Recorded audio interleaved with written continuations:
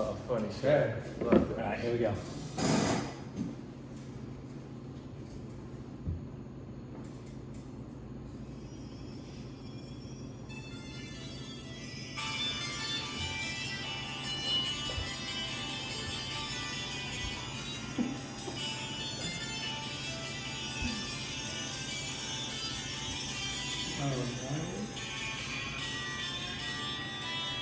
I can't even hear the car. It looks like that freaking pig. I've got not a flashlight, a lighter in my hand right now.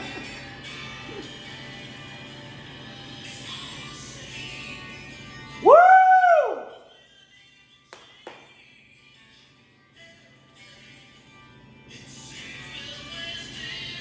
Woo! All right, here we go. Friends and family, brothers and sisters, welcome to the Late Night with Chalky podcast. Our guest this week has an extensive list of accomplishments in quite a few different industries, specializing in eyewear for 2 decades. Big titles here: COO at Arnette in the 90s, and then on to co-founding and was CEO at Electric Eyewear. Yay! They sold a Volcom for a cool 25 mil. Not too shabby. Damn! In 2009, he co-founded a tequila brand. We like tequila, This guy likes to Peligroso, party. and sold that brand. He's This from guy- Jersey. He likes to party. And that was for an undisclosed amount. I couldn't find any info on that. We'll have to find that out. Coming off a hot streak of success, he co-founded, this guy, starting brand after brand, an apparel brand, Depactus. But as we know, not all business ventures work out, and that brand was unfortunately short-lived. But this player still has moves, and since 2016, he's been a mortgage professional and advisor, in addition to being a brand manager and consultant guru. Motherfucker likes money. Yeah. Senor Playa, here he is. We're stoked to sit down with the one and only Bruce Bird Beach. Birdman. Yeah, boys. Birdman. Wow. Woo. Senor Playa, I love it. Well, it's an honor to be on with you guys. Thank you. Legends who Couple I've surfed knuckleheads. with and partied with and are now very successful in your own right. Dude, I want to say a quote from Tony G. Yes. Right? Inlet outlet. No.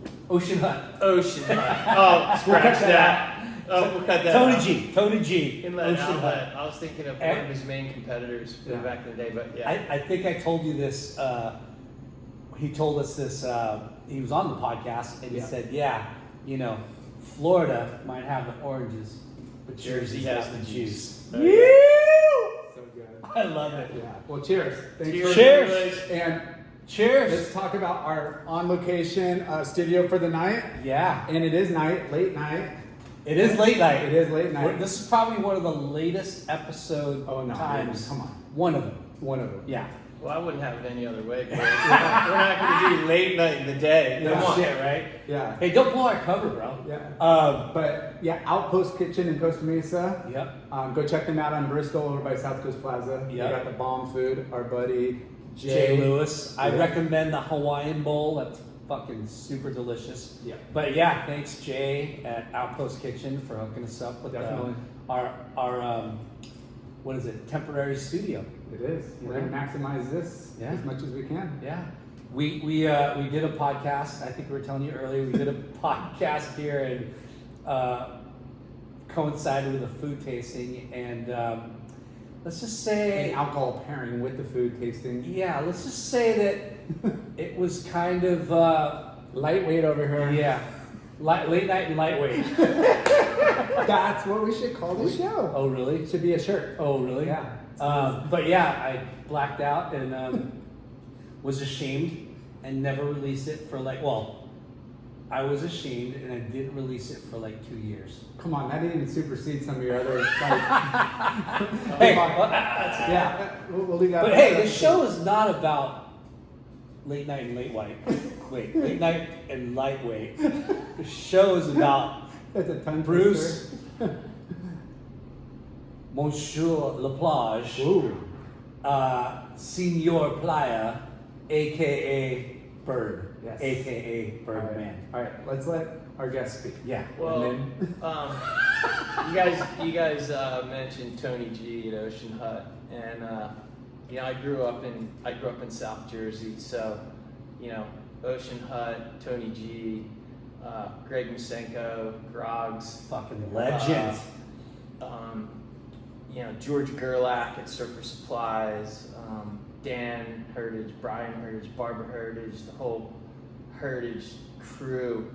You know, I grew up just, you know, watching those guys, surfing with those guys like Mark Newstetter, who, you know, back when I met Mark in the 80s, I was about 16 or 15 and surfing Atlantic City, uptown States Avenue, and you know, back then you could get beat up just walking across the boardwalk, you know. So it was a tough crowd. But guys like Mark and Steve Dwyer from Longport, and you know, we'd go up north and mix it up with the boys up there, and Eddie Okinski and some of the mainstays like Scotty Dorr, and you know, one of my best friends, Tom Matthews, and then we had the Jersey Devil, Dean Randazzo. So it was a rad place and a rad time to grow up in the late 70s and early 80s. I don't want to fast forward to like you being a ripper. I want to start the beginning, but fuck,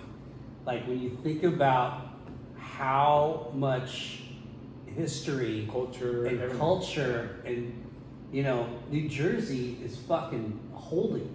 Yeah. You know, like there's a lot of, you know, you named a bunch of them, but gosh, like to you know, realize and learn about how much surfing was such a big part of that. And it still is, and I think a lot still of, is, yeah. But I think a lot of the, you know, stigma of the West Coast surfers are like, oh, the East Coast sucks, it's flat, but it definitely gets fucking really good. I've been there when it's really good, and they don't, you know, like they don't are exposed to that culture, you know, like they just hear about it. It's like, oh, you know, it kind of gets a bad rap because it's like it's not as consistent as the West Coast. Now with social media, it's like not that we want to blow up the East Coast. You see it all the time and you hear about it all the time. But back in those days, in the 70s and 80s, it was still kind of underground because most of the best waves were in the winter, and you'd suit up like crazy, man. You'd have everything, like things people didn't even know about. You'd wear socks under your booties. You put Vaseline on your face. You wear Lycra underneath. So hardcore. We would do crazy stuff to surf all winter, but the surf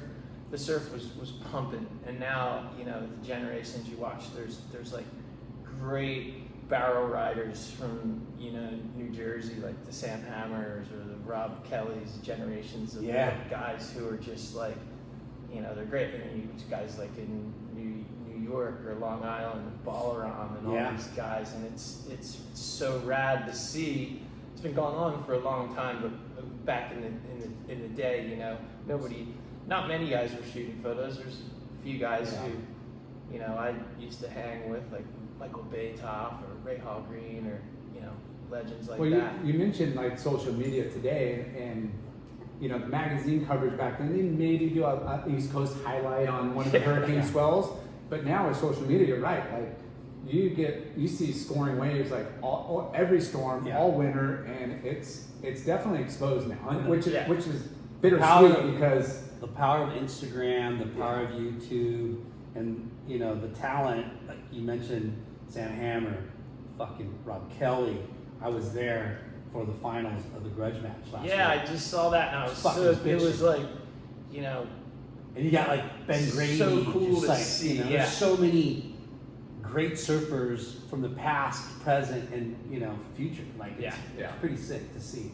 But let's go back to you. Growing up in Jersey, right? How old were you when you, like, who introduced you to surfing? How old were you? Well, shit. Like when you grow up where I did in South Jersey, your summers are, for the most part, you know, if you live anywhere near the beach. I grew up in a small little town between Atlantic City and Ocean City, New Jersey, and it was called Northfield, and a little hop, skip, and a jump to Margate. So, you know, you're pretty much Memorial Day to Labor Day when you're at Grom, you're at the beach, and you're riding whatever you can grab or whatever's going on. So, you know, the usual thing, I don't know, 10, 11, whatever. my dad got me I remember a used surfboard for my birthday. I think I was I forget what grade, I don't know. And it was a Bunger, I'll never forget. It was a Bunger surfboard, Charlie Bunger from New York. It was like a 6'2" diamond tail, and I'll never forget, like, first day I got it, went to the beach and stood up and went down the line, and I was like, "Fuck, this is killer." And had you surfed before? Never surfed before. Beach goer? Yeah, we used to screw around. Back then there was I don't even think there was boogie. There were like these weird kind of styrofoam blue things you'd stand up and ride on. They put some fins in them. Yeah, we'd screw around with those, and you kind of see, mid-70s, the older hippie dudes, and you're like, whoa, those dudes are so cool and gnarly, and beaver tails and long hair, and all these chicks. So you're just kind of like on the side. But I got that board, and then I was First day I you was were tiny, I was surfing, I'm like, all right, I'm out here, I'm doing this, hell yeah. And then first day though, you were standing the first day, stood up, rode down the line, and was like, you're reggae, right? Regular foot. Did you skateboard at all, or have like that yeah, kind we of? used to skate. We had a couple skate parks back then, and everyone had ramps and shit, so it was kind of like same time surfing, skating, but it was kind of like a summer thing. I remember my first year or two, I was like, oh yeah, this is cool. And then I remember, I think I was in 8th grade, and then I met some dudes at I think the first contest I was in, and one of my best friends now, Tom Matthews, and these guys were like, oh yeah, you gotta get an animal skin, and the Neil animal skin. It's a 5'4", and you gotta get the booty.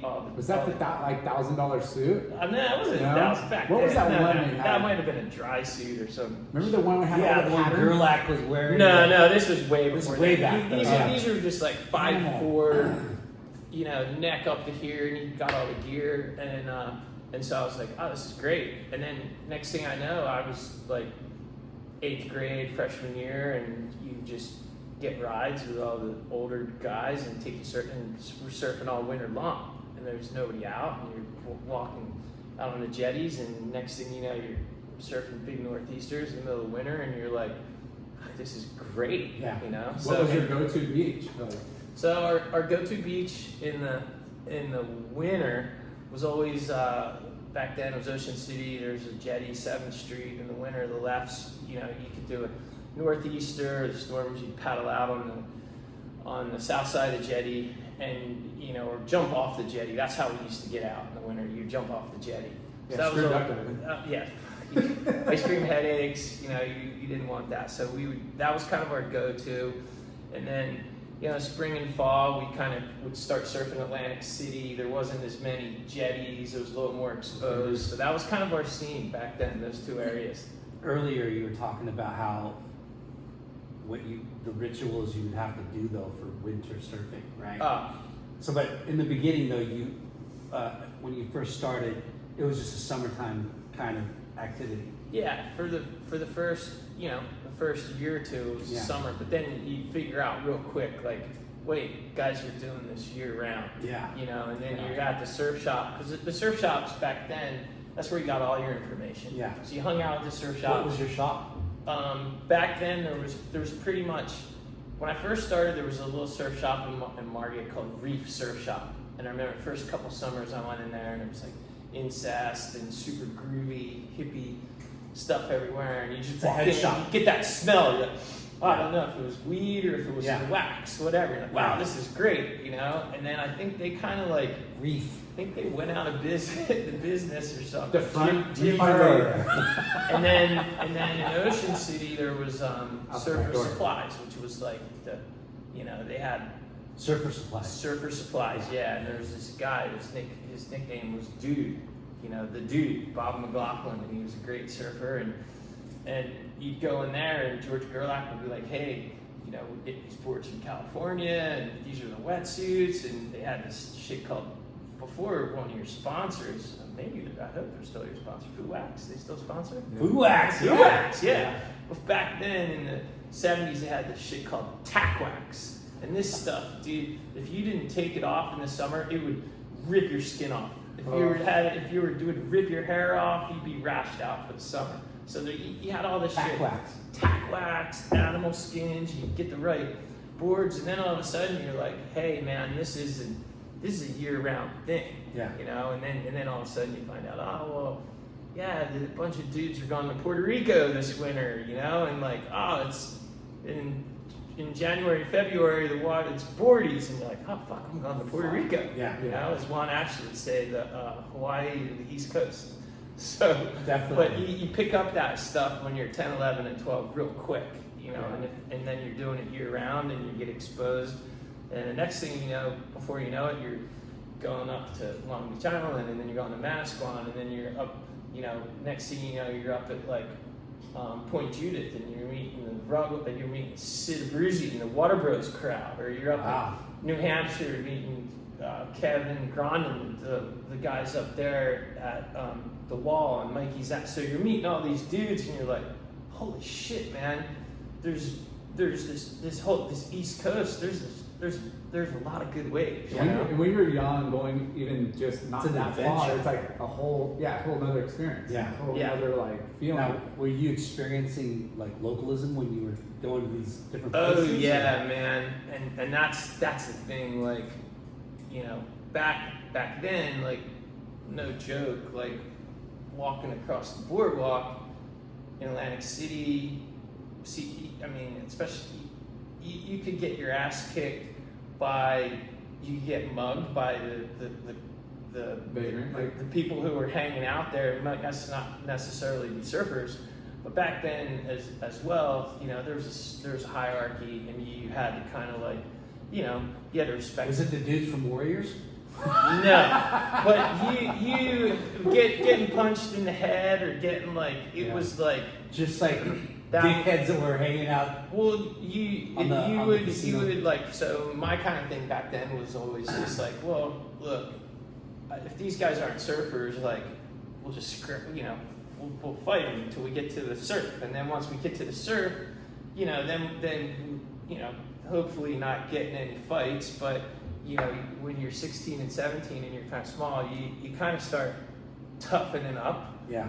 Pretty quick, and then when I was like 19 or 20, I started doing boxing. I did boxing for like 5 years. So then it was like, once you get some boxing skills under your belt and you get a little bit better, then you're actually you're super mellow in the water, because you're like, you know, you got confidence. Yeah, you have confidence. Well, that in the you know, people already know you scrap. Yeah. So people are like, oh, I'm not gonna fuck with that guy. We used to pick on him, but now he kind of kicked a That's couple of Birdman. asses. Yeah. Birdman knows how to throw those hands. Yeah. Any like your parents were beach goers, or your family? Or my dad was he was a big water skier. He never surfed. Nobody in my family really surfed at all. It was just my peers, you know, and a lot of my friends. You know, we had a cool little rat pack of guys in like 8th grade, and then high school. And it was back when I went to high school. It was '79. It was my freshman year, and like in '80, all of a sudden we heard like there's an NSSA, and like you can have a surf club and a surf team. And we were like, I mean, for school, we were like looking at the flag, and we'd see the wind go offshore at 11 o'clock. We were like, well, there's 3 more hours. Screw that, we're out of here. We're going surfing. And then we kind of learned, oh, well, you know, they're going to start a surf club and a surf team. So that was kind of a cool new thing, and we had a good crew doing all that, which was fun. And so NSSA was already starting to percolate out there. Yeah, it was amazing how early it kind of made its way to the East Coast. There was a guy who's I think he was his name was Chuck Allison, and he was a teacher at one of the high schools, and I don't know, him, another guy, John Forkin, these guys kind of like brought this thing back, and with, you know, Chuck Allen back in the day and some of those guys, and all of a sudden it was like, I remember a whole crew of us in the early 80s were like, you know, went out to California for the Nationals, and I was like, oh wow, this is cool. Like, you know, there's contests that are kind of part of a school, you know, and then we were doing all the other ESA contests, but ESA was kind of like, if you had qualified, you could go to the USA Championships, which could have been anywhere. Sometimes they're in Hatteras or Yeah. Ventura, Yeah, wherever you yeah. go to. But it was kind of cool. Like every summer, we're gonna go to Huntington and go surf in the Nationals. Which was always. I mean, what a great fun concept! Like shit. the National Scholastic Surfing Association is to say, I'm like having to have hold the athletes accountable for school, and then Yeah. giving them, college money, and Yeah. like if you stuck with it and you're a good person and you have Yeah. good grades, it's kind of cool. It's not So- too many other sports that do that. So how old were you when you started doing the contest? I don't know, maybe 15 or 16, and it was super competitive. We had a crew of guys in South Jersey, a lot of good guys, and it was kind of like districts. You had like South Jersey, you had some dudes maybe down in Cape May, you had Long Beach Island, and you had Central Jersey and North Jersey. So even in Jersey, there was crews, and everyone was pretty fucking gnarly, Yeah. competition wise. Yeah. And I was like, wow, man, these guys are, and then afterwards everyone would be friends, which was cool. But it was a pretty competitive vibe from what I remember at an early age, which was kind of cool. That's a trip because it reminds you what was going on here. Oh, for right? sure. On the West From Coast. Seal Beach to the Bolsa Chica crew to the Cliffs Pier, River Yeah. Jays 54. Yeah. Ventura, Santa Barbara. But just within 10 miles Yeah. of how more dense the West Coast was. But like, I was just on the East Coast, Yeah. and as he said, all those places, Cape May, yeah. Long Beach Island, and like, it's crazy because they're pretty far apart. They're like a good. Like far, it's all up, so they might be 20 miles, 30 minutes, Yeah. 40 minutes. Yeah. But they're the hot spot of that area. Yeah.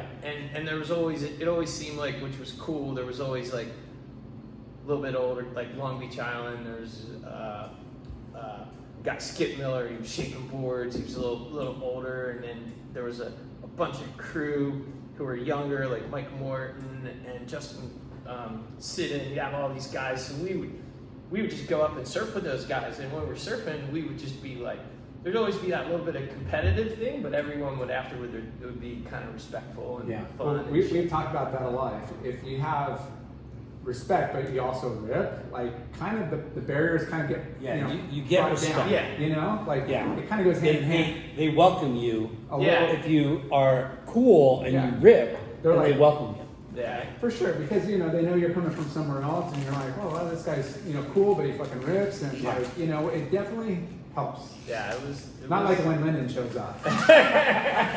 So when did you you're doing the contest?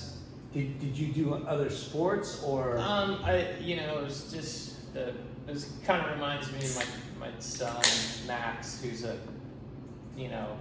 rising pro surfer. He's just 21 now, and until I was about 11 or 12, it was just like every sport. I was a huge Philadelphia fan. I still am. So it was like Phillies, Eagles, Sixers, Flyers. I was so into sports, and then started dabbling in surfing, and I played sports year round, whatever it was. But I was always a little bit smaller. I didn't grow till I was like, went from like 5 foot to 6 foot by the end of, Lennon's still waiting for yeah. There you go. Hey, you know what? He sets him up, I knock him down, bro. That was too easy. But I just like. But that was normal that Well, era. I was passionate about all the sports, and I watched them. So it was like, and then once I got kind of introduced to surfing and found out, like, whoa, That drug of surfing. yeah, and you just get like, I didn't care about, what was, there was, girls and fun, and I didn't even like. I don't even think I had a girlfriend until I was like in college, ever. I was like, just want to go surfing. Surfing's a hell of a drug. It is. That's It's a the hell of best a drug. drug ever. And it's a healthy addiction for the most part, unless you're ditching school grounds. Don't do that. I'm just kidding. But you know what I mean? It's definitely, you're kind of, subject obviously to the weather and the waves and stuff. And when it's on like It doesn't matter if it's grandma's birthday, freaking this or Yeah. that, or test. Can I go surfing before that, or should I go surfing after Well, that? you end up just before, during, after. Everything There'd be swells takes on a back seat. Christmas. Surfing becomes priority. Doesn't matter if it's a holiday. Yeah, Christmas. Yeah. Back then too, it was before. Back then for me, before Surfline or Wave Track or anything, Yeah. you were just watching the weather maps and seeing what's going on. We had that little weather marine radio listening to, and you could just tell. We'd be like, okay, boom, the wind's gone offshore at this time. Waves are going to be this size. Like, we're not doing anything for the next 24 hours. I want to go back to summer surfing versus winter surfing. Like, Yeah. I don't think these groms on the West Coast and other places realize the fucking dedication that you get, because wetsuits are insane now. Yeah.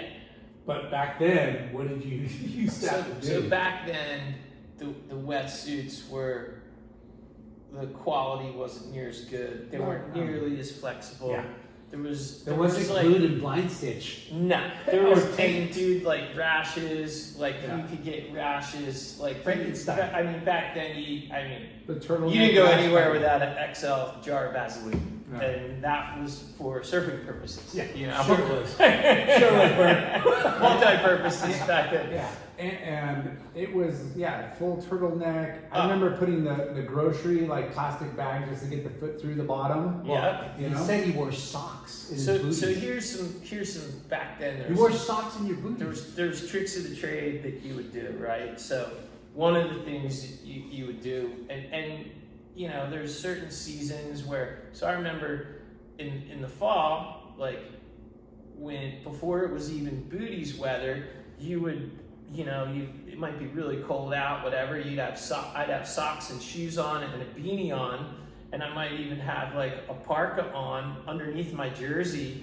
and you'd be like Batman down at the water's edge, and then all of a sudden I would take my shoes and socks off and thing off and beanie, and I'd paddle out, and then you'd come back in and your feet would practically be frozen, but for those 15 or 20 minutes, you're like, oh, I got this. And then as it got progressively colder, you'd have to change your strategy up, and you'd be like, okay, well, you always had to have a car heater that worked, a big car preferably, because you'd be in there, and Trying to change and you'd move. be changing in your car, and you kind of had your heat going. My Volkswagen Squareback would not hold heat. Nah, you had to have a big engine that helped, I used to have an Oldsmobile, this big engine, so the heat was insane. But when it got really cold, you'd have to uni up at your house. So this is before you even walk. So you're waxing your board with your tap. You're getting all your shit ready. You got everything ready. The only thing you might not do is maybe put your gloves. It's not your gloves. Back then they were like claws, like lobster claws. Yeah. So you'd have there was either 4 fingers and a thumb, which was a mitt. Or you could go with a claw, which was 3 fingers, an index finger, and a thumb. So it was either claw or a mitt. There was none of those little hood thing. It was a full, what you would see a Formula One race car driver wear, like a fire suit. Your nose and eyes would stick out. Yeah. That was it. And you'd have one of those. Oh. Now, were those hoods attached to the suits back then? No, the hoods weren't attached to suits. Yeah. So there's leakage from the neck to the fucking... You'd have the hood down to your neck, the suit up to your neck, trying to make sure there's least amount of water that got in. You'd have your mitts or your gloves on, socks underneath your booties, some lycra. When they started making lycra, that was like layers, so you'd layer up, and then you would Vaseline your face to just keep the water and everything off you. And then one of the things my buddy and I would do, we kind of we used to get our wetsuit sponsors would be like, what the fuck are you guys doing to these suits? We're like, I don't know, the rubber must be better or something. We would surf for 3 hours, whatever. We'd be freezing, couldn't feel our hands, trying to get your car door open. You'd be with the key. It was before the remote keys. You'd have to go like that. I can't imagine. Get it in, warm up, and then we would drive straight to the laundromat. we'd go to the laundromat, take off all our shit in the laundromat. People were looking at us like, who are these weirdos? Put it in the dryer and dry all of our gear. So now you imagine these suits back in the 80s in the dryer, Just like full heat, crumbling, yeah. cooking them. We leave them in the dryer. We'd go get a few sandwiches, whatever. We'd come back. We would put all our shit on in the laundromat, get in the car, and I remember we'd be walking down the beach, my buddy and I, and steam would be coming off our head. We would just be steaming. Yeah. And for like 15 or 20 minutes, it would be pretty good. But that's the kind of shit Dedication and you would do. Yeah. trials and tribulations. It's like of surfing on the when East I Coast. started snowboarding, I kind of got the guys in the mountains doing the same thing. It's like, look, they're gonna get a powder day, but their gear, they'll have all this layers and gear, and they're ready for it. I read an article way back in the day about like New England, East Coast surfers, and kind of describe what you just told us. And a lot of them would smoke cigarettes just to stay warm. Yeah. I was like, they would just smoke beach fire. You'd see crazy shit going on. Dudes drinking whiskey, smoking cigarettes, drinking a couple beers. It was like whatever you needed to do to just get you that, that psych up. Like some freaking rock and roll, anything. Yeah. You'd just be like punk Firing rock. up. You'd be like, yeah, we got it. So when did you first get sponsored? Who was it? So first two sponsors were kind of at the same time. Was Stewart Surfboards, Bill Stewart from San Clemente. Oh wow. And that was just an interesting time period because I came out to California and met some dudes out here, and one of the guys from back there who was kind of helped us all get into the NSSA, hooked us up with Bill Stewart, and Bill was like fucking all time. I mean, dudes was from Florida. Back then, he had a ripping killer team, Mike Parsons and Chris Baltmaro and Beshins, and like there was Bill like Stewart's from Florida. he's from Florida, Okay. yeah, and so he had this really killer. And he's like San Clemente, like He was staple, in right? the 80s. Like he had such a good team of guys, and he had Pat Allen, who was Chuck Allen's son, and so through all that stuff and coming out here when I was 16 or 17, I got hooked up with Stuart. We used to sleep in his garage. We'd go surf, go surf uppers and lowers. I the first summer I spent out in San Clemente. Was living with Dean Randazzo, Rick Forge. We had this little garage we were living in, and I was working at Brad Basham's, cutting my fingers on the bandsaw, making fins at night. And we had this rad crew. Bill Stewart would have everyone down at T Street. We'd have barbecues, and then we'd go surf lowers. And so wait, this is your 16 years I was old? like 17, 18 at that time, and I was like, man, fucking, this is a whole nother world that I love. Summertime West Coast, especially there, in the lowers, is like San Clemente lowers? Are you fucking kidding me? Yeah, I mean, between like, you're like, I'm 'Cause coming I mean- back here, obviously. Jersey's killer in the winter for the most part, and you're wearing all that shit, and then you come out here in the summertime, and it's tropical. Practically, Border and the waves are fucking fire. oh yeah, it was an awesome time, and there was back then in the early mid 80s there was so much energy out in California, and it was like we feed It was off. kind of the birth of like that whole new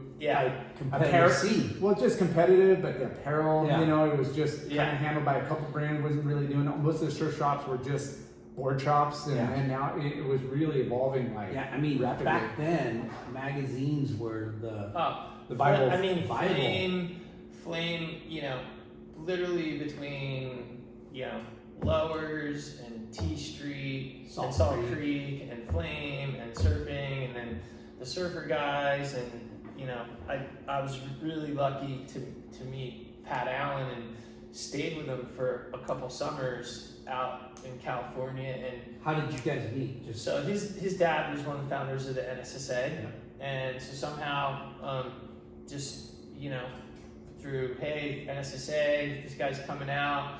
And next thing I know, I was, Pat's dad, he was like house sitting a house in Laguna one summer. And I was like, oh man, this is pretty cool. So I was staying with Pat, and Pat would be like, yeah, we're gonna go surf Creek. And I'd be like, okay, awesome. So we go surf Creek, and back then it was like, it was gnarly. Like Laird Hamilton would be windsurfing down the point. Be like, holy shit, who's this guy? Oh, watch out for him.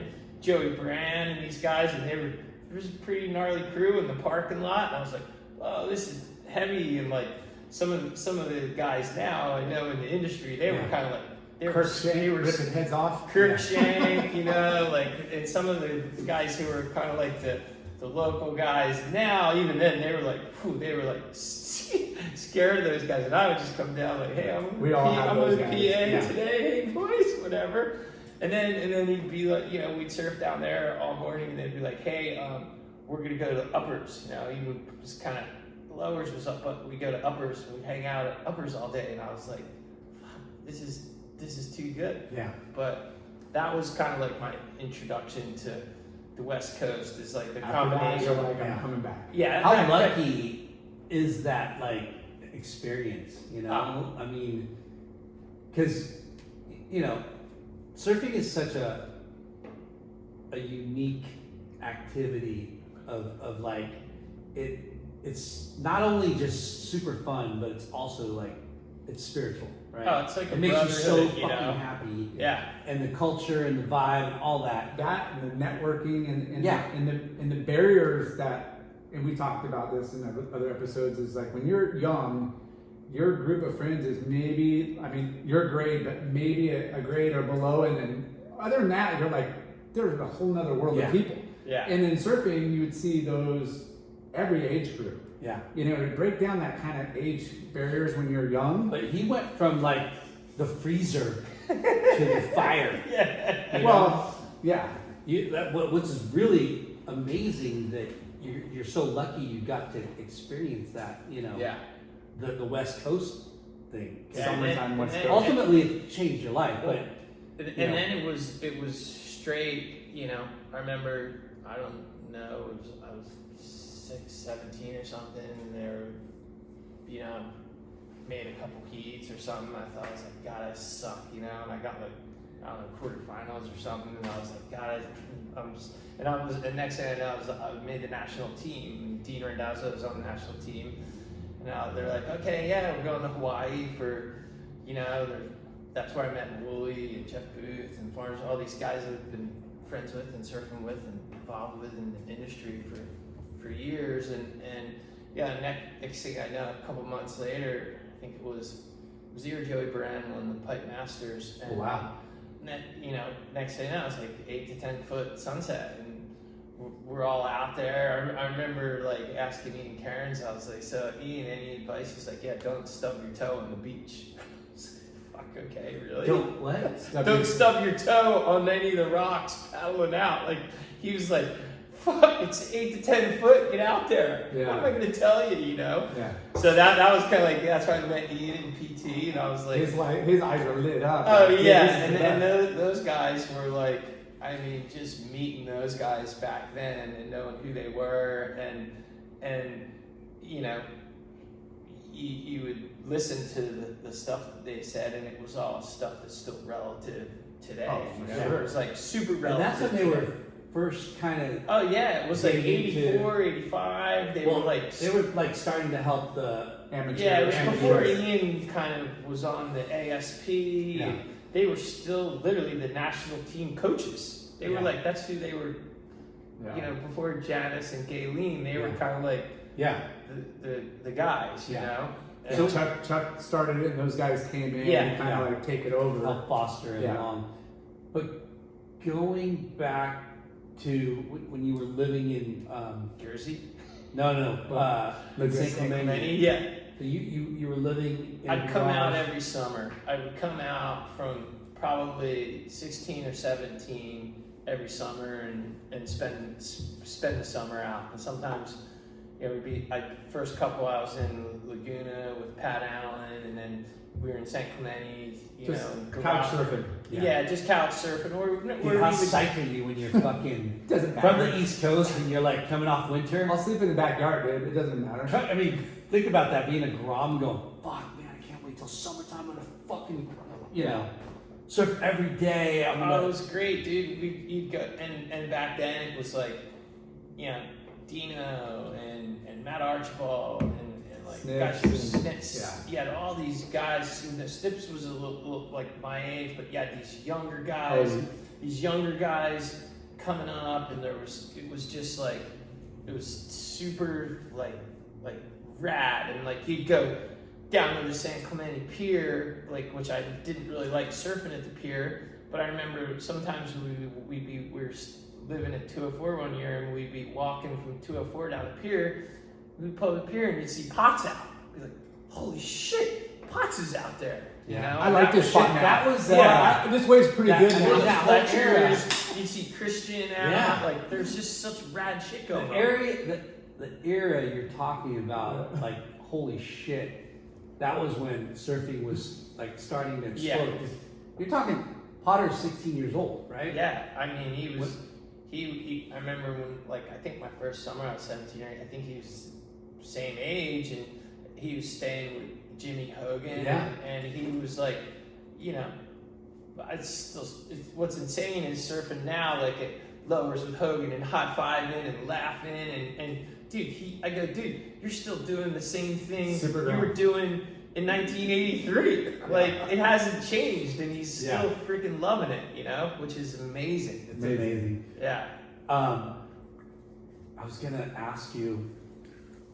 So, okay, we were talking about your sponsors. Yeah. I Go think I'd rip, and back then I was like, you know, what do you need? You need a board Yep. and a wetsuit. So that was my two sponsors, and I think my first apparel sponsor was Beach Town, which was like, Beach Town. you know, Was that the was one San with the logos on it? Clemente. It It's like a stamp. Paul Ghislaine. It was like San Clemente. We had the New Jersey connections, and the Beshens were sponsored by him. And one of my great friends who I became friends with over the years was Mike Beshen, Shane and Gavin's dad, And he's an East Coast. he grew up like, you know, same city, like right where I grew up. North You know, Hills, right. right there. He grew up in Ventnor, was good friends with Mark Euster, Margate. So, yeah, like, so, you know, back then through Stewart and Beach Town and all that stuff, and so I knew who Mike was, and the guy was like a blue collar construction guy, and you know, I was like, yeah. So I met,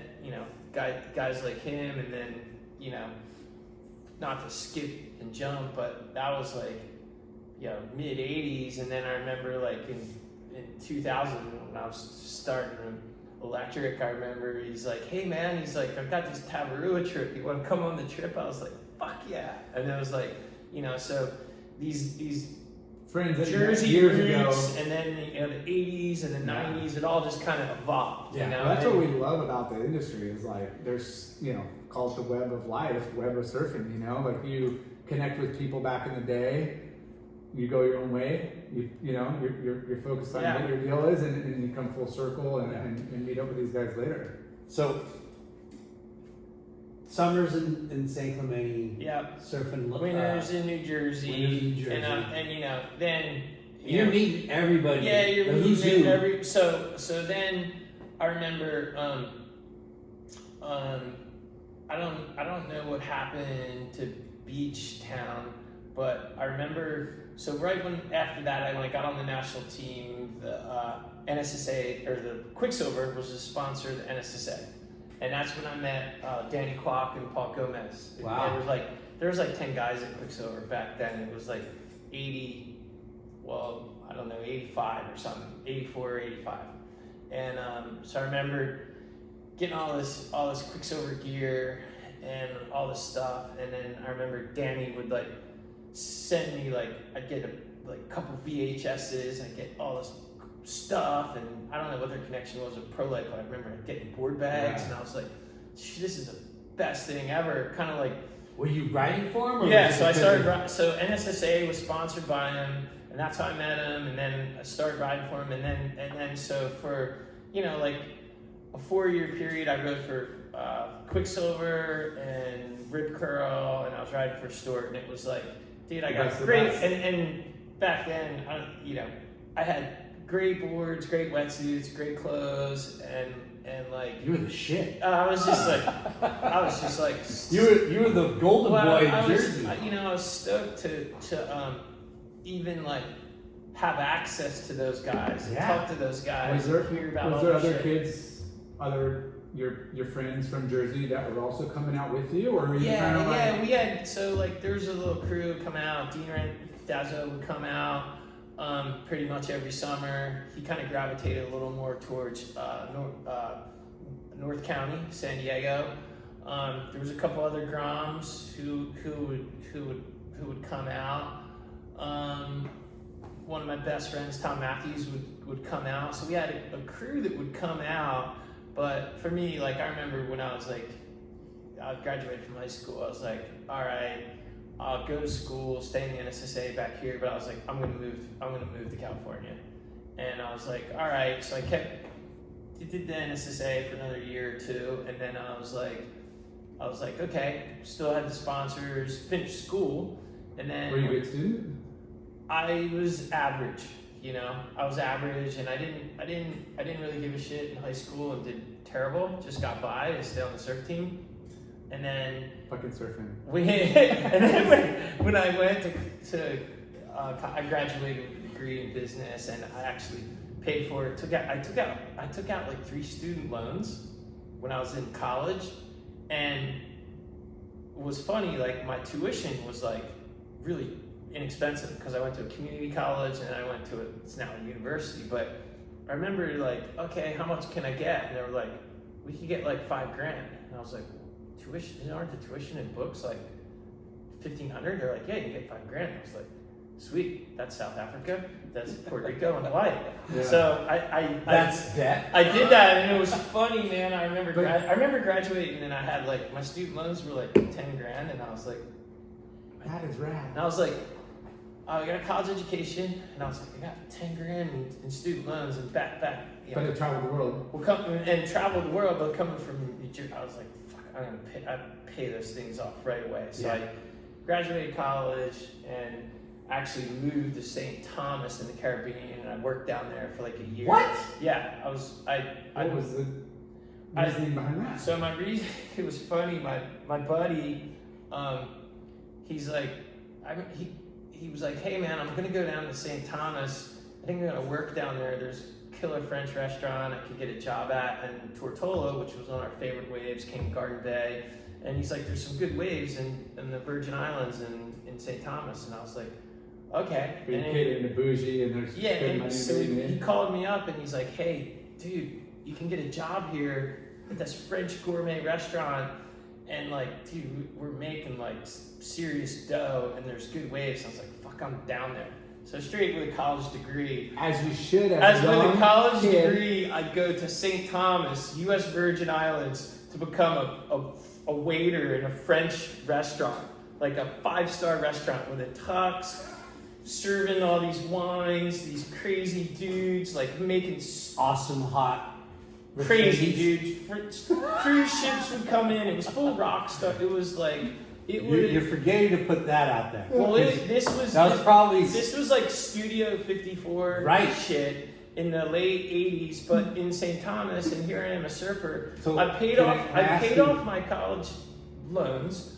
Back then I didn't even care.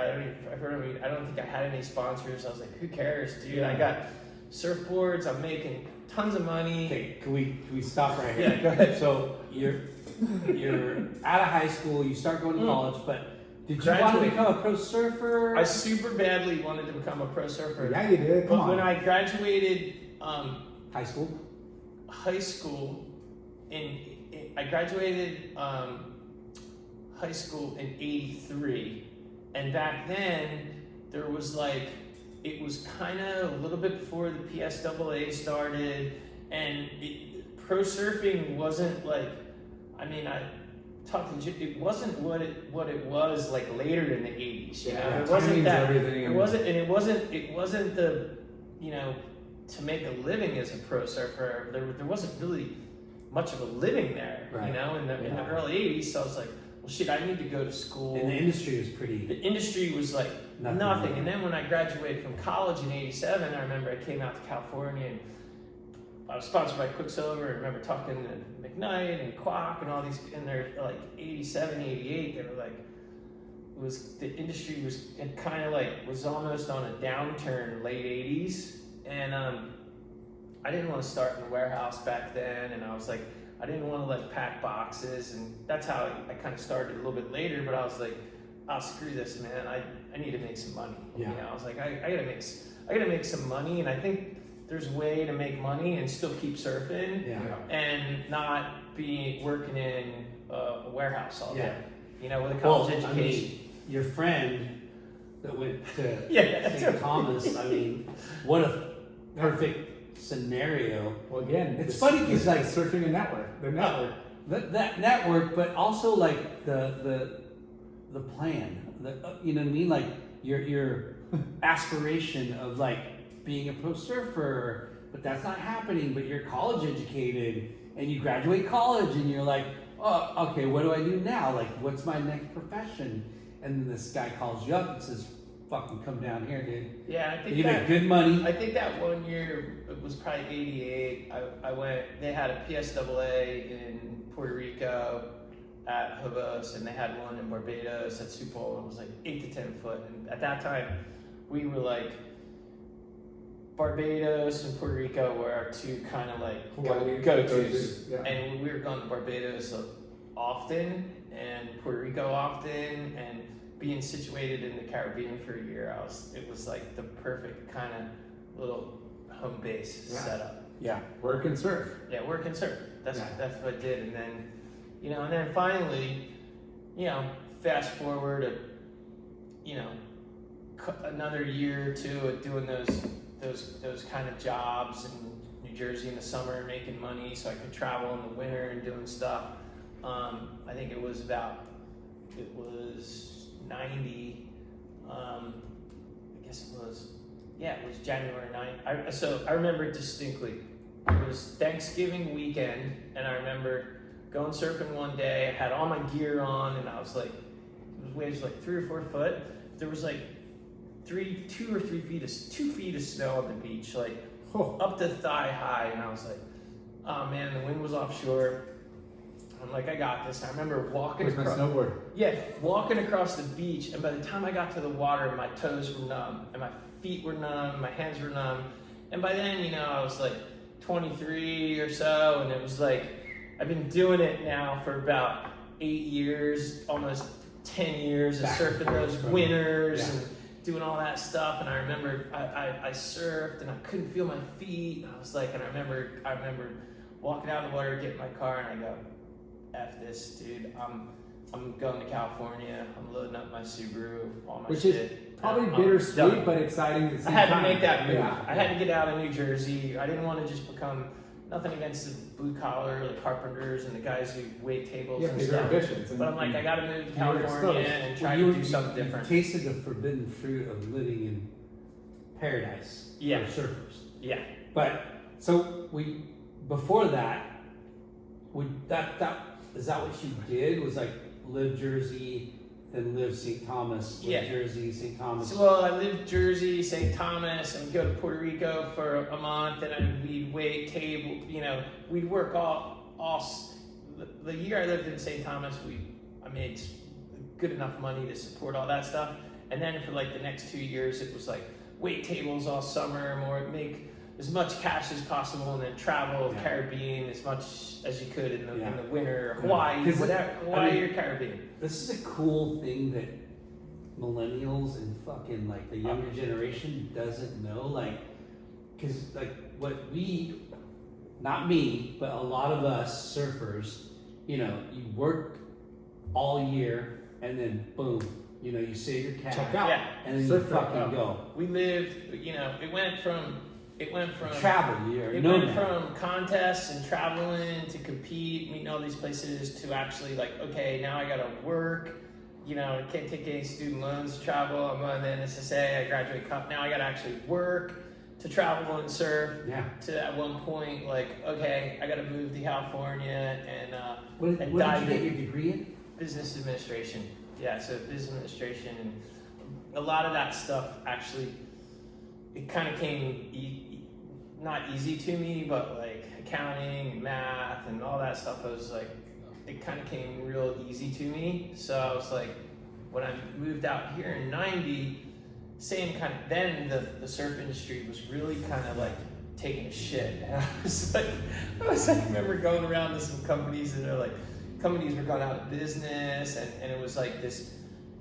Surfing went from this huge kind of excitement when I used to come out here in the '80s to all of a sudden getting kind of dark, and everyone would snow and skate, and surfing wasn't the coolest thing. And that's when I ran in, and luckily through some people and some stuff I was doing, ran into Greg Arnette. He's like, dude, I'm starting a sunglass company. Are you interested? And I was like, wait, so yeah. It's a big. It was like a paradigm shift in my life.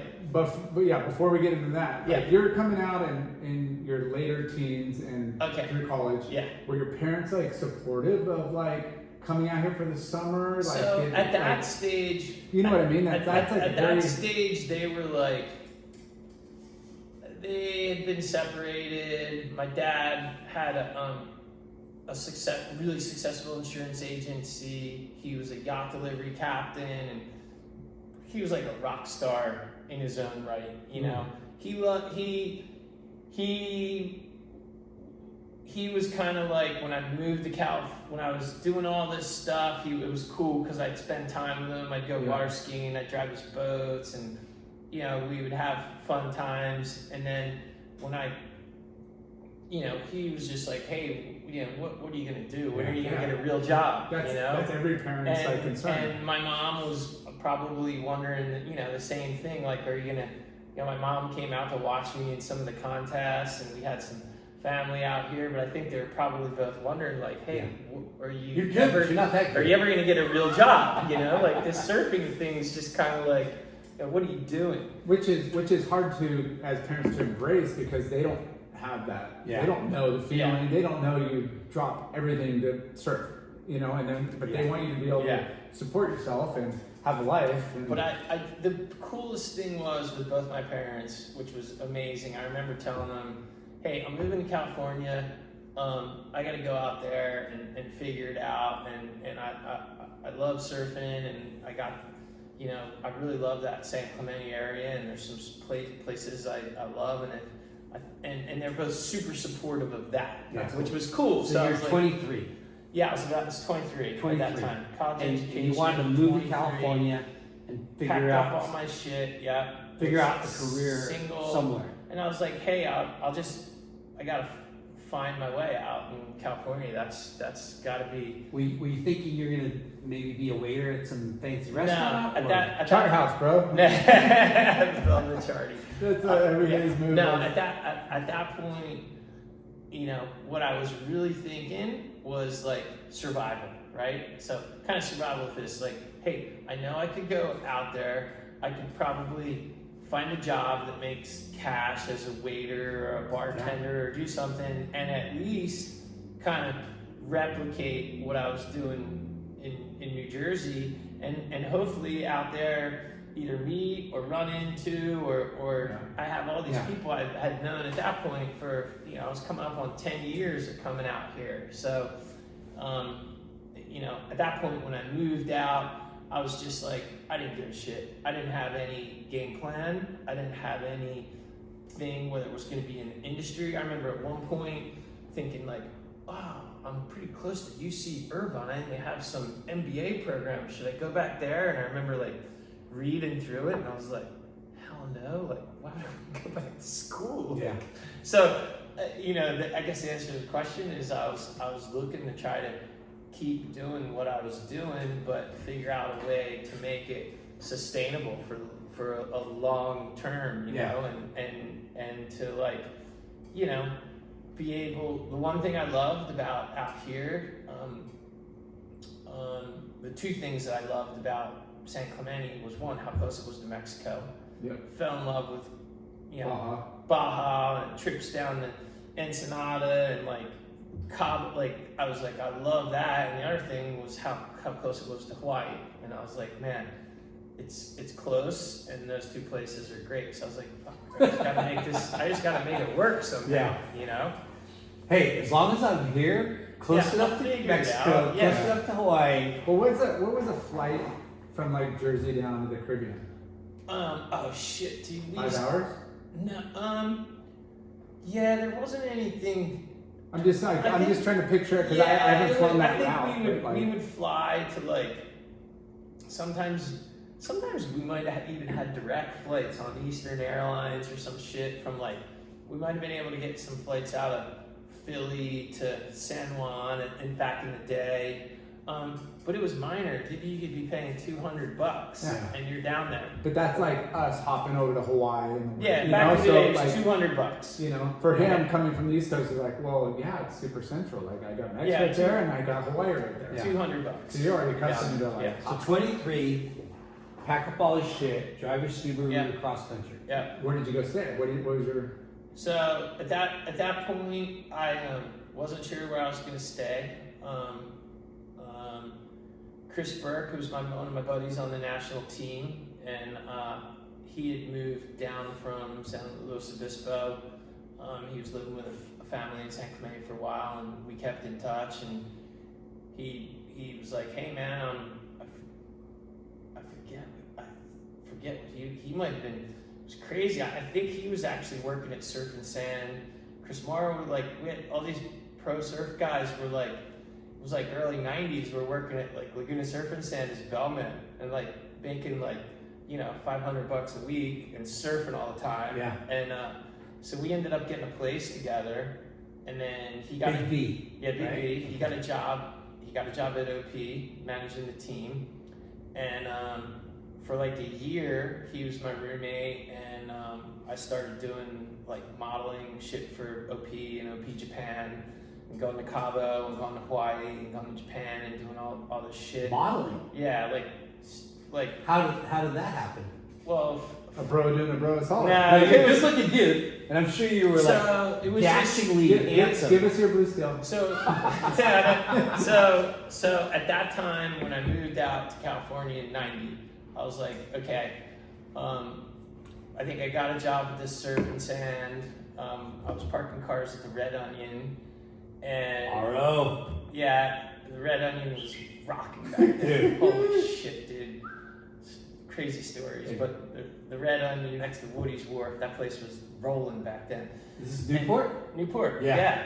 And then I got an agency up in LA, and I was like, met some people up there, and I was like, hey man, I could do commercials, I could do whatever. And I really got experience. I was like, no, whatever. And actually, salesman over here. I did some. So what happened was I had actually done some stuff for OP, and they were like, just as a roommate, and Art Brewer shot some stuff. Yeah, and that's how I met Art Brewer. It was like Art Brewer's like, shot some stuff, and it was killer. And then I met the OP Japan guys, and they would. I'm internationally. No, we would stay at Turtle Bay, living like rock stars, and these guys were shooting me, in a golf uniform, in a golfing attire, and then, that's how I met Love Hodel. We were like shooting some crazy shit, and I was like, so I took some OP stuff up to LA.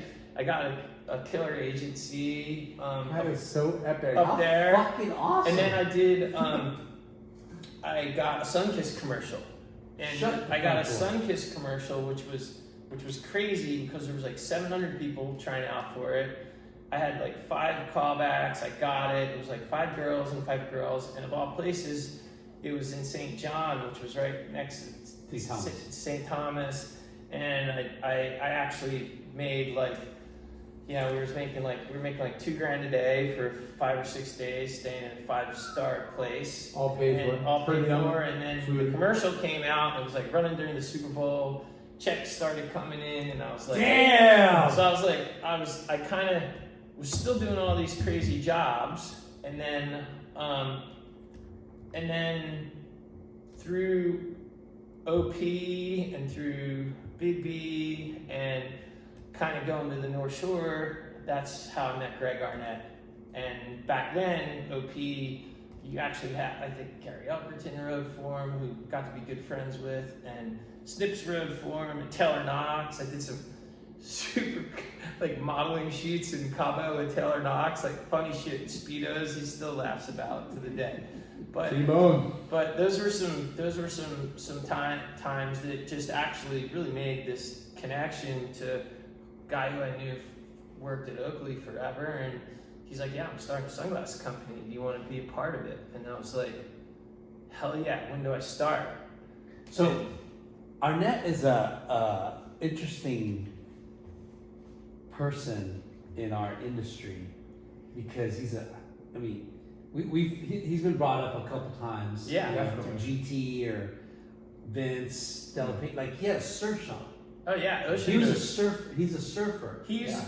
So Greg Arnette is probably one of the most hardcore motocross, cycling, which includes like road bike, mountain bike, skiing, eventually became snowboarding and surf guys like Way back I in the day. ever met Yeah. in my life. Like, and I mean, you talk about a guy, like he trained with Greg LeMond before Greg LeMond won the Tour de France. That's what Oakley would send him there. He would do that. And they're like, hey, put a surf team together. And he hired like Tom Carroll and Gary Elkerton and Damian Hardman and, you know, all these Aussie guys. They're like, where's the US guys? And he's like, well, we need these like gnarly guys, you know, the US wasn't gnarly, but these Tom Kern. starting extreme guys army. with characters, you know, Yeah. and you know, his background was motocross, and so he's one of the first employees at Oakley, and you know, Oakley's a legendary brand, and I was like, well, okay, that sounds like it might be my first real job. So, but like you said, he was a surf shop owner, he's an entrepreneur. Oh, He yeah. was like a business owner, like he was a designer. He used Find to out that he was sponsor all those guys. He used to Yeah. sponsor Vinny, and he used to sponsor like Yeah. Scabs and all these like, you know, Creek local guys. So you got introduced to him. He said he's going to start a brand. Yeah. And that brand is Arnette. Arnette, and I remember going, well, here's my You're at the beginning. first. This was Ground This floor. was in when it was in his garage across from Salt Creek, and I remember he's like, "Hey, come on over. I want to show you what I'm doing." And I was like, "Cool." I remember I rocked up with like a 6-pack of Coors Light, and I was like, "Yeah." I walked up, and he's like, "I don't drink." I was like, "Okay." I do. Okay. He's like, I hey, got have a beer if you want, but I don't drink. And then I was like, okay. He's like, so, hey man, did you bring your tennis racket? I'm like, tennis racket? No. He's like, well, I got some extra rackets. I got a court. You want to play a little tennis later? I was like, yeah, that's cool. Okay. So like Wow. you know, and he's showing me all these sunglasses. Next thing I know, I'm out playing tennis with him, and he's smashing rackets, and we're super competitive. And so he's like, oh, that's great, man. What a great day. And I was like almost kind of intimidated. And he's like, hey, can you come over tomorrow? I was like, yeah, man, I'll be over. And he's like, hey, we're gonna go for a bike ride. I have all the gear. It's like, I was thinking we're gonna go like ride around the block, or maybe ride, you know, down the Dana Point. He gets me dressed up, and I'm like, I'm looking at him, I'm like, this guy's gnarly. He's all shaved down and like muscles popping out, and I'm like, you know, he wasn't bald back then, but he was like, I think he was fit as hell, and I was like, holy shit. So next thing I know, it's not a normal bike ride. We're like out in Irvine riding these bikes, racing road bikes, and he's like getting behind me, draft, tuck, this is how you gotta do, yelling at me. I'm like, okay, got it. And then after like an hour, he's like, okay, we're gonna track down some other teams. I'm like, track down some other teams? Like, are you shitting me? Like, what are we doing? Next thing I know, we're like on the, like the San Juan Creek, how it goes out, like way out, like it goes out to like Mission Viejo off the 5, and then it comes in at Dana Point, right by Doheny. So we're riding down that thing towards the beach, and he spots like 20 dudes in a team, and I didn't realize it then. I'm like, oh shit, we kind of got, we're in our own team jerseys. We get up behind these guys. We've already been riding for hours. I was in good shape, luckily. And he's like, go, let's pass, bro. Calling me up. Next thing you know, we're racing another team. It's like the second day I met this dude. And I was like, holy shit, man. Okay, stop for a second. So, how do you get introduced to? So, I was in Hawaii in October, November of 90 or 91 probably. And I think I was doing shit for OP Japan, staying at the Turtle Bay, and we were up at 5. We'd get up at 5 a.m. and go surf Belsey Land. We'd come back, then we'd have to do some stupid modeling stuff, and then Elko would come by and he'd be like, hey, we're going to surf Sunset. Contest is called off. It's too big. Okay, we're out there, whatever, snips, whatever. Like, sweet. And I remember BB said, hey man, Arnette's over here from Oakley. He's doing a sunglass brand. And I was like, oh, that sounds killer.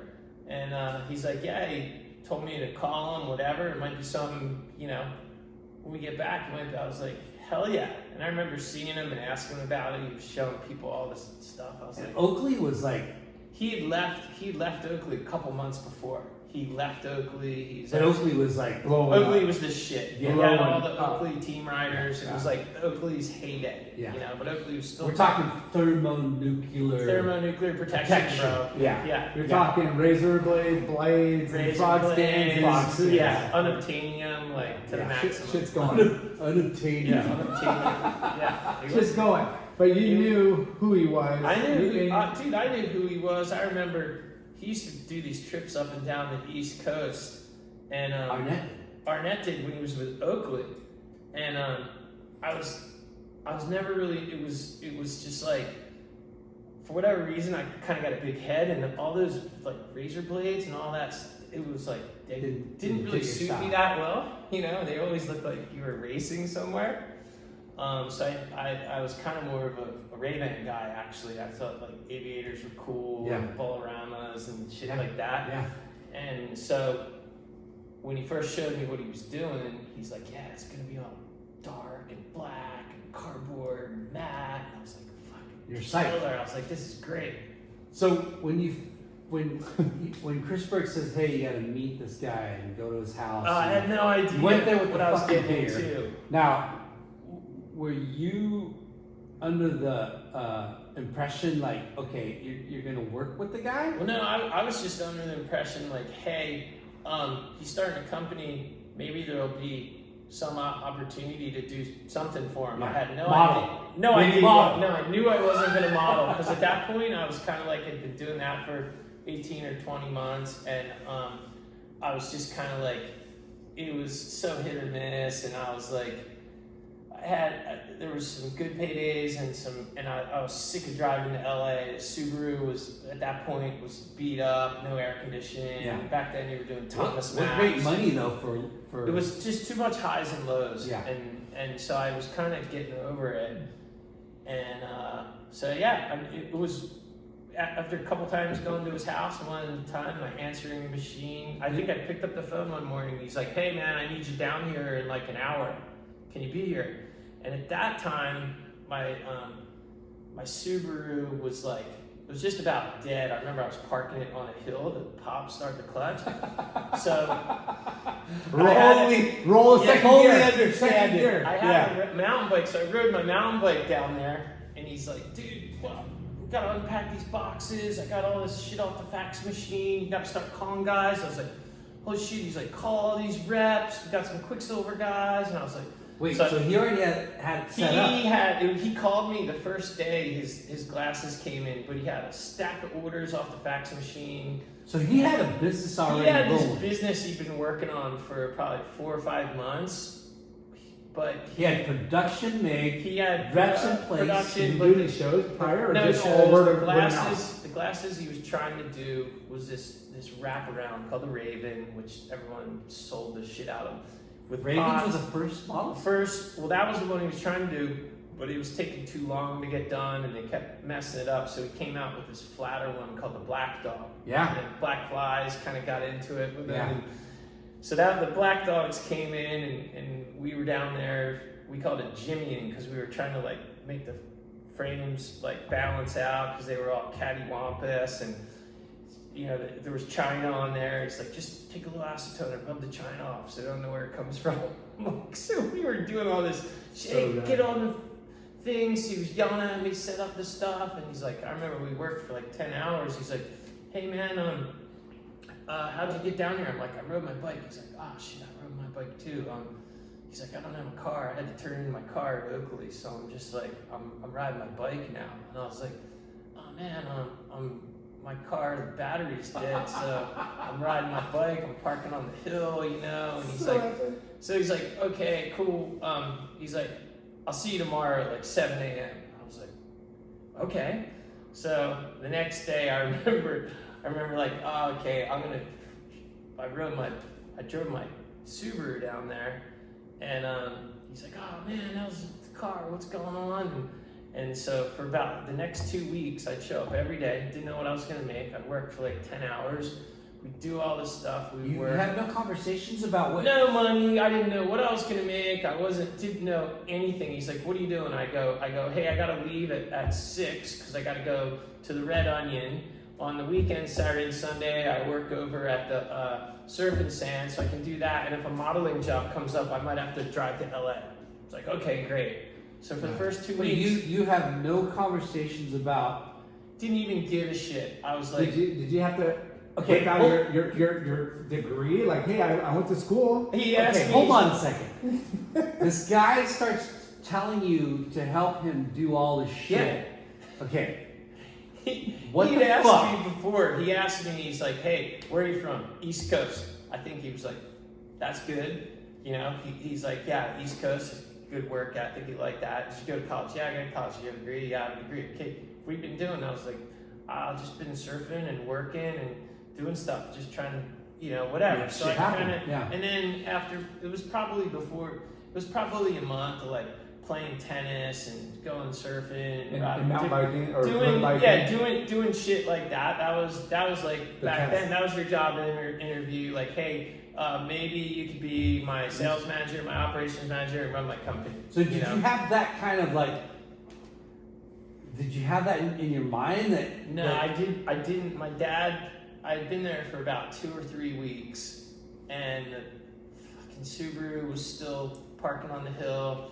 And my dad was like, he's like, hey, I want to come out and see you, man. What's going on? And I want to see your place. But, you know, and at that point, I'd already moved out with Big B, and we kind of like split peaks. But Biggs was going to be his marketing, and I was kind of like developing into sales. So I was like, yeah, come on out, Dad. So my dad came out, and I remember he walked into the Arnette place, and he's like, hey, Greg, yeah, Bruce Sr. And he's like looking at him, and he's like checking his operation out, and he's like, hey, Greg, how long do you think it's going to be before UPS is pulling trailers up here? And Greg's like, wow, that would be good, yeah. And he's like, I think in about 2 or 3 years, man, you're going to need a bigger operation.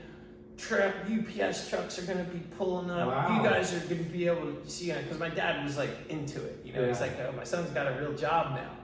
And But it's not. Hold on. Did you have a real job? Like, no, were you already I didn't even know what I was going to make. I had no idea. And then what was funny, what kind of broke the camel's back. I think I had been there for 2 weeks, and one day I went surfing and came in at like 10 o'clock. And I like rolled in. He's like, dude, where were you? And I was like, I went surfing, man. He's like, work starts at 7 or 8, whatever it started at. And I was like, oh man. And I was like, hey, what I need to make some money, you know. I kind of want to get the Subaru fixed, whatever.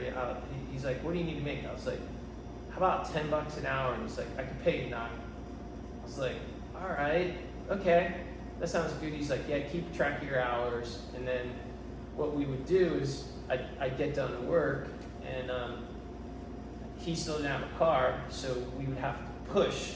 Both of us would push my Subaru because there was no hill and then where we were parked. And then so we would push. He would push. I would jump in, pop the clutch, and start it. Take him home. I'd park up the hill, pick him up in the morning, and we did that routine. And then my first bonus, like a month or two into it, was a battery. He bought me a new battery for my car. The bonus is a battery. So I was like, sweet, I got a battery, dude. I can get to work now. So fucking Birdman, epic, I'm dude. fucking thoroughly confused on what's going on right Yeah, I'm telling you, dude. This is because it's like you're so innocent about Dude. getting this job. Like, yeah. Well, I didn't but even. why? Why were you like? Why did you not just say, "Hey, fucker"? Well, Because he's a I- grom. so No, he's not a grom. He's 23 so- years old. So check it out, Without a real boys. industry job, So- he's been working tables. so at that No, point, but like, come on. At that- like, he's a fucking. at that He's point, from New Jersey. At that point, what he's I not what behind the ears. what I realized real quick, I was like, this guy It's on something. loves surfing. He was super passionate about what he was doing. He didn't have investors. He didn't know how he was going to do it. And what happened, which I didn't. He was teaching me like every day, like 8-10 hours a day. I would learn. He'd been at Oakley for 10 years, so I was learning stuff. Like I was on this fast track. I was learning so much about business and marketing and team and how he sponsored these guys and how to do events and not to do this and not. And I was just like, so I was kind of like a sponge taking it in. Okay. And then what happened? Like, dude, I was there a month. But did you? Okay. And sorry that Well, cheers to. I trip out because It's- you know it's you're old school. you're a smart guy. Well. You're a smart guy. You're 23 fucking years old, and you're hustling. You know, waiting tables, parking cars, Yeah. modeling. We loved all that too. You're like you're savvy. You know Yeah. you know what's going on, but you're like letting you're working for free. Well, So so like the first I whatever. worked for. I didn't know what I was gonna make for about 2 weeks. After about 2 weeks, I was at $9 an hour, and then about 4 weeks into it, I got a call from like on my answering machine from Joe Pitka, who was like pretty much the Spike Lee back in the day of the Nike commercials and the Pepsi commercials. And I had done a commercial for him with Cindy Crawford and with Ray Charles. And the guy really liked me. He couldn't find the people for the part, and he called me directly. And I remember I got home and answered machine. He's like, "Yeah, this is Joe Picka's assistant. I need you to call me back. Can you be here tomorrow at 7 a.m.? I need 3 other surfers with all the surf gear. I need a crew that looks different." And Joe says, you got this handle, just call me to confirm. So I was like, called her back. I was like, yeah, I can be there. So I was like, okay, who am I gonna get? And at that time, like, I'd been there for a month, and I was like, well, I'm not getting, like, at that point, even being in Big B, we were like on totally different wavelengths and different tracks, which was cool, but I was like, okay, I gotta get 3 people who I can kind of like, so I called Snips. Snips is like, I go, Snips, we gotta drive up tomorrow, we gotta leave at like 4 a.m., we gotta be in Venice, we're gonna do this commercial, and this is like 92, and I was like, this is like gonna be super fucking big, dude. This Yeah. could make you like more money than you made like the last 2 years in the PSAA. Okay, I'm in. And I was like, who else can we get? He's like, what about Fro? He's already up there. Okay, I'll get Fro. Okay, call Fro. Fro was like, I'll be there at like 6 o'clock. And then I got my other buddy who was a tennis pro at the LA Tennis Club, surf guy, whatever. So we're all there. We get there at 6. We meet Pitka. The guy's like 6'4", before. He's super gnarly. Like I saw him make Cindy Crawford cry. He walks in, beach. Who are these guys? They know what they're doing. Are you guys really surfers? Really? Where'd you surf? Like, I was in the Pipe Masters final. Oh, I won the. Oh, what's that? He's like just like Gnarly. super gnarly. We're there for. We go there for an hour. We end up. He's yelling at me like I got to do some shit. Long story short, we get the commercial. The commercial goes like national, and like I remember it's like I got back. I had to take the day off, and didn't know it was going national. We all made like really good money from it, and I remember Greg Arnette was like, "Dude, what the hell, man? You were gone all day." You know what I mean? And I was like, "Hey, man, like we gotta put a plan together. Like I've been doing this for like a month." So you finally fucking... Yeah. So when he goes like this, he goes, "Well, just write it out. Tell me what you need to make and what your plan is over the next 5 years." And I was like, "Oh, write it out." So I wrote out this 5-year plan, and I remember it was like 30 grand by this year, 50 grand, like 100 grand, whatever, 3-year plan or something. I remember giving it to him, and I was like, he's just gonna be like, no way. And I'd already been working for a month, and he looks at me, he's like, "Are you kidding me?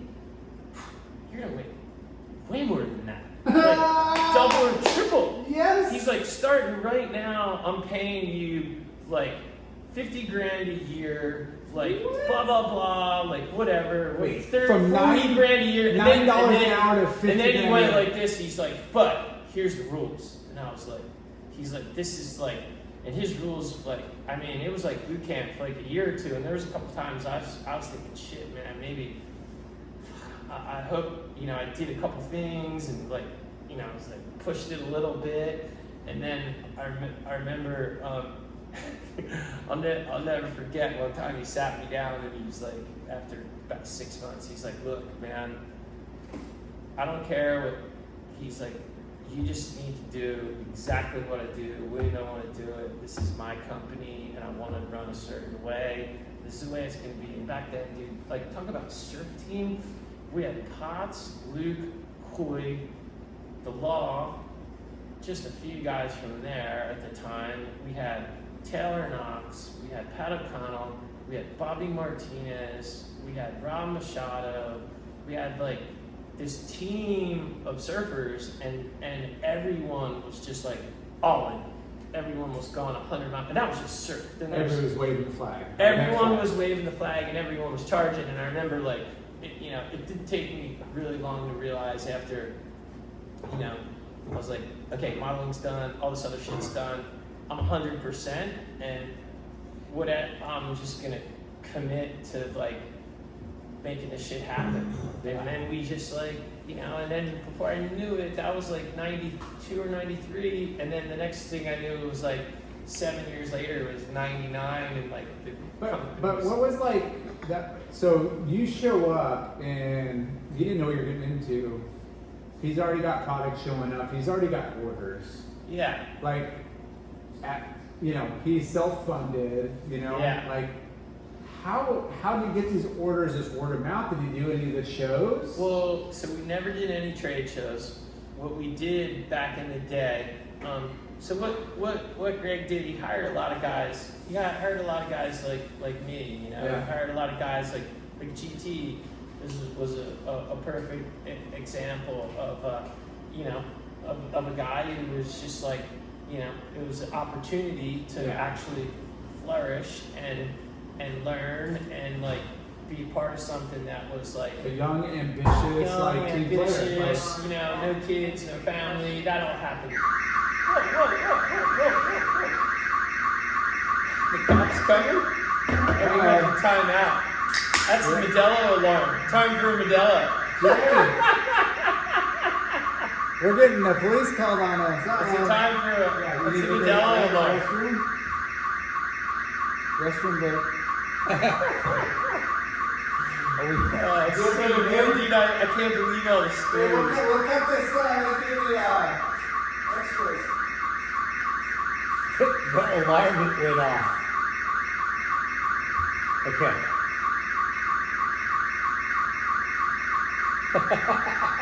Oh, it's great.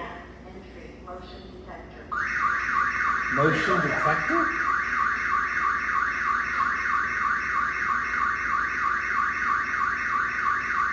Alright, I'm gonna pause I'm it. gonna take a pee, Punt. You might. Yeah. Perfect time for the pee break. Yeah.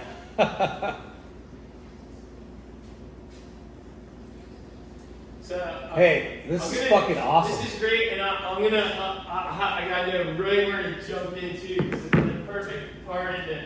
No, I'm like,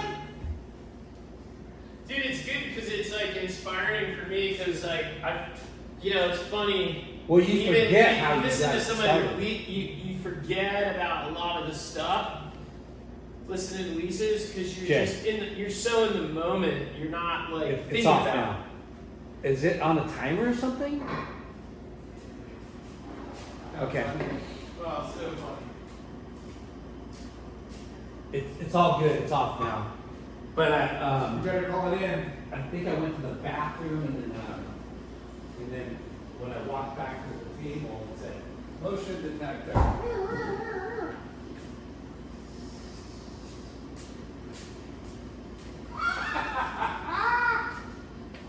Okay, well you got a hand, right? Can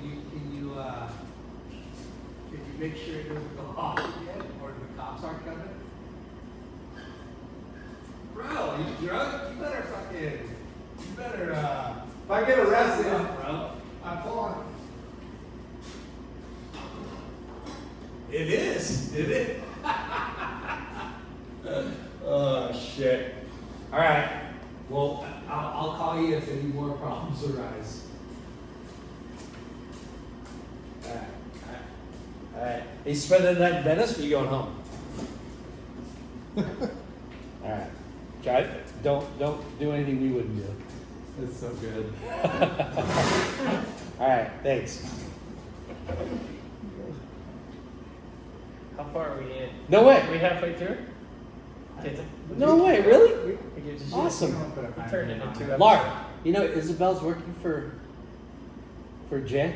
No, an outpost? Yeah. No way. Yeah. Sick. Fucking awesome, dude. Small world. I'm gonna be partying with them How tomorrow. fucking funny. It's Megan's 21st, so we're partying there at my brother's tomorrow. Nice. All right, thanks, bro. Bye. So you know what the best thing I thought from the Lisa interview, which was about 2.5 years ago, was when he said she dropped in on you and like rode away in front of you, and then when you're about to kick out, was it you? Yeah. She looked back at you and just said, What? I didn't know. I couldn't tell. She said, Yeah, it was me. Yeah. It was me Oh, that she that's did sick. that. I was like, you little fucking bitch. Whoa. Yeah. All right, turn it on. Let's Okay, here we go. Little alarm go. Yeah. break. Okay. Finally comes to a head. Well, before Arnette came to a head, there was some stuff that like there was a lot of magic going on, right? And one of the things I realized real quick, one of the biggest pieces of the magic was Greg's son, Kip Arnette. And so like I was like, one day Kip showed up and I was like, hey man, what's up? He's like, yeah, Kip Arnette. I'm like, oh, so it's your dad. He's like, oh yeah. He's like, yeah. I'm like, oh man, so cool, you're working here too. He's like, oh dude, I've been working for him pretty much forever, but I've been in design school and yeah, I've been doing all that. So like Greg, he was in design school the first like 6 months I was working for Greg. He was finishing up design school and he was doing like a ton of the work already for Greg. And I was like, oh, okay. And then as things went on and we start, during that time period of working for Greg, it started out, like the first trip I did was Miami to New Jersey. It was supposed to be Maine, and after New Jersey, he's like, yeah, you got this cut out. It was like 3 weeks on the road. Didn't drink for 3 weeks. We ate salads. We were doing sit-ups every day, push-ups, surfing wherever everyone, and it was like a full training mission. That was when I started. And selling to people. Every shop. We had this Jeep he borrowed from like Aunt Sleety, like his Anderson, or maybe it was a rental, I forget. But we would have sunglasses shipped like every 2 days and just sell them out of the back to every surf shop. We'd be like, what do you want? What do you want? And we would just like, Smart. here's your order, here's your order, here's your order. Can we Old school. Can we just go back to the fucking almost the beginning? Because Yeah. So this was I'm like fucking 93, confused. 94, dude. This guy worked for Oakley. Yep. Before the lead designer. Before that, he worked for American Honda. He was the Golden Wrench Award. He had all of the star Supercross guys. He tuned their bikes. He was hired from Honda to design all their suspensions, like Greg Ward and all the Supercross champs back in the day. And before that, he was on Yamaha. I think it was like Hurricane Bob Hannon. All these. So he was the guru. Like if you were in moto, if you were the Supercross motor, like he was the guy who designed your bikes, built your bikes, came to all the races, and then he trained and raced with you. So then that's how he met Jim Gennard, because he was selling motorcycle grips at the races, and he hired him to come into Oakley, and all those crazy stupid blades. Like Greg's name is on all those because he's designed them, you know. So there was a long history leading into that. Okay, so he starts his own company, Arnette. In his garage. But when you came into the picture, the whole tennis thing, the whole bike thing, he already had production in the works. Yeah, so he started production in Japan. We had this company in Japan, and but you're stepping into. I was already of him, like already. Oh yeah, he had one style in production and one style in development. The Black Dogs were in production. The Raven was in development, and they couldn't make the Raven. It was too much of a curve. It was a 8-base curve. Back then everything was 6 or 4, and the Japanese couldn't. They kept changing it because the Asians' faces, they couldn't make it work. Yeah. So at that point, their noses weren't. Yeah, big it was a enough huge drama. We had to change. I can relate. Yeah, we had to like switch. Lauren has no problem. We had to switch production to Italy, and then and so, you know, before I knew it, I was traveling the East Coast with him. Then I'm going to Italy with him. Then he's like, "I need you to go here."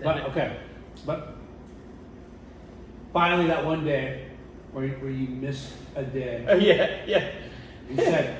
Yeah, we got to figure out what's your plan. You know, what's our plan? And so we put a game plan together, and I forget if it was 3 or 5 years. He's like, yeah, we'll blow that shit away. What a trip, Bruce, Birdman, Senor Playa, Monsieur Plage. It's fucking crazy how it took that long for you to discuss your role. Oh yeah, right? But that's not. It's not. A month is not. It's fucking crazy, bro. It's not that. Come on, Larson. I think Larson. It's dude. Larson. Yeah. Dude. I was in a similar position, and No, you were not ever in a similar position with Ruka. You know, not knowing what I was going to make. Well, you were a team team manager. You had a title. You were playing a role. They didn't fucking discuss any of that shit. He just said show up at 7:00. And he did. So one of the biggest things is after I gave him my 5-year game plan, and he looked at it, he's like. But he came from a big company already. Yeah. Like, he already knew. I didn't. None of that was discussed. Yeah, and then I didn't discuss it. I didn't discuss. Yeah, he went from $0 to $9 to $50,000 a year. Yeah, and then it's fucking crazy. Well, the biggest thing that he said to me was, so, you know, every trip we go on, we're gonna bring our surfboards or our snowboards. And I just went, so, like when we go on a road trip, he goes, oh, you gotta bring 2 boards, you bring this, that, and it was like, for him, it was more important that we surfed with the shop owners, the team guys. We used to surf in events. Yeah. Like, that was one of the important things, part of the prerequisites of the job. Can you set us up with an interview with him too? Well, dude, I'll tell you what, he man. sounds fucking awesome. So here's the deal. You're awesome, but he sounds awesome You too. guys could do the best interview. So I just spent a couple days with him. He's got a ranch in Georgia now. He flies helicopters. He does all this crazy shit. And we want to talk about Birdman. we can set you up for him for sure. We want to talk about Birdman. Yeah. your journey. Yeah. The guy's fucking crazy. Like, and you're crazy for not like, I don't know. You're college educated. You're 23 years old. But for me, I was like mind blown that you're like haven't like hey, what the fuck's going on here? But he's had no serious job. No, I didn't have anything I could really put on my resume. You're right. I think but he's demanding shit from him. But I think come here at 7. Yeah, no, of course. But I think so it was like 12 hours. It was interesting. So there's two kind of things like that have really molded me in life. One of them, like, my mom was amazing. She loved sports. She was awesome. My grandma always took me to the beach. And my dad and I, he never surfed, so he didn't understand surfing, but he always understood like hard work. He was a true entrepreneur, and he kind of understood like potential for a business to do really well. Can I interject? Yes. Okay. I love the story where your dad comes to visit you to see what you're doing. Yeah, he's like, hey, UPS trucks will be pulling trailers up here. Now was your 5-year plan before or after? I don't even know, to be honest, if I had. I don't think I had even put the 5-year. I think it was like the first week or two. It sounded like your dad and Greg were up here. And you were just kind of like whatever, because they both said the same thing. They both have that military style background. They were both like. But just the fact that your dad said, "Oh, you guys are going to blow up," and then Greg's looking at your plan and be like, "Oh, dude, you're going to blow this out of the water." Yeah, let's go. Because they already knew. But you don't know if that was before your dad's visit or after. It was. My dad came in before we put the plan together. He was there like the first week, literally. I think my dad actually came in. We started we got product in like April 91 or 92, and like right around that time, I think the Rodney King riots were like 2 weeks out. That was when my dad flew in, and it was all kind of that same period. But it wasn't. I wasn't just like some magic catalyst. GT wasn't some it was like it was an amazing like crew of individuals coming together, and there was like Snips was our surf and moto team manager. And like we would get faxes, like I remember and Snips is making finals at PSAA. Yeah, we'd get faxes from Snips like a year before. We were having toga parties and with Elko and Luke and all the Aussies at our house. And a year later, Snips is like, "Yeah, man, I'm smashing the Oakley guys in Hasagor. Like, Luke got third, Hoy did this, Potts did this, blah blah blah." And he's like, team marketing and growth. Yeah, and he's like, "We're smoking the Oakley guys, and we freaking blew them out at the party." And I was like, "We're getting faxes coming in like that." And I was like, "Oh shit!" And I was like, "Hey, Greg, I gotta get over there."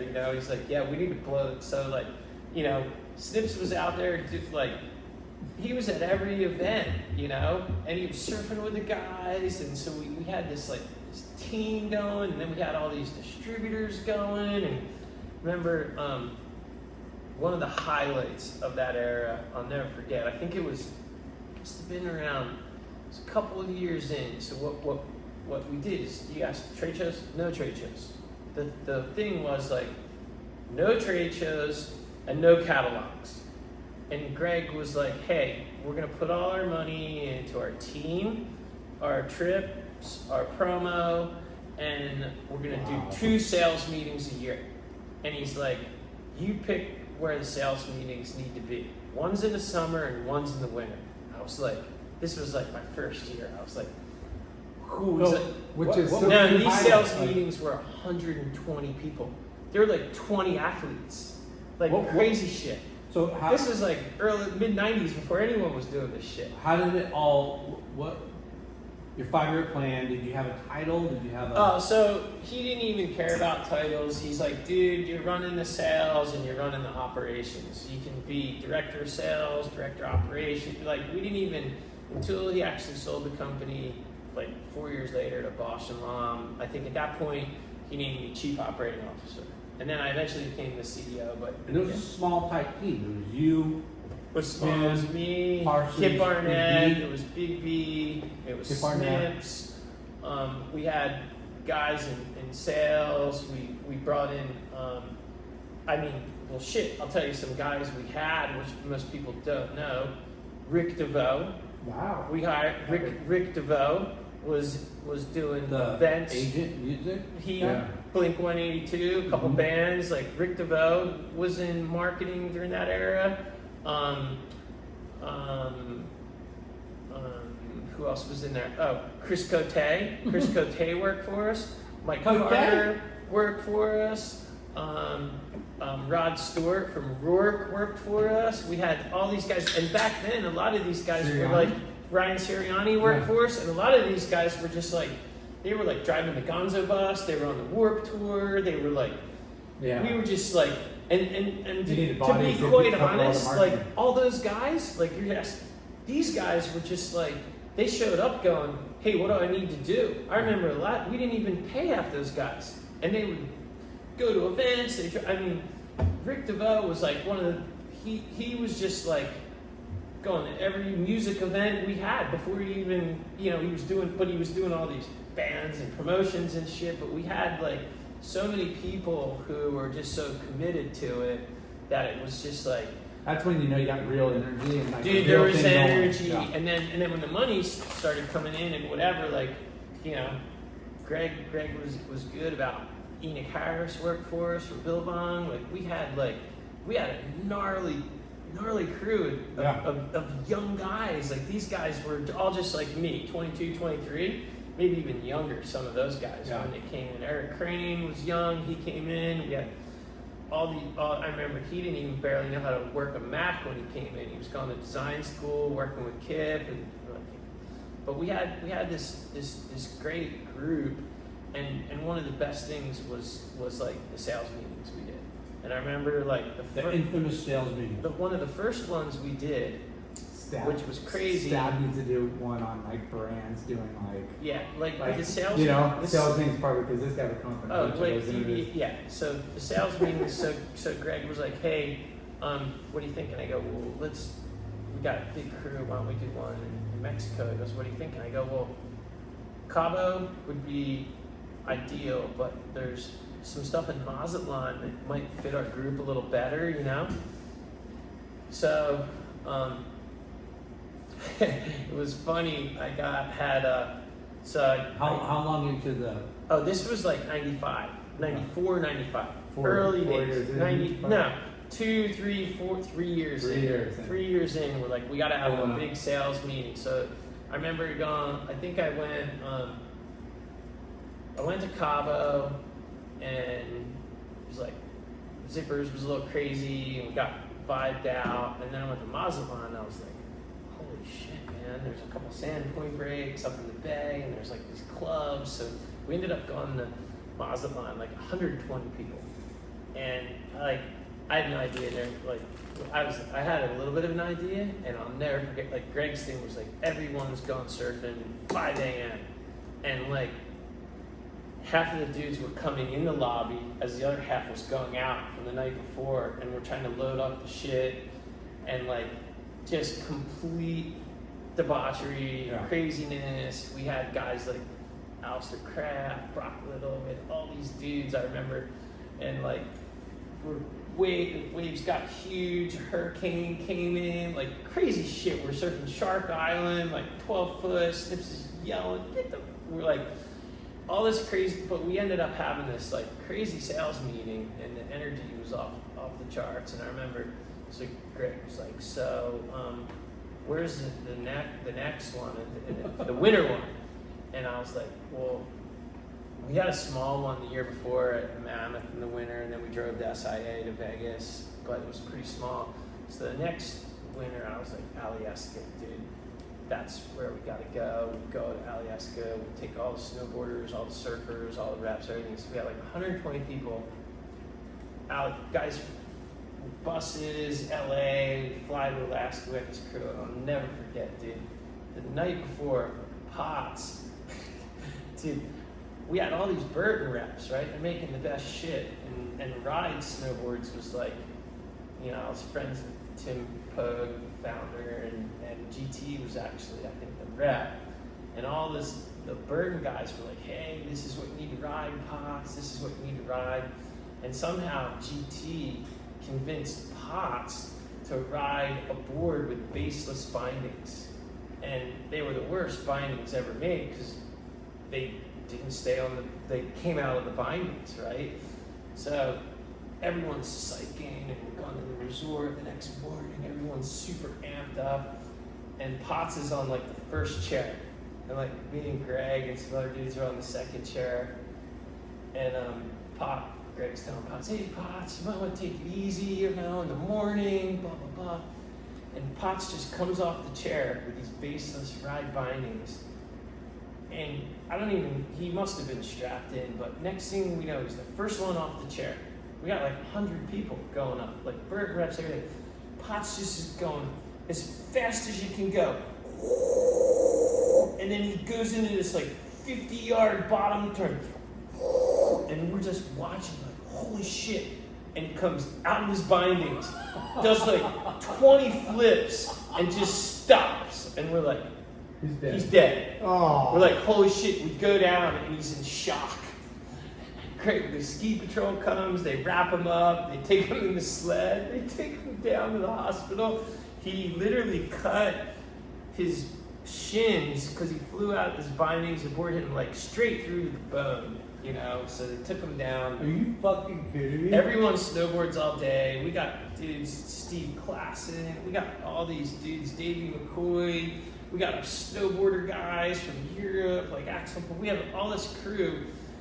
So that night, it's like the first night, there's like a big party in the bar, and everyone's there, and then out of the blue from the hospital, Potts comes rolling in, dude. Headband on, and he's like, oh, yeah, he's all netted up, and he's like, and I was like, we were like, holy shit, how, like, we thought he died, dude. He came in, and he, like, we ended up having this huge party, and it's a super fun time, and I was like, it was just the, it was kind of the go for it, no holds barred, and like, our athletes, our reps, like, everyone was just always going full on. Okay. He starts this brand, you're at the ground level. It's crazy to hear how it was already set up, right? Like he had product coming in. All that was set up was he had some designs, he had some Quicksilver wraps. For the most part, he had a bunch of the Quicksilver wraps because they weren't making sunglasses, and we weren't in snowboarding or anything. He was still skiing, and myself and Kip and Big B were all into snowboarding, and Ezekiel was up there. We were we're all snowboarding. So it's from OP, for the OP days, because with the winter surf, that was we were like it's mind blowing that it was like almost set up, but not really. But it was set up, and you come in, right, and like he just puts you to work, without really like telling you what your work is. The blueprint was there, and the well, he knew everything. The playbook was there. The playbook was in his mind. The blueprint was there. Yeah. It just hadn't been like formally set up yet. Because you're talking about 120 people, reps. It went super quick. It went quick, right? Like quick. When you first, before your dad even came, and you start calling shops and you're doing your trips before these big sales meetings, like you're a surfer, you're selling to the surf industry, like sunglasses. There's Oakley. There's fucking. Well, back then it was pretty much Oakley ruled, and there was Black Flies, which was kind of like the underground, like, you know. So Black Flies Like, is already out. Black Flies has been out for a couple of years, and like literally, like, you know, They were super pumped. Jack Martinez, Dan Flecky just passed away. It was Club Rubber. And God rest his soul. yeah, and Jonathan Paskowitz, dude, like those three dudes were like Dan's best legends, dude. Yeah. And I first met, before I even started for Greg, Dan Flecky and Pat snowboarding at Snow Valley, and I was like, these guys are fucking rad, dude. And the Black Flies guys were like, I mean, we would like, at first, like, Greg was fighting with them, and they were doing all these battles and shit, but we would, like, me and Kip and the boys, we would see those guys out, or we'd go to, like, Damian Sanders parties, and Huntington, and helicopters are coming in, and we're like, this is fucking awesome, dude. Yeah. And we weren't even doing trade shows. We'd see them, they'd take over a whole club, whatever. And Club Rubber. Yeah, it was fun as it was like the marketing, like the way they spent their money. Yeah, but that you want to get more bang for your buck. yeah, These but guys there was money. there was energy, and like we would, you know, I started going to Tableau real early during those days, and you'd get there a week or two after, and you know, the place was still recovering from those guys being down there, and you'd be like, because I mean, those guys were gnarly. I don't remember. They were, talk about being ahead of your time, dude. Those guys were like, they were like the OGs in the, and they didn't give a shit about anything, man, except, you know, they wanted to have a good time, and they had a good brotherhood, and those guys were rad. Yeah. The Black Flies guys were like probably the biggest. They're into their product. They yeah. had good product, but they catered to a demographic. They knew they had an edge on. Yeah. You know, they're like, that's our demographic, and we're gonna go after it, and it's our own niche. It was fucking huge. It's funny. I mean, Black Flies, Oakley and Black Flies were like the only. They were the only two when Arnette came in, Yeah. and we were somewhere. We weren't as corporate and as like competition and as white bread as Oakley. Yeah. We weren't as probably. I mean, we were. I thought we were. I was like, oh, we're pretty gnarly, and then I was like, whoa, those guys are way gnarlier. You know? So different ways, Yeah, they were way gnarlier. So Arnette was pretty successful out of the gate. Yeah, it was really successful. Super successful. Okay. Super. So then, fast forward, you guys are fucking having these huge sales meetings. Sales meetings, were legendary. weren't doing trade shows, legendary sales meetings. And globally distributed. Globally distributed right out of the gate. We had an insane distributor, Jim Lazaridis, in Australia. We had an unreal distributor in Europe, Fleet Jazz. Those guys kind of came out of the quick. Jim came from Oakley, Fleet came from Quicksilver, and with those right away, kind of like when I dove in and stuff, then we started connecting. Back then, there was we had a great relationship with Quicksilver, but Quicksilver was kind of shifting, and they started doing their own eyewear, and you know, we kind of shifted into the Billabong guys, and the Billabong guys became all of our net distributors in Europe, and so that was like for us back then, like Derek O'Neill and Reed Pinder and these guys and Brad Hawkridge in the UK. These guys were like, you know, Aussies living in Hossegor, kind of doing what, you know, Harry Hodge and Bruce Raymond and those guys had done earlier, but in a different way with Billabong. So we kind of leaned on those guys, and those distributors were really, really huge for us back then. And we had a lot of good synergy with all the brands back then, with Billabong and Quicksilver, Rip Curl, and in the early days, it was like, you know, when Volcom was stickers and T-shirts, and all of a sudden, one of our first reps for Arnette was Juan Ashton from Puerto Rico, and Juan was the funniest thing, man, and I'm not gonna mention names, but we had a rep in Puerto Rico who was a legendary rep and a great surfer, and he was a Quicksilver guy. And I ended up like, you know, I knew Juan, and one day Juan like ripped in a wife beater and a chain, and to like after, you know, a year of me being the sales manager or whatever, he rips into the parking lot, he comes out, I'm the man, I need to. I was like, where'd you get that card? He's like, Quack lent it to me for the day.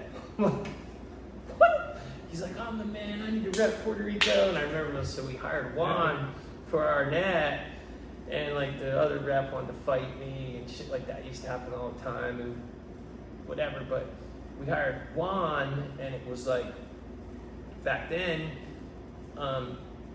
it was like, I think he was riding for Quicksilver, and then, you know, all of a sudden he was like Arnette, and then he was like Volcom. Yeah. And it was like, you know, it was like his first job. He couldn't become the Quicksilver rep. I think Rick Villanueva was the Quicksilver rep. So Juan was the Volcom and the Arnette rep. Yeah. And so we had some of the early Volcom reps, and then when it came to snow, we hired a bunch of the Burton reps. And we were like, I was like, well, if we can get the Burton and, you know. Yeah, I mean, That's, yeah, the best of both worlds there. Yeah. So, and we only had. And like talking about Arnette and the product and marketing, holy shit! Like, I was at HSS when this was happening, and I remember, Black Dog, Raven, Catfish, oh man, hotcakes, all these fucking iconic sunglasses that were embedded in your brain because you're like, well, it's funny, you know, Tom Winchell. Oh, Winch, dude. Right? Like, Winchell fucking told me, he goes, yeah, you know, Doug, God, Industrial Doug, the fuck is his last name? God rest his soul. Edit that out. Doug. You remember? Yes, Industrial. Yeah. And Doug would came up with a profile of a customer. Oh, he's Phuket. He's white Phuket, and that's white catfish guy. Oh, dude. Right? Like, I'll tell you. So here's so catfish. I'll give you two stories. It was funny. I did a little bit of homework, and one of my favorite surfers and never had a bad time with her ever is Lisa Anderson. And Lisa. Yeah, Lisa, and when she lived in San Clemente, it was awesome because she was a huge inspiration to the Groms, the girls who now were the best are coming out of San Clemente. A lot of that has to do with her and the middle school, and a huge inspiration to the younger kids too, like my son Max. But it was funny, I was listening to that podcast with Randy Hill, and he was talking numbers about, we went to 5,000 and then 10,000. I remember with Arnette, because I was in charge of all the purchase orders and stuff from the factories, and when the Raven hit, it was like, I remember putting in an order for like 10,000 units in black. And the 4 days later, the factory's like, is that 1,000? I was like, no, that's 10. And they were like, freaking out. Well, we got to go see the factory, so we go see them. And then like a couple months later, I was like, well, we need like 30,000 in black, and we need X amount in this, X amount, and then it was like 50,000. And they were like, what the f-? And then when we started doing white and chrome and all these colors, it was like, it was crazy. And then before we knew it, we're into the catfish. And the catfish was kind of like this phenomenon.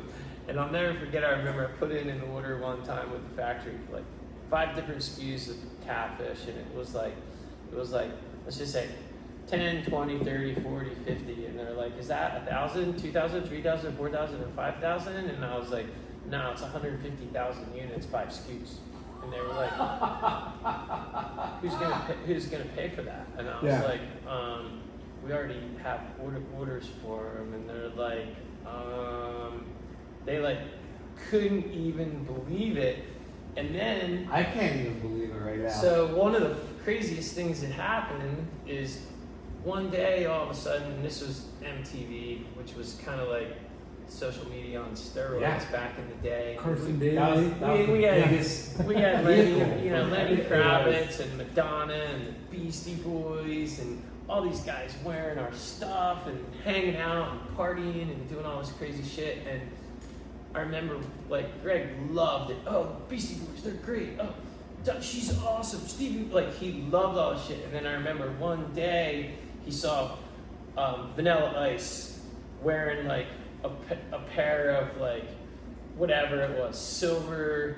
I think it was like silver freaking catfish. It wasn't even Ravens or something. We were already onto that, and he's like, "Who in marketing calls me? That was a bad Get call. up to my office." He starts yelling at me, and I'm like, "Dude, just let me get to the bottom of it. Like, I don't think we would send Vanilla Ice. I don't think so." I ask everyone in marketing, So he customer was service. against No, Vanilla Ice wearing. he was pissed. He was so pissed. Like, I want to know who freaking sent those to Vanilla Ice. Because nobody would buy They it. are not That going to caliber, get like, it. he Blah was blah on blah fire. blah blah. So after it takes But not the one you want. me a couple days, right? I finally find out. I'm like, Greg. I'm like, dude, Vanilla Ice lives in like Fort Myers, Florida. He went into the surf shop and he bought like 10 pair. He's like, that's it. I'm fucking discontinuing those. We're not making any more of those. Blah, blah, blah. So I remember he like discontinued all Silver of them. catfish. No, I think it was actually Silver Raven at the time. It was he did some stuff like that, but he discontinued it. And I'm like, what are we gonna do with inventory? I don't care. I'm not having Vanilla Ice wearing these shades. If he wears them, Madonna's not gonna wear them. So whatever. So the Bless next his thing heart, he pulls it off, and all of a sudden I'm like, people are freaking out. Sold out, man. Where's the Silver Raven? What's going on? And Yeah, you know, it's funny. Like we didn't really bring this up. It's like, you know, you're selling in surf shops. You know, dude, Yeah. and the thing about, you know, when you look at a business, the categories in a surf shop, right? Boards, wetsuits, clothing, right? Apparel, and sunglasses were fairly new. new. You And know? they took up little space, quick turns, you Yeah. have to pre-book, But everything. the celebrities or like the people wearing them, it's not. It it's- created a category like. But Oakley and Black Flies, they were starting a category, right? Yeah. But I mean, when you look back at when it finally blew up, it was when you guys Yeah. got on there. It was kind of like 94, 95, when it was 94, Yeah. 95 was Because that you know, time. Yeah. I was there when we were selling Oakleys, and I was there when we were selling Black Flies, but it didn't really mean it wasn't really like a hot center of Yeah. commerce, right? oh, Like- the sunglass there in the shop was. Just There was no sunglass It area. was like kind of. I remember in the front, it was that one little It was zone, yeah. no, like- there was no You had two fucking, rows, there was yeah. no sunglass stations or sunglass. No. No, it was an It was afterthought. in the counters. After It was, yeah. it was like where the stickers were. One of the things I think Arnette really did is it made it a key category in the Mhm. shops.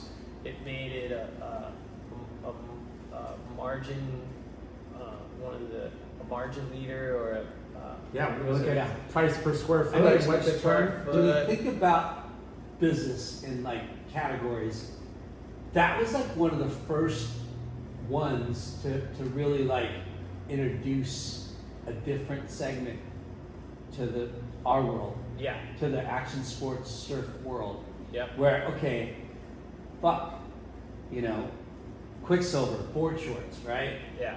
And, you know, O'Neill wetsuits, right? Like, our Which is our- super surfy, but sunglasses cross over. and Cross you- over. Into and the when you're fashion, getting- music, art. Yeah, when you get these, yeah. the music, not the music influence, but you are getting those customers that are Yeah. infatuated with those Yeah. artists, and they're like, well, where do I get these? But They're driving that's- new business into the surf shop. I think that kicked off Oh, dude, more for sure. more innovation and more Yeah. like it kicked off a customization kind of culture too, because we started doing like one-off things and taping stuff off and like pinstriping. And that was at the time when Quicksilver was like, well, we're making sunglasses, we're getting in the snow, we're doing this, you were doing that. Every other brand was like exploding into other categories where they kind of used to stay in their lane, and it was until these other categories really started taking notice and really driving major revenue for retailers. It was a tricky time too, because we all of a sudden Quicksilver was making shades, and I remember Pierre Agnes, who was awesome, was just like, that was one of his, I think he used to run the accessories, and that was one of his big things, and I was like, ooh, he's pretty gnarly. Dude, all right. So they're making sunglasses. I wonder how that, and luckily we had some athletes, like Matt Hoy, who was like, I'm electric. Or no, I'm Arnette before electric. So he's like, it's not in my contract. Yeah. So there was some guys who were able to negotiate, to stay on it, but there was a lot of conflicts where when all the surf brands, the clothing brands started making eyewear, where all of a sudden it got really dicey on that area was they were starting to do wetsuits, like they started doing everything. You used to be able to have a sponsor for each category, and then all of a sudden Quicksilver wanted everyone head to toe. Yeah, that was it, and it was like, hey, Rip we Curl want to own the top third of your board. Even O'Neill did sunglasses, I remember that. And then Oakley started doing board shorts and wetsuits. I was like, holy shit, everyone's doing everything. Yeah, that was lame. So so primarily the whole 90s was this wild ride of crazy, success. Crazy success. Was there an end game for Greg, or just the opportunity presented? There was a huge end game, and Greg's get to this number. Greg, we went from 0 to 26 million in 3 years, and in 27 or 30 months, he sold it to Bosch and Lomb for 100 million. And at the time, this never gets talked about. You guys it's not on Shop Eat Surf. It's not on Stab. It's nowhere, dude. It doesn't. I thought it was like 7 or 8. It doesn't get talked. No, 3 years. He sold it in January of '96. I started working for him in April of '92. It wasn't even. It was like 3.5 years, and it got sold for 100 million to Oakley, or to That's Bosch a and great Lomb. American story. It got sold to Bosch and Lomb, and the amazing thing about that story was I'd been working there for 4 years. I started as this job and that job, and United States, international, and then all of a sudden I was going to Rochester once a month, sometimes on the private jet, and in board meetings with a $1 billion company, learning how to read P&Ls frontwards, backwards, inside out, upside down. After you sold? No, during the process. Right when we sold it. So right when we sold it,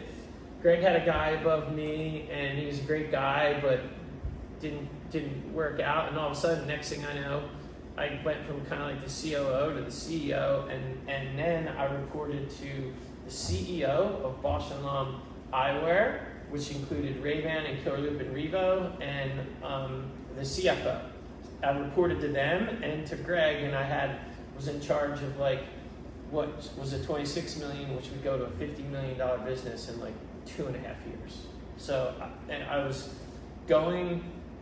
learning. It was I remember being in meetings with these dudes, and I was they were just pay attention and learn. You're getting your MBA right now. Fuck. It was learning shit that So nobody in the industry knew at that time. But were those? It was like being a trained Navy SEAL. Were those heads at Bausch & Lomb tripping on a brand coming out of the gates, and in 3 years they're doing 25 million? They were like, what the? They had tried. They had an opportunity, Bausch & Lomb. And this isn't all business and sunglass huts and other big box. This is core. Bosch & Lomb had an opportunity in the late 80s, early 90s to buy Oakley, and they didn't buy it because they took a trip out, and they're like, these dudes are all Fucking right. Yeah. walking around in jeans and t-shirts. Yeah. Yeah, they're not serious about it. Yeah, and and at that point, the They guy learned their said it was lesson. the biggest mistake They they got ever better. made. And so when they came out to visit our company, and we had a basketball court, and And we're coming in board shorts, and we're working, half the dudes with our t-shirts on, they were like, we need to buy this company. Yeah. And obviously, no, Greg came from Oakley, Yeah, and they yeah. know the whole backstory, Yeah, so it kind of just they, made sense. They bought it, and what was crazy is when they bought it, there was some fallout. Oh, you're in corporate, and there was some weird shit, and I was just like, great, dude, awesome. Now I get a director of finance, HR manager, and there was like some radical changes because we had to behave a little differently, but for the most part, it was still the same. And then Now, did you have equity at all, or? no equity, zero equity. When Greg sold, I was in France with him. We were actually in. Did anybody else have equity? We were in.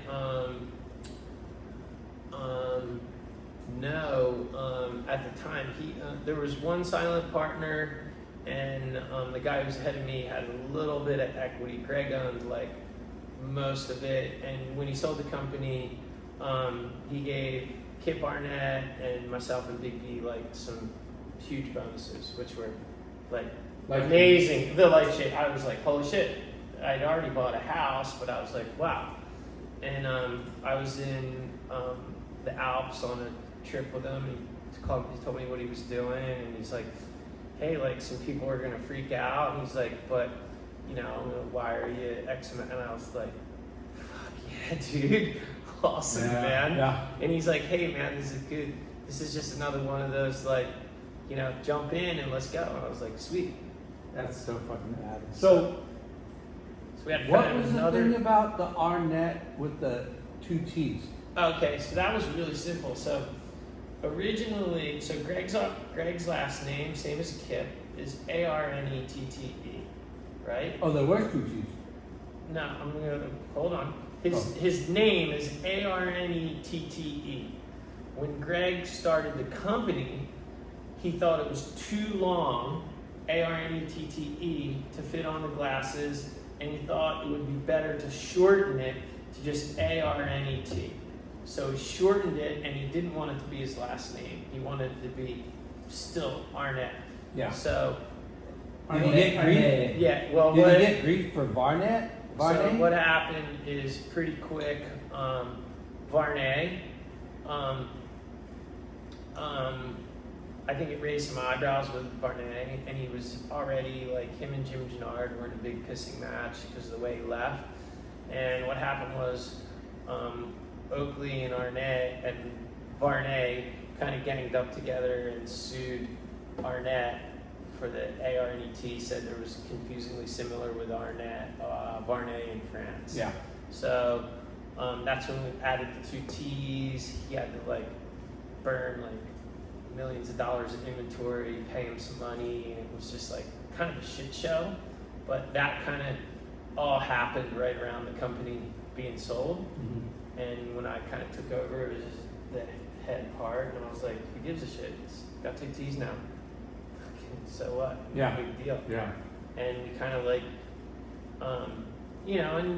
when companies get sold, some people laughed and started other things, and I was like, no big deal. And so one of the coolest things that happened for me is I went from COO to CEO, and Greg's like, you got to hire somebody to replace yourself. It's going to be really gnarly, but you need to find somebody like kick ass. And it was funny talking about wetsuits and rashes. I had just gotten a couple Quicksilver wetsuits from John Gothard, and the things were rashing the shit out of me so badly. And right away, it was before I even called him up and tell him these wetsuits suck, I got promoted to this new job, and Greg's like, who do you think's a good guy? Oh, this guy's not gonna have a job long with the rashes I'm getting. I go, dude, Gothard would be great. Greg's like, no way, dude. You think you could get Gothard? I was like, dude. Like 2 days later, Gothard's like down there. When do I start? And So that was the immediately fucking egos. Dude, in this was building. immediately when we sold the company to Bosch and Lomb. Now I'm the CEO, and now I got Gothard working for me, and talk about like a whole new, like now it wasn't just bring your surfboards and snowboards, but make sure you got your golf bag in there too. Yeah. And you tennis racket. Yeah, so we were like, dude, it was like, talk about fun. And then we were doing optical shows, we were doing shit, and like, dude, working with Gothard, I only got to work with them for about 3 years, but I can honestly tell you, it was probably one of the most funnest times of my life. And when I first hired Gothard, everyone was like, oh, dude, Gothard, like, he's been in the industry, and he's been a pro surfer, and he's been all this and that, and basically right out of the gate, we lined it up, whatever, and like, Gothard reported to me, I was the boss, and Gothard helped literally double the sales of the company in like 3 years under Bosch. Because he's rich, because he's a surfer, No, because he's like the man. Dude, it like, was funny. That So, was like, but did he have eyeglass experience? no, none at all. Gothard never had any eyeglass experience, and He didn't have wetsuit experience. I'm just He kidding, was Gothard. really good at ping pong, Yeah. He really worked at great it. at golf, Yeah. and a great surfer, and like, dude, Wicked tongue. Gothard, dude. Motherfucker's got a I'll wicked tell you tongue. what, man. Yeah. Talk about work ethic. He's like, what time did we start? And back then, I was like, dude, we started at 8 and at 5. Johnny showed up for work between 7 and 7:30 every day, and he left at 5. Fucking overachiever. 5 o'clock. Brown noser, Gothard. He left at 5 o'clock sharp, and he would be like, I would be like, dude, that is like, he's not one of those guys who would like milk it a couple out. He'd do all his shit, whatever we needed to do, and he'd be like, I'm fucking out of here at 5. I'd be Yeah. like, that's awesome. I got my work done. But when I did hire him though, I don't know if he was surfing that much, but then when he started, he like kicked his surfing back into gear, and we used to have so much fun surfing, dude. I hadn't surfed 56th Street, but I remember Newport Point when like we surfed there one crazy day, and like all these guys were out, like, and then like Jeff Parker and all these dudes, and like it was amazing. Yeah. It was an amazing time. Fun shit. So after Arnette, then what happened? So towards the end of Arnette and when it was sold, there was kind of two camps, right? So there was, when I took over the CEO job, the guy who was the CEO, he basically went with Snips and GT and Pat, and they started the Realm. Oh. And that was kind of like, so they were doing the Realm for a few years, and they had some success and everything. And then a couple of years after that, what happened was Bosch and Lomb, which included Ray-Ban and Arnette, sold to Luxottica, which is the biggest eyewear company in the world, who later bought Oakley. It all kind of came around. Sunglass Hut, everything. So when they were in the process of selling Bosch and Lomb, they came to Greg and I, and they were like, hey, we're going to put you guys on a retention agreement. You get a year's bonus if you stay on, company sold, whatever. So they sold the company to Luxottica, and we started, we had to go over, myself and Greg were supposed to go meet Leonardo Del Vecchio, which he's passed away. He's like the richest guy in the world now, or maybe Bezos might top him, but he was the owner of Luxottica. He just passed away. And so he's like, hey, I want to see you guys. They sold it in June. He's like, I want to see you guys in August. And Greg's like, oh, killer. That's when the contest is gone on in Hasagor Suite. We'll do a sales meeting, and we'll go surf for 2 weeks and do whatever. Mike Carter came with us, whatever. We went to France. We were supposed to meet him in 2 weeks. Mike Carter, you said? Mike Carter. So at that point, Snips left to do the Realm. GT left to do the Realm. Enoch went to Billabong. All these guys had great opportunities, which was great. They were all moving around and doing stuff. So Mike Carter, who started driving the Gonzo bus, the Warped Tour, took over the surf, and then he took over the snow, and so he was kind of like our head marketing guy at Arnette. So myself, Greg Arnette, and Mike Carter went to have a meeting in Europe in August during the contests, and during that time, we were supposed to go to Italy and meet the new owners and stuff, you know? And we were there for like 2 weeks, and then we were supposed to go, and then we got a call saying, hey, you guys can go back to the United States. We don't need to meet with you until next week.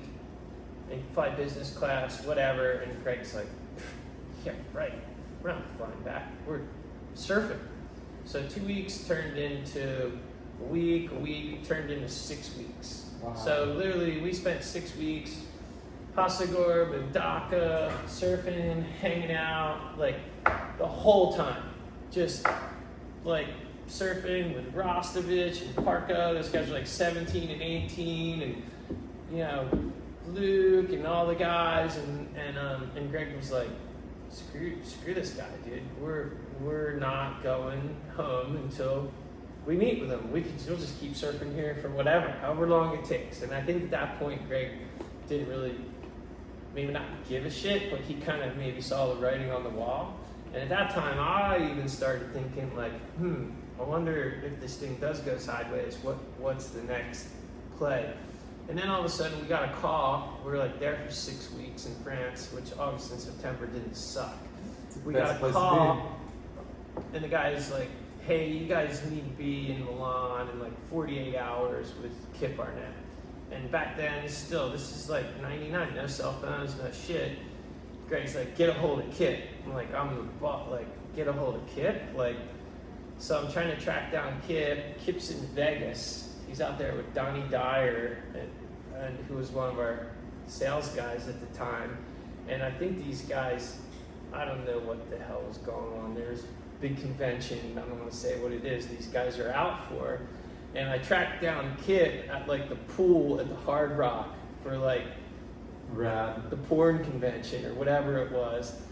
And I was like, hey man, I hate to give you some bad news, but you got a first class ticket. You're leaving tonight to Milan, and we got a meeting with Del Vecchio. And he's like, what the fuck?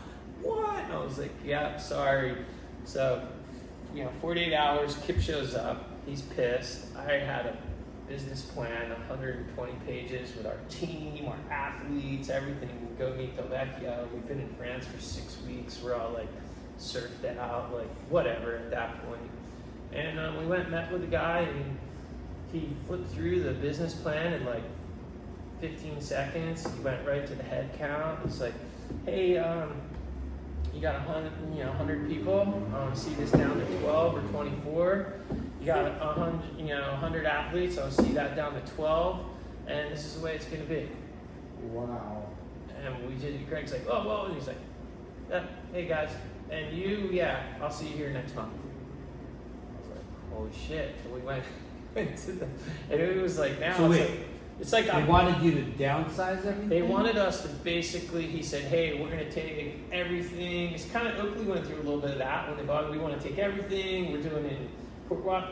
Some of the stuff that he actually wanted us to do was smart. It was ahead of its time. And at the time, we went back to the hotel room, and Greg's like, holy shit, what do you guys want to do? And I was like, man, I go, I think I'm done. And he's like, nah, you just got to work 3 more months. Just go with the flow. You're going to get a year paid out from just your salary, whatever. And he's like, what do you want to do? I go, I think I want to start my own company. And he's like, what do you want to do, Kip? And he's like, yeah, I'm down with Bird to start our own company. And Greg's like, all right, if that's what you guys want to do, cool. I don't know anything about it from here on out.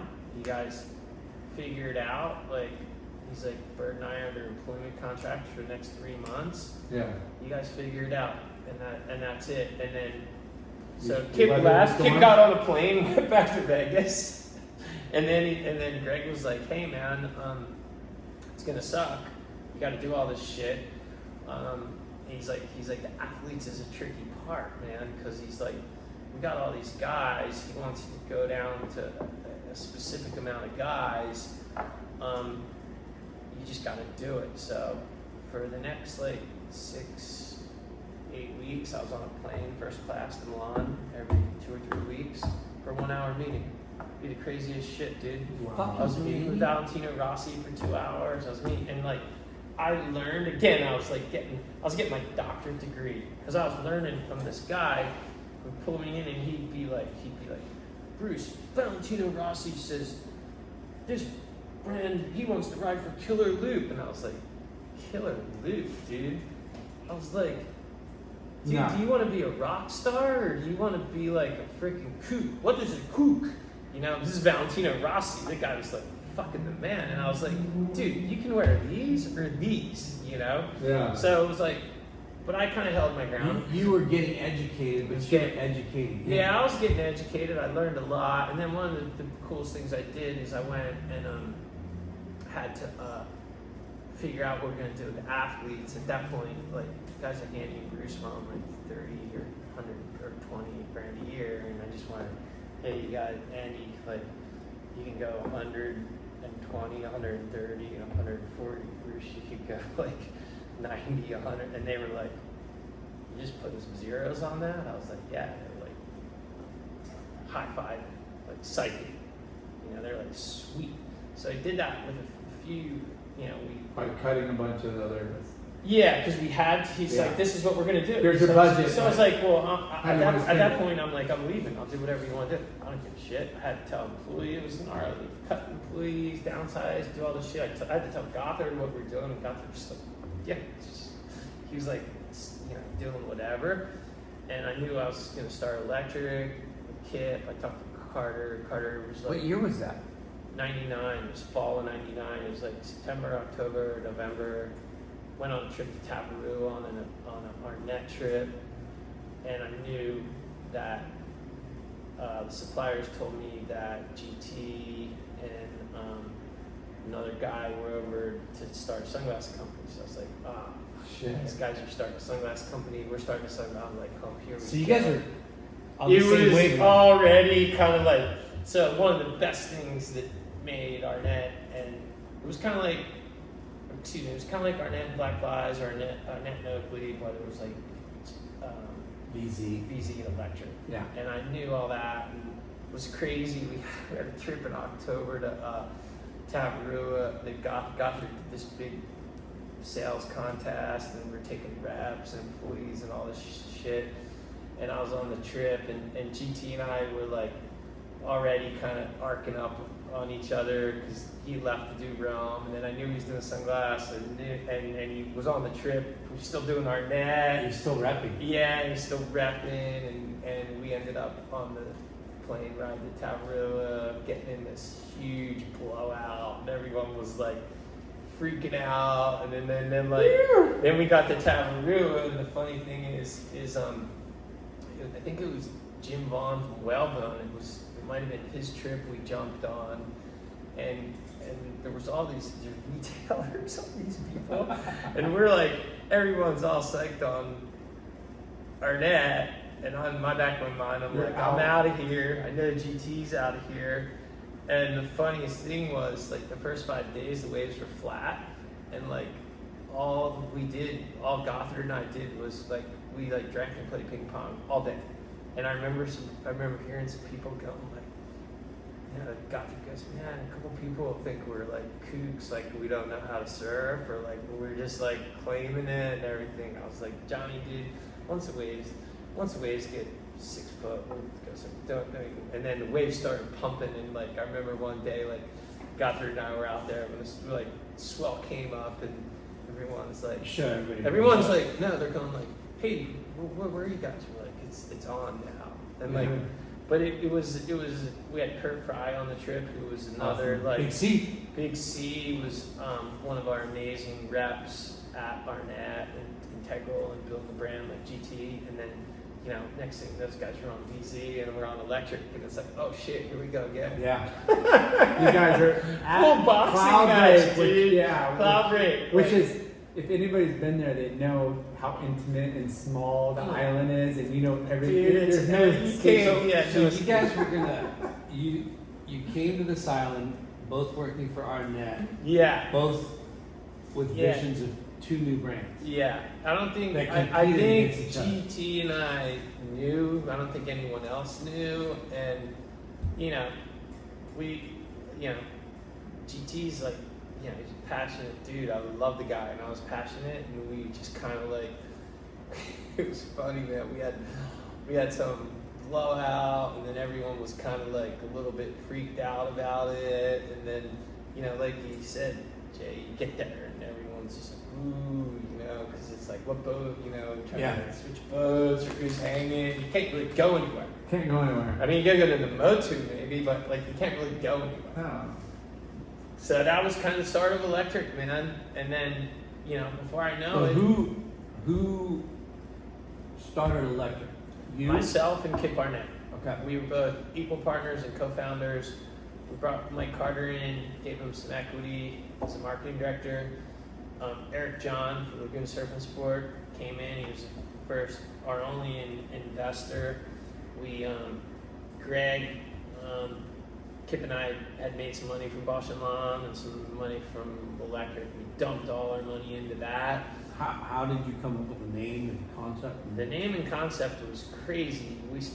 This was, again, before, I mean, I guess the internet was going on, but back then we were looking at like encyclopedias and books and freaking rock book, like, not like, you know, bands and all this shit trying to come up with a name and just writing shit down. We would meet, you know, once a week for a couple months, and then,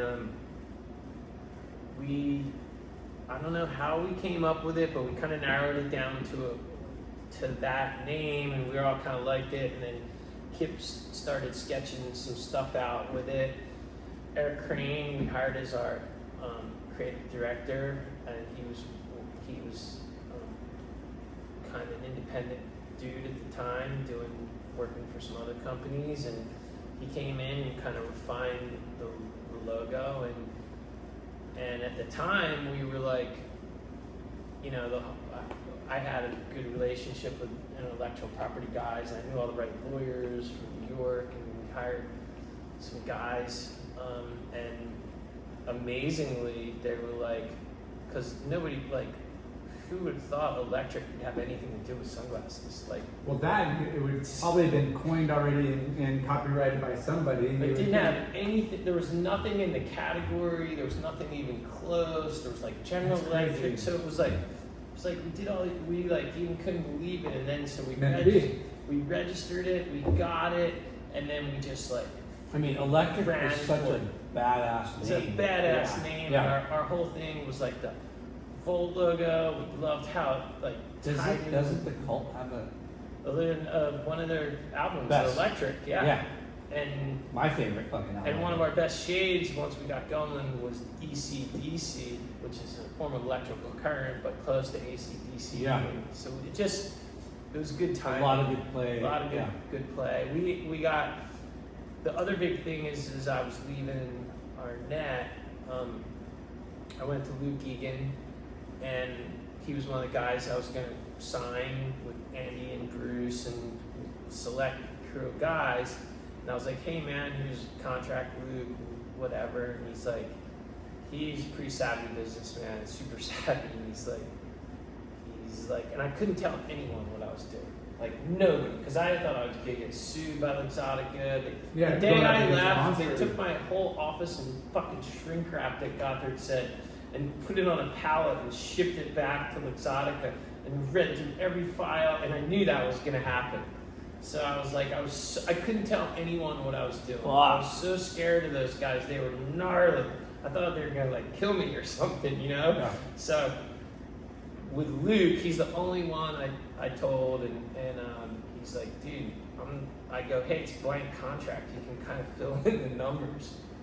He's like, what are you doing? I go, I'm going to start a sunglass company. He's like, dude, I don't need this. He's like, just let's take that and put it in the sunglass company. I want to be the guy who puts the team together and, you know, be part of the Australia thing and be partners. And I was like, sweet. So he was like the first guy to kind of do that. And then the next guy, the other guy who did the same thing as Luke, was Axel Caporte in Europe, because he was our main guy in Europe, big mountain snowboarder, and he did the same thing. I remember him. He did the same thing. He's like, Ginger, right? No, not Axel's. He's from Belgium. He's won the King of the Hill. He's won the gnarliest. Big, he was like gnarliest. But anyway, Axel did the same thing. He didn't want to do it. Made him partners, and then. How did the exotic guys not give you a non-compete? That's the craziest thing. Like, they kind of fucked Now up. we gotta cut that out of the fucking podcast, bro. No, they didn't. No, so everyone asked. If they're like They that didn't- protected and that, like, It would have been a no-brainer to do it. Yeah, Yeah, right. I Yeah, mean, they I'm fucking just- blew it.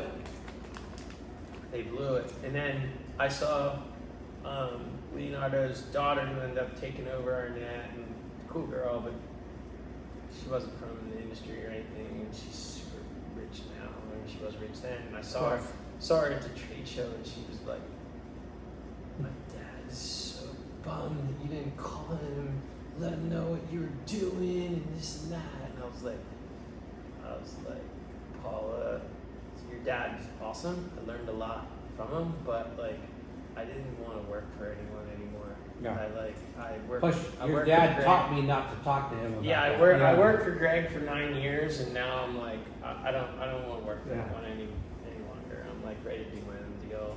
Like, she was cool, but we were really worried about them. So we got sued by Oakley in the beginning, which was super fucking gnarly. We had to go to Oakley, settle some crazy thing with decentration and lenses, and we settled it for like hardly any money. We hired some lawyers, it was done, and then I had guys like. Did they think they could just put you through the ringer and Well, liquidate? what we figured out really quick is like we could settle with those guys for like at the time relatively nothing, and if we're the first ones to settle with it, they'll use that as a precedent, because they were in lawsuits with Smith, Spy, Nike, everyone, and we settled the lawsuit within like 2 weeks. We had Latham and Watkins, paid them all this money, we did all this shit, done.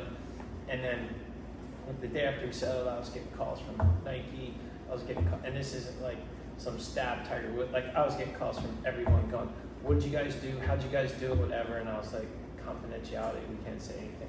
Because I was like, we're done. It's so heavy because your non-compete, you didn't get a non-compete from Exotica. Exotica. No. But then Oakley comes Oakley around. steps in, it's like, no. Yeah. Well, You're that's not what going to get your entry to your pathway to new business. Yeah. Well, the We're big going to di- fuck with you. They still had a bad taste in their mouth with Greg, and they thought. But Oakley is owned by Exotica too. Well, right? no, at Not the at that time time. they were publicly traded, and Jim Gennard was still calling the shots, and they thought they could, we didn't have anything to do with Greg. We had nothing to do But with them. as a big dog with your young competition coming up, that you know they have Oh, that was crazy the- success. that and was their crazy, strategy. You Yeah. either buy them or you you put 'em freaking out put of- them in put 'em out of in the business. courtroom and Yeah. you Yeah, just they bleed were. them. Their part of their strategy was being Yeah. litigious. Yeah, so they well, could yeah. kind of like put people out. So we were just like, we settled it. And Yeah, buy you in Chelsea or freaking buy you we're in done. yeah. That's So- crazy. But Oakley. that was another thing I learned from Greg. Like when I started working for Greg, like he was ready to like get in fights with Will Howard at trade shows and Chewy Raina and the Dragon guys. Like these guys were ready to go to brawls, and we kind of like Kip and myself were like, it was like a different era. It was like me growing up surfing in the 70s and 80s. Like that Yeah. 90s was like guys were ready to brawl, and then we were just like, dude, we want those guys to come to our parties. We're like Yeah. high-fiving everyone. We're not like, we don't want to brawl anyone. No. So did you see that success that Arnette had in those first few years with Electric, or did it? So it didn't happen as quick. Like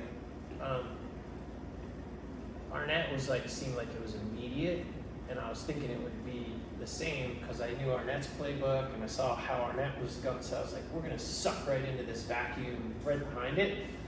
But as we were sucking into it, Spy started sucking into it, and VZ and Dragon. So all of a sudden, we were like this, killing everyone. And then myself and Kim, we like helped, like, and then we thought we would just, but then all of a sudden, like, because Spy had just been getting there. And then the other thing, which was gnarly, is Gofford went to Spy. I was like, damn it. You know, so all of a sudden, you know, and Dragon started making some really good goggles, and they had Robin shut, so it was like, oh shit, we're in a fucking dogfight again. God damn it, man. Yeah. And but it was only probably 2 or 3 years into it, and then all of a sudden VZ they kind of like struggled. They got bought by Billabong and Dragon. I don't know what happened to them.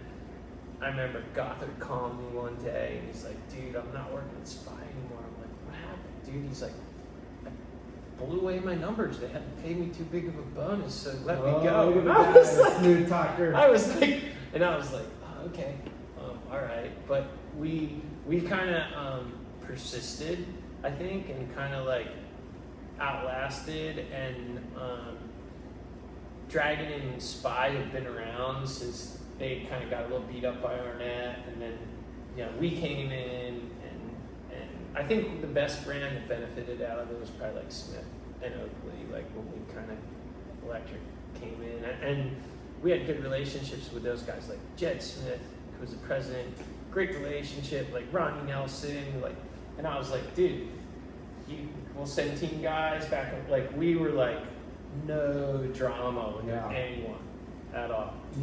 I mean, in our industry, you want good competition. Yeah, but, it's like the craft. But you also, beer these are industry. guys that you're like, it's still a brotherhood in a way. You know, you don't want to like. I was like, you want to beat people up, but you want to see people. No, you could go down to the SEMA conference, the DVS guys, and Gary Valentine from Globe could twist you up in a pretzel, but at the same time, it was like healthy, fun competition. Yeah, you know? You want everybody to succeed, but you want to be on top. At the end of the day.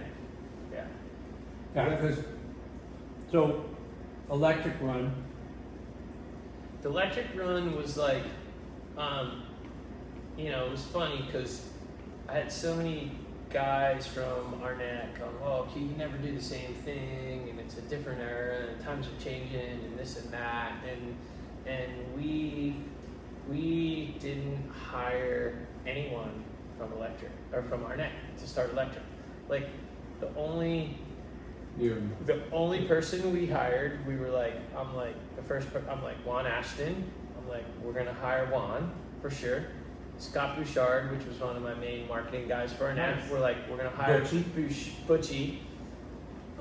We had that all lined up, and then he started for us, and then he was also Billabong bought by VZ. So like he went out the window. So if I think back on it, the only rep we wanted to hire were those two guys, and we kept Juan. And as far as team guys, besides like Luke and Axel, we were like, dude, there's a whole new crew of fresh guys. The only other guy who came over, which was Hoy, and he was partners in the Australian business, Matt Hoy. But for the most part, it was all Hoy. It was all new, fresh crew, and we were like, yeah, man. I'm like, and I'm like, man, a lot of those Arnette reps, they're making so much money, they're doing so good. The only thing that kind of fucked us up is we had a couple of Billabong distributors out of the gates who were Arnette distributors, and they were making in Europe. They were making like. They had huge Arnette businesses, and they saw what was happening, and we hired the Billabong guys and some Billabong, and so they all left Arnette to do Electric, and 12 months later they bought VZ, so they had to switch. Oof. So that was like a huge kick in the nuts. Yeah. At that point, then we just went, we kind of figured it out, but yeah, man, it was all of a sudden it was like, you know, we're like. People are like, oh, it's just like, it's Electric, just like Arnette. Like, no, it's totally different. Yeah. Like, it's totally different. Yeah. It's, I mean, like you said, it's a different era, you know, Yeah. and you guys went after a lot of the new youth and new look and the Yeah. new vibe instead of And smart there to was- not hang on to there the was- old guard. There was brands that we kind of aligned with, which was that next new wave, which was like Volcom and Hurley, EBS, DVS, Yeah. great one. Volcom, Hurley, DVS were all. Mr. Brandy Faber. Yeah, Fade Nuts was like, he was one of our first team guys. All those brands, even like, you know, who else? I mean, Volcom, Hurley, DVS, they were probably like some Best of partners. the best partners, Yeah. and those are the people we hung out with, Yeah. and we were It was doing fun Volcom. shit I mean, with. Volcom was a huge. Yeah, Volcom was just like the synergies there. Yeah. And there was a few more people, quite honestly, from Volcom, like Kyborg was Kamale. Kyborg, Kamale. Yeah. Those guys were, well, Kyborg, when he was 15 and 16, and we used to travel around the world. We was doing jiu-jitsu with Andy and Bruce, and he was Arnette with those guys. And then when we started electric, like Kyborg's like, I'm on. Yeah. And then, you know, Kamale was on. Bruce was never, because Bruce and Andy were tricky because they were in these big contracts that I did for them, and then they were like, "Bro, what about electric?" I'm like, Look at those dollars. I can't pay you that. I'm not paying myself, mate. And they're like, "Oh, okay, bro." And then what was funny is Andy made that just easy switch into VZ, and then when Bruce's deal came up, I was like, we were offering Bruce like. We were pretty much gonna break the bank for Bruce. We had all this stuff going, and then he went with Oakley, and it was probably the best deal we never did at the time because we whatever it was, we just put it back into like parties, Everything else. trade shows, or so whatever. But we were like, and at the time we were like, because we were always thinking like, oh well, Andy and Bruce will just be part of Electric because they were part of our net, but. The coolest thing about both those guys is, like, they were always just, they were big fans of the relationships, and we had good relationships all the way through, which was cool. They're big fans of the dollars and the zeros. Yeah, It was fun, like, you know, when I was working at Podium with Faber. Yeah. And watching the synergy of Electric and DVS and sharing the same. Yeah. Bill and Graves. Oh, dude, we had fucking great. Gabe Kling. Yeah, all those guys, and what? So what's amazing about all those guys is none of those guys were Arnette guys. They were all new guys coming on. They were all part of DVS and Podium, and like they were. You know, Dylan Graves was like, that was Juan's guy in Puerto Rico. Yeah. Gabe Kling from St. Augustine, and all of a sudden we had like Puerto Rico, and then these guys became like international guys. And I mean, Gabe Kling was on the tour, but look at Dylan Graves now, like so successful. Yeah. But those were early days. It was before Vans or anything. It was, So did you guys have like an in game too? Like, because you're coming out of. Yeah. Like, So our end game was. We learned a lot from Greg, and Greg was like, look guys, build this up, get this thing rocking and rolling, and we had no idea what was going to go on, but he's like, get this brand profitable, making money, and find the right partner. We knew right away after like 2 or 3 years, like Kip and I would go to the Balboa Bay Club with Renee and Richard.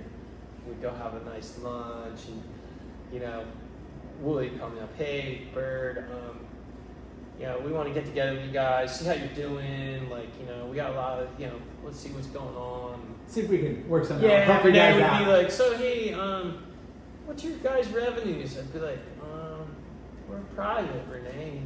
I'd be like, what's yours? And he'd be like, yeah, we're private too. You know, we'd be like, we'd Show have me these, yours and I'll show and then you mine. you know, Yeah. and Hey, what do you think? Renee Yeah. was such an awesome mentor, even for us before we sold to those guys. But we'd have great conversations, and in our mindset, we were like, look, if we ever do, like when those guys went public, we were like, Holy crap. high five, and like it was like, we would have thought we went like we were so stoked for them because we knew how much work, how much effort, and we didn't even think at the time what it kind of meant for us that we had all these like partners and synergies. We didn't even really think of that. It was like working for Greg when I didn't think of my salary. We were just like high-fiving them, partying with those guys all the time, surfing with them. It's so mind-blowing to think like your friends, your peers, your colleagues, your bros have done this incredible thing of creating, sustaining, and fucking blowing up. You know? Well, the thing making more money than generations. Yeah, and the thing comes down to it is when you kind of look at some of the things, you know, it's crazy. When in 1985, when I was first on the national team, and there was 10 guys at Quicksilver, and I rocked in there. I was like, yeah, I'm going to Bali, and Paul Gomez is like, yeah, man, I'm the team manager. What do you need? Give me a shopping bag.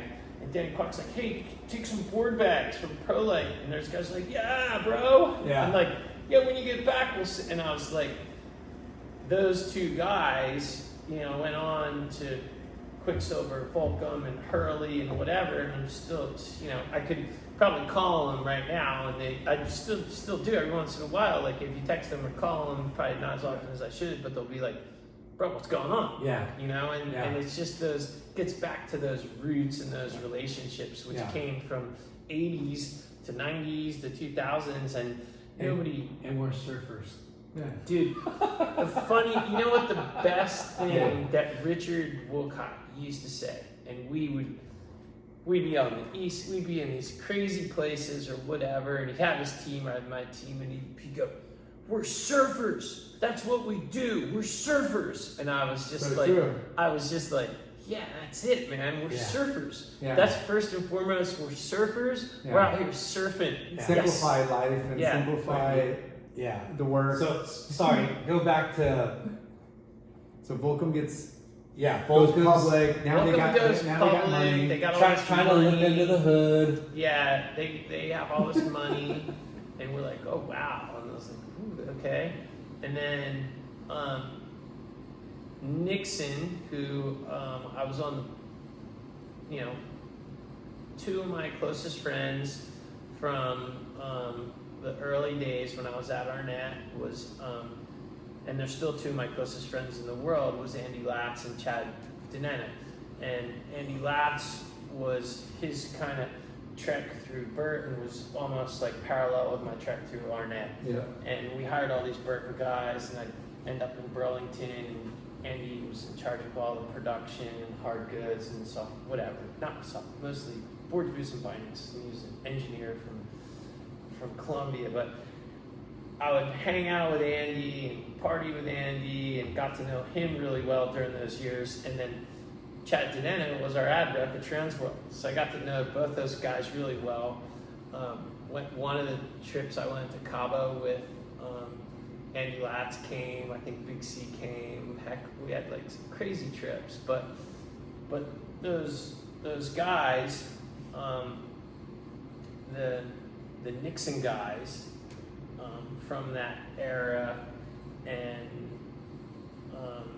they were kind of part of that same kind of forward momentum that carried. And one of the things that, you know, we had team riders that were the same, and we would talk business, and we were friends. And then, you know, I'd have a lot of conversations with those guys, and I was on Nixon board of advisors, and I had a little percentage in the company. And then one day, all of a sudden, I saw, I think it was on Choppy Surf or something, Nixon sold for $56 million at Billabong. I was like, holy shit. I was like, sent Andy an email. Andy, what does this mean? He's like, Bird, don't worry. We'll either cut you a check or you can come to Germany and pick out a Porsche. And I was like, wow. Come to Germany. Yeah. Pick out a Porsche. Yeah, and I was like, awesome. And he's like, yeah, don't worry about it. We'll take care of the paperwork later. And he's like, he's like, look at some of the stuff he signed like 6 years ago. It's all in there. I was like, really? I pulled out this thing. I was like, didn't you? He's like, yeah, you're all sweet. God. Okay, yeah, awesome. So what happened then was I said, so, man, shit. It's like Christmas. Well, I was like, and there was like, you know, there was a lot of blood, sweat, and tears along the way, and risking a lot of stuff, yeah. and financials, and relationships, and marriages, all kinds of shit. But at that point, he's like, dude, you got to talk to my investment banker. I went to Stanford with her. She's from Wharton School of Business. She's sharp as hell. You got to talk to her straight away. I was like, all right.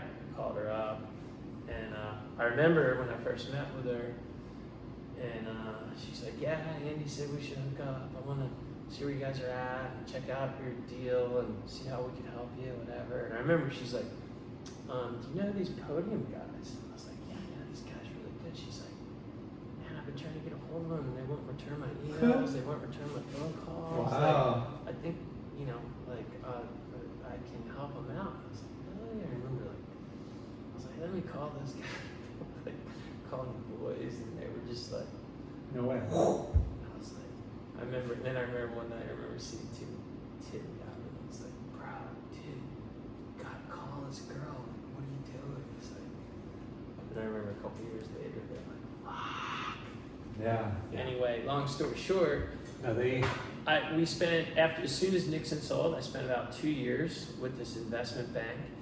And we spent a lot of time and preparing the company for a sale and an exit. And we got our shit together, we got it organized, helped us with our strategy, we took it to the market, we took it out to, you know, my first call was to Richard. I think he was in Tabarilla. He's like, wait, what? What the hell? Okay, you gotta wait, don't do anything until I get home. And we took it to like Quicksilver and Oakley and had all these brands excited, and like, I thought Oakley was like the craziest thing. They were super interested. And I was like, wow, that would be crazy. And then they would call me. The guy was running Oakley. It's like, we're about to get better negotiations with Zydeco. We're going to talk to you guys.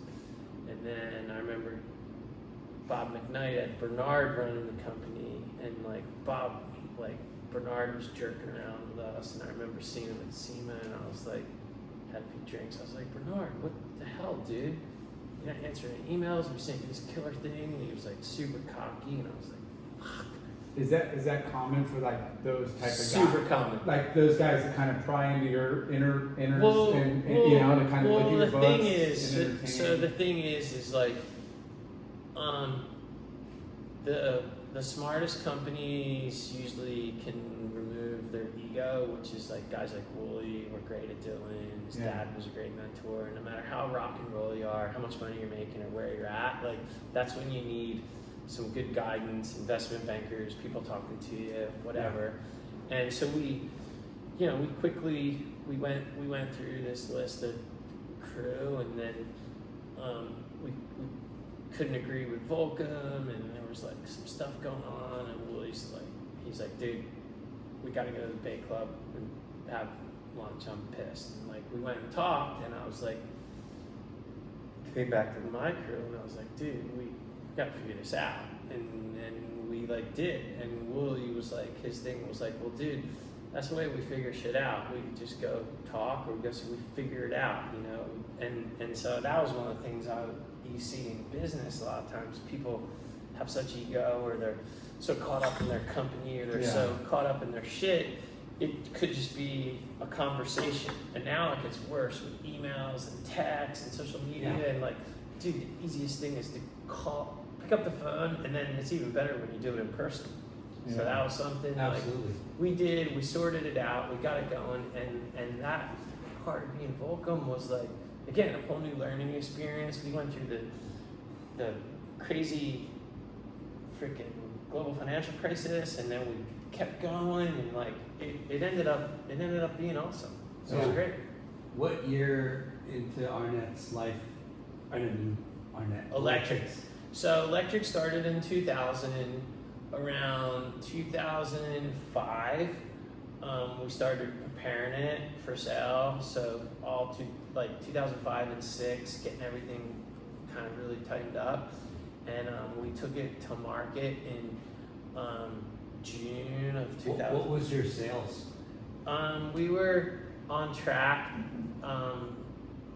for 2007, which was our 7th full year. We were on track to be about 25 million at that time, which was awesome. And at that time, I was talking to some of our partners and some of the people in the business, and like when we were like 12 or 13 million, like 2 years before, and everyone was like, why are we doing this? Why are we talking to an investment banker? Like, we could be 50 million, 100, we could make this and that.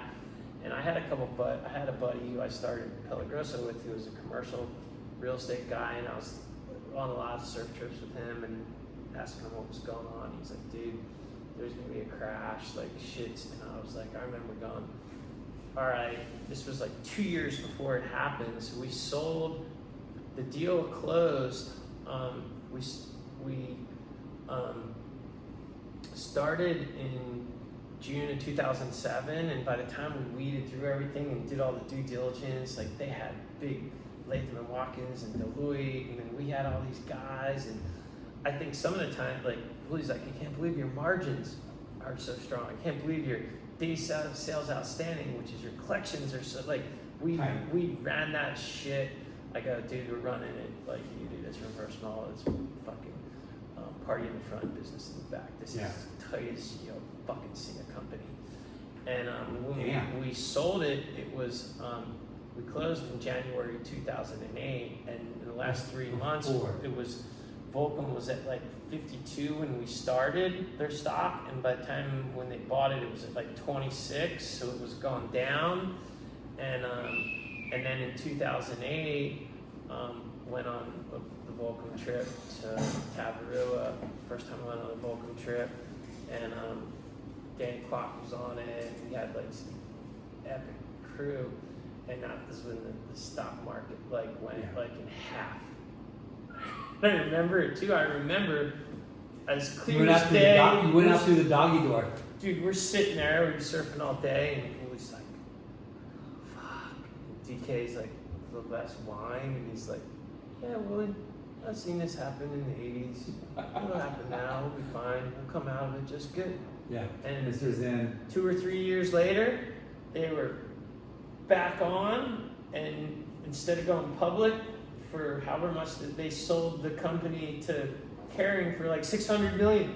Yeah. And then just like, and during that time, we were part of their deal, and it was just like, it was a Zen-like experience, dude. Imagine having like Richard, the CEO, the chairman of the board, DK, one of their main investors, Richard's dad, Tommy Gunn, the freaking gnarliest pirate of ever, J-Dog, Troy, like all on our team. It was just like, it was just like, holy shit, man. Like, it was rad. So stay to the playbook. Don't let the numbers like stay to the playbook. We stay to the playbook. Arnette, right? Yeah. 2 years in the business, the 3rd year they sold, right? Yeah, like 36 months or something crazy. Yeah. And they were doing 20-something million. Yeah. Right? And that was just unheard of. Unheard of. And I wanted to bring this up because, we're talking about the same kind of business, but in a different time zone, right? Mm-hmm. Like, there was no fucking other brands. Dragon, Von Zipper. Yeah, when Arnette started. Yeah, when Arnette started. Yeah. But the trajectory and the velocity of business happened so quick for him, for them, Yeah. for you. And for us, And it sold for how much? It was Arnette was like $100 million. It was crazy, Fuck. dude. And Greg was like, yeah, he crushed it. $100 million Yeah, it's like in crazy. 36 months. Yeah, Okay. it's crazy. And that's just, like when we talk about it again, it's like, holy shit, like Yeah.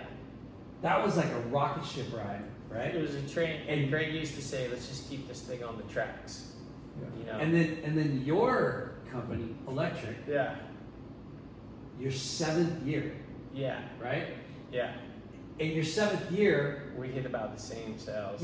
25 mil. Yeah. And So you it was about half, it took twice the amount of time. But Yeah. we still. And I'm not trying to like downplay what you did, Yeah. but just the reality of business. Well, and, it's the and pie. also like all The pie got divvied up exactly. Yeah, exactly. like by a bunch of different brands. Exactly. But the success of his Yeah. and the success of yours, It's pretty hard to do. it's hard to fucking Really do. hard to do. Like, Yeah. and you did it twice. You're Yeah, part. it was really hard to do. You know what I mean? Wasn't- You were part of the execution Yeah. of both Two of sales, them. Yeah. Yeah. which is like, wow, like, bro.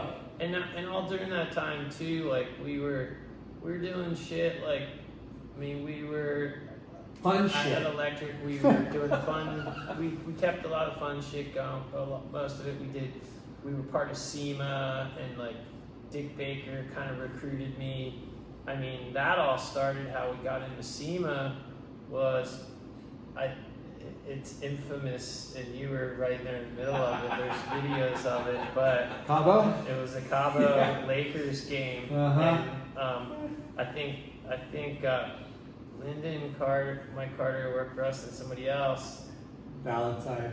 Yeah, GB, that was it. He was on the board at the time, but You're such a bad the influence. Lakers won. It was the Fuck shit biggest celebration. It was like straight out of Philly shit, and I was like, it was so rad. I remember I didn't care about the Lakers. Like Derek Fish hit the shot. They won the game, and I remember this place went from like Yay, pool too. tables to flags, upside down, everyone going crazy.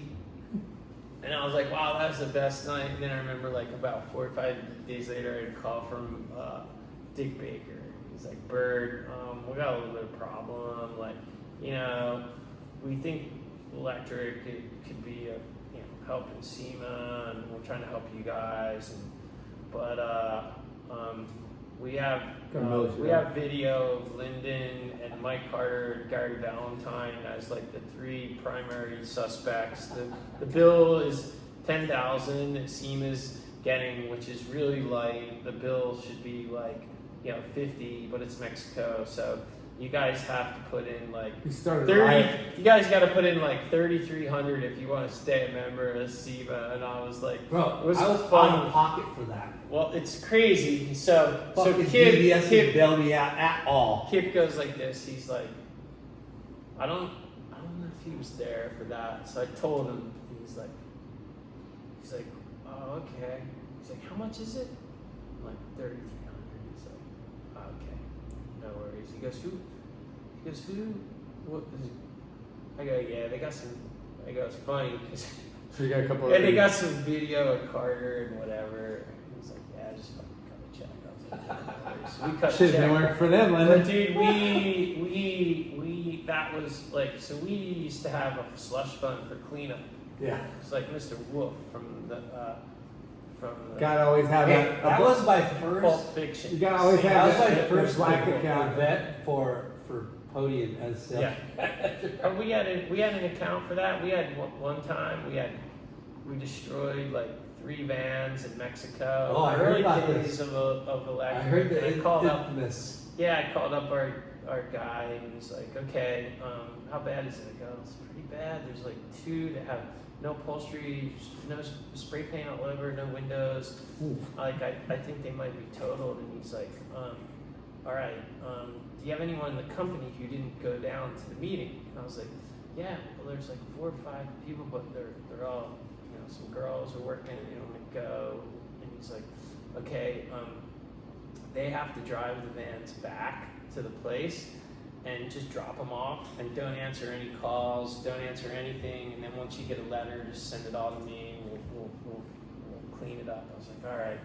So one of the vans, all the windows were busted out, no upholstery, like sharks. One of the vans. This is for electric? Electric. One of the vans, this was like 2000, right when we started. Yeah. We didn't even hardly have any money. One said, I love strippers. And so we got the office girls driving the vans back and people were like honking at them. And they're like, sorry girls, oh man, that sucks.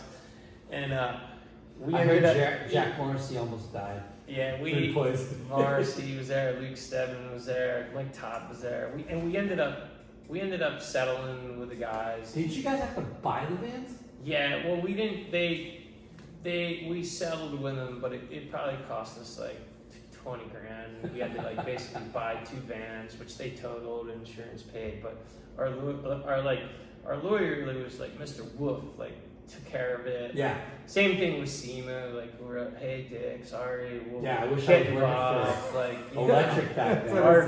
Totally our fault. You know, he's like, well, I think you need to be on the board of advisors. Yeah, I'll be on the board. You know, we like smoothed it out. Yeah. Like whatever. Yeah. Like, You know, you like have a good time. Like You got that. to pay to play, I guess. Yeah, it was kind of those things. Again, we were like, you know, we knew a lot of those times going in, there might be some damage. Yeah. And we're like, yeah, we'll just try to. Collateral damage. Collateral What's damage. the deductible? Exactly. We'll pay extra for a So I load got a deductible. letter from our lawyer. He wrote me this fun letter, and I plated it. I put it on the screen at the next sales meeting. He's like, Bruce and Kip, this is your attorney. I feel I need to make some comments that you need to share with your team. He's like, first off, it seems like there's some anger management issues. There may be some alcohol or drug abuse issues. These could be referred to HR, but we can help if there's anyone who needs to reach out. And he's like, oh, and everyone's just like, well, everyone's freaking out. And then at the end, he's like, and next time you have one of these things, call me up. I want to be a part of that. Yeah. Holy shit! How come I wasn't invited? Yeah. You know. Don't get caught, stupid. Yeah. So Yeah, that was they thought they were getting stitched fun. up by the lawyer, but he was making light of it. That's so yeah. Those were fun times, man. So, electric sells to Volcom. Yeah. And then Stock market crashes. Wooly and I had some conversations, and then we kind of persevered, stayed to the course, and then they sold. And then around that time was like Wooly became the chairman. He was kind of checking out, and I was like, the new kind of regime kind of came in, and I was like, it didn't kind of jive too well with those guys. so the jump ship from being 2 decades in sunglass, you go to tequila. Yeah, so the tequila thing was really interesting. So, and way before everybody. way Way before. Yeah, so tequila. So, I'm like, I was always beer and tequila. That You was said kind of commercial friend or commercial baker yeah. friend. So what happened in 2000? I was down in Cabo with my ex-wife at the time, just her and I went out on the East Cape, and she was hanging at the hotel, and I came back to the hotel, and she was like in the pool, like drinking margaritas with this other couple who were like really fun. And I was like, she's like, yeah, meet these guys, whatever. And guy was cool, and he's like, yeah, I love tequila and beer. I was like, that's cool. I was like, me too. He's from San Juan Capistrano. He was in commercial real estate. I was in sunglass business. So we ended up being members of the Monarch Bay Club and spent a lot of time down there paddling and surfing and hanging out. It was a cool place. And his company was growing all during that time from 2000 to 2008. My company was growing, and he was one of the guys who kind of said, hey, we're going to get out of this real estate business and cash out. So that was good advice. And at that same time, he was like, what do you think is something killer? And I was like, well, dude, I think the tequila business is a huge business. The multiples are this and that. He knew some guys in Mexico. Damn. And this was right when we sold electric.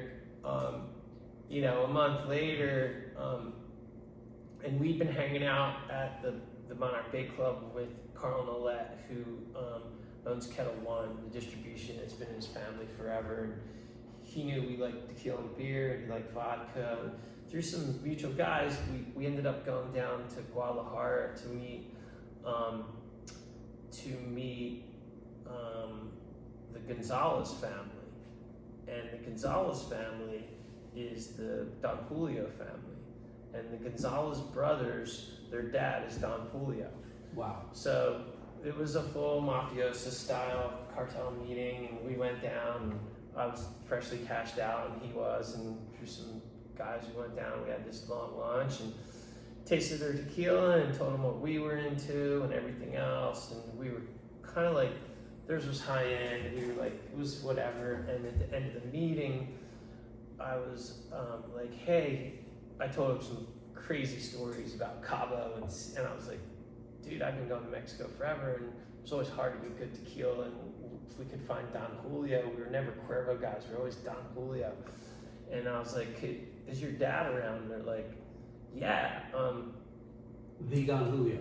The Don Julio. They're like, yeah. We want Don Julio taste, but not at that price. Yeah, point. yeah. So pretty much, exactly. Yeah. So, long story short, those guys are like, yeah, we'll see if my dad's up. We'll go meet him. I was like, unreal. So, and I'll send you guys some pictures. So, you know, an hour later, we're at Don Julio's house with his two sons, and I'm telling them, showing them electrics. I got photos of him with electrics and talking to him, and telling him what my kind of vision is. And his brothers are there, and he's like, Senor Playa, I am really concerned with you. I'm Concerned? Like, yeah, concerned. Like, and I'm like, what's he saying? They're like, he has some worries with you, because I was telling him about the tequila. I'm like, yeah, Juan, Mr. Gonzalez, what's the problem? He's like, I think you might drink too much of your own tequila. And I was like, why? He's like, oh, you have to be very careful. He's telling me this. I was like, okay, cool. So we had a great meeting with Don Julio. I'll send you guys some photos. And then that was kind of the start. He's speaking from experience. Yeah, that was kind of the start of our thing. And there was a lot of trips down there. And we learned that business and got into it, got some good partners. Tell me, he said, hey, Oh, Senor Playa, drinking too much is dangerous. It's peligroso. well, so we didn't have the name yet, right? So we didn't have the name yet, but that's one of the things he did say. He said, I think it's dangerous. Yeah. And we were like, And then I have a bottle from him. He's like, Senor Playa, Don Julio, whatever, or Juan Gonzalez. Dude, I got some photos I'll send you guys. It was amazing. And then so what was crazy is I just sold the company to Volcom, and now Kip and I are employees. And I had been an employee since I was Greg's employee like 7 or 8 years ago. And Richard's like, hey, we got to have an employee review. I was like, really? He's like, yeah. So he's checking off the whole thing, everything's gone great, And I told him, after we sold it, I said, hey, I have a passion I'm interested in. I want to interfere. I'm going to hire guys, it's different investors. I'm not running it. I'm 100% my contract. I know what it reads. So in my employee review with Richard, I still have it. He's like very concerned about Peligroso and Bruce, and that he commits his time. And right now it's a tricky time, and I was just like, and then what was cool was like 2 years later, he's like, yeah, check. Okay, good job on the Peligroso. You haven't let it interfere with the job. So I had to be really careful with the Peligroso, and then let's get another beer. I'm gonna take a piss again. Fuck.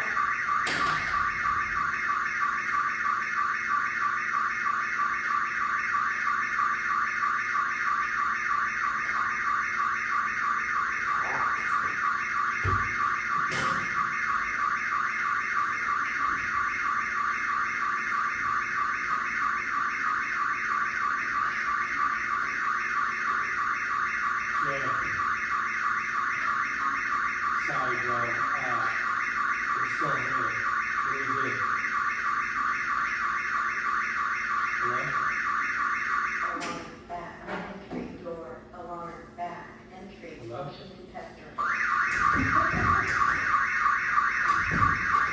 Jim.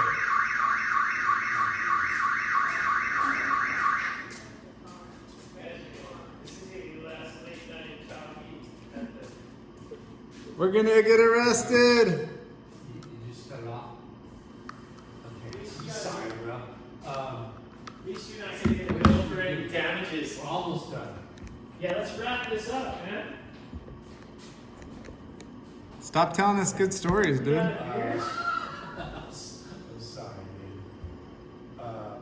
Should we wrap up then?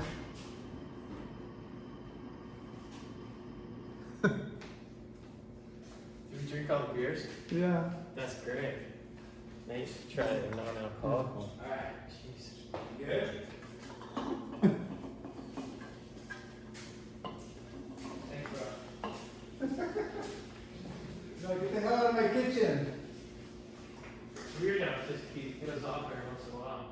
Well, it's just probably like, It's back in. yeah, the way.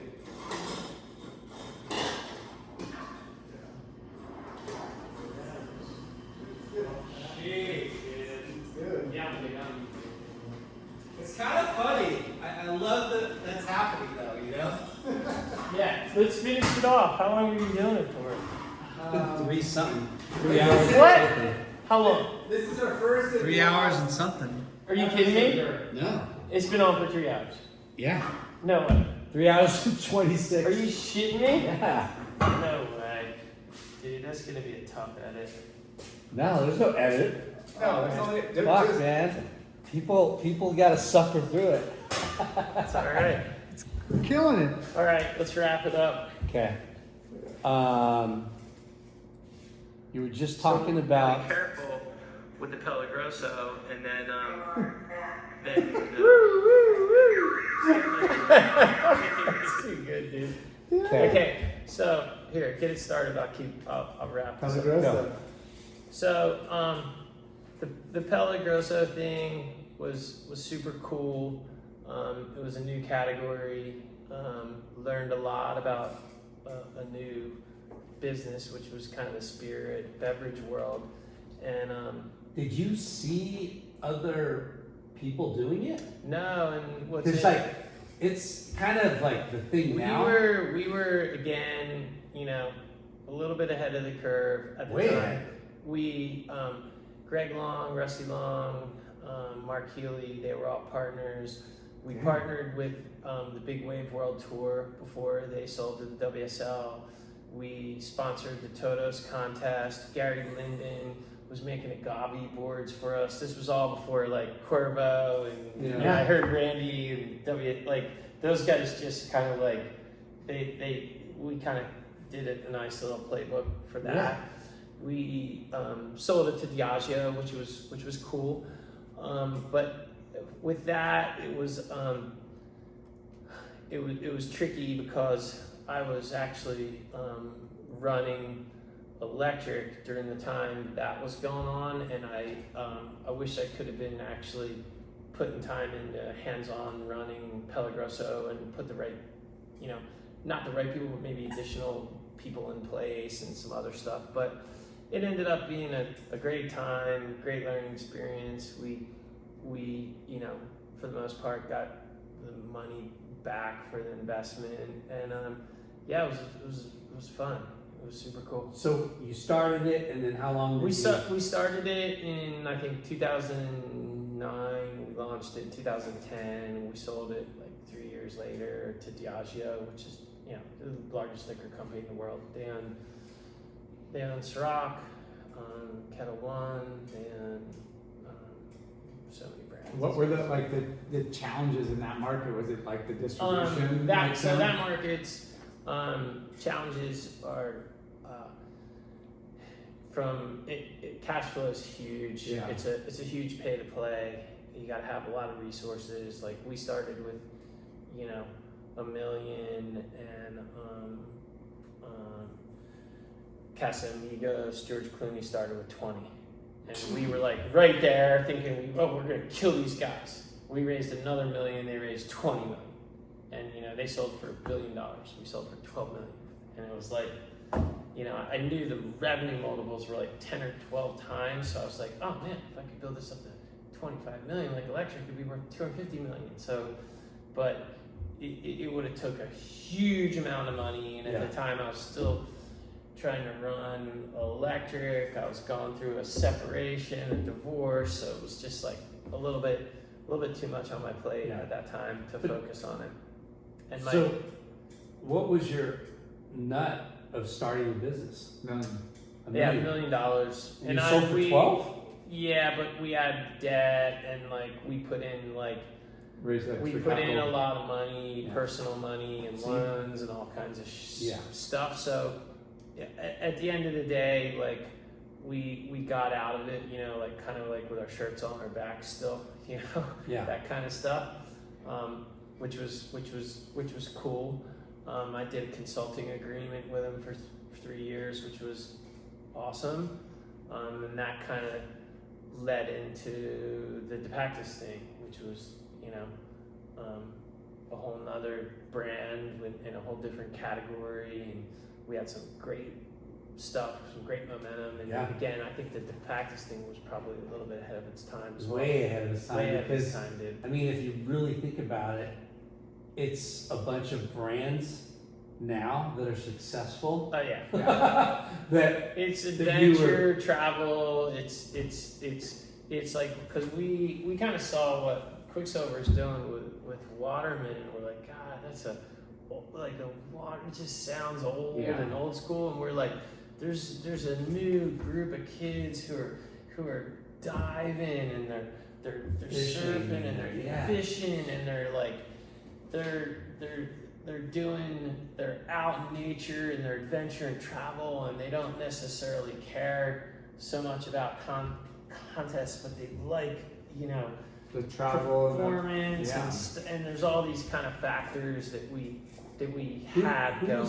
Who was the founders of Depactus? So it was me and Luke Egan. Okay. Yeah, and we were equal partners. We brought in some other guys, and there was challenges, like. So did you spearhead the whole thing? Luke and I did. We were like equal partners. Yeah. And it was kind of like I was running the sales operations and finance, and Luke was more running the marketing, creative. And how we did met in the middle on a lot of stuff. Who came up with the name, and what does the name was tricky. We originally, the name of the LLC was called Deep Set, and it was like a kind of like a deep set coming in, and our logo, which I thought was killer, which is like a UPC code, which was kind of looking from the ocean in what a set would look like. Nice. So it was all around the water and the lifestyle, and what the original plan was to kind of be a more modern Patagonia, or Arc'teryx, Filson, and those were all the brands that we really looked to inspiration for. And we spent a lot of time in the Northwest. We had a killer creative agency called Instrument, which was our partners, and they spent a lot of time in kind of developing what the look and feel of the brand, which was based on the stuff at that point.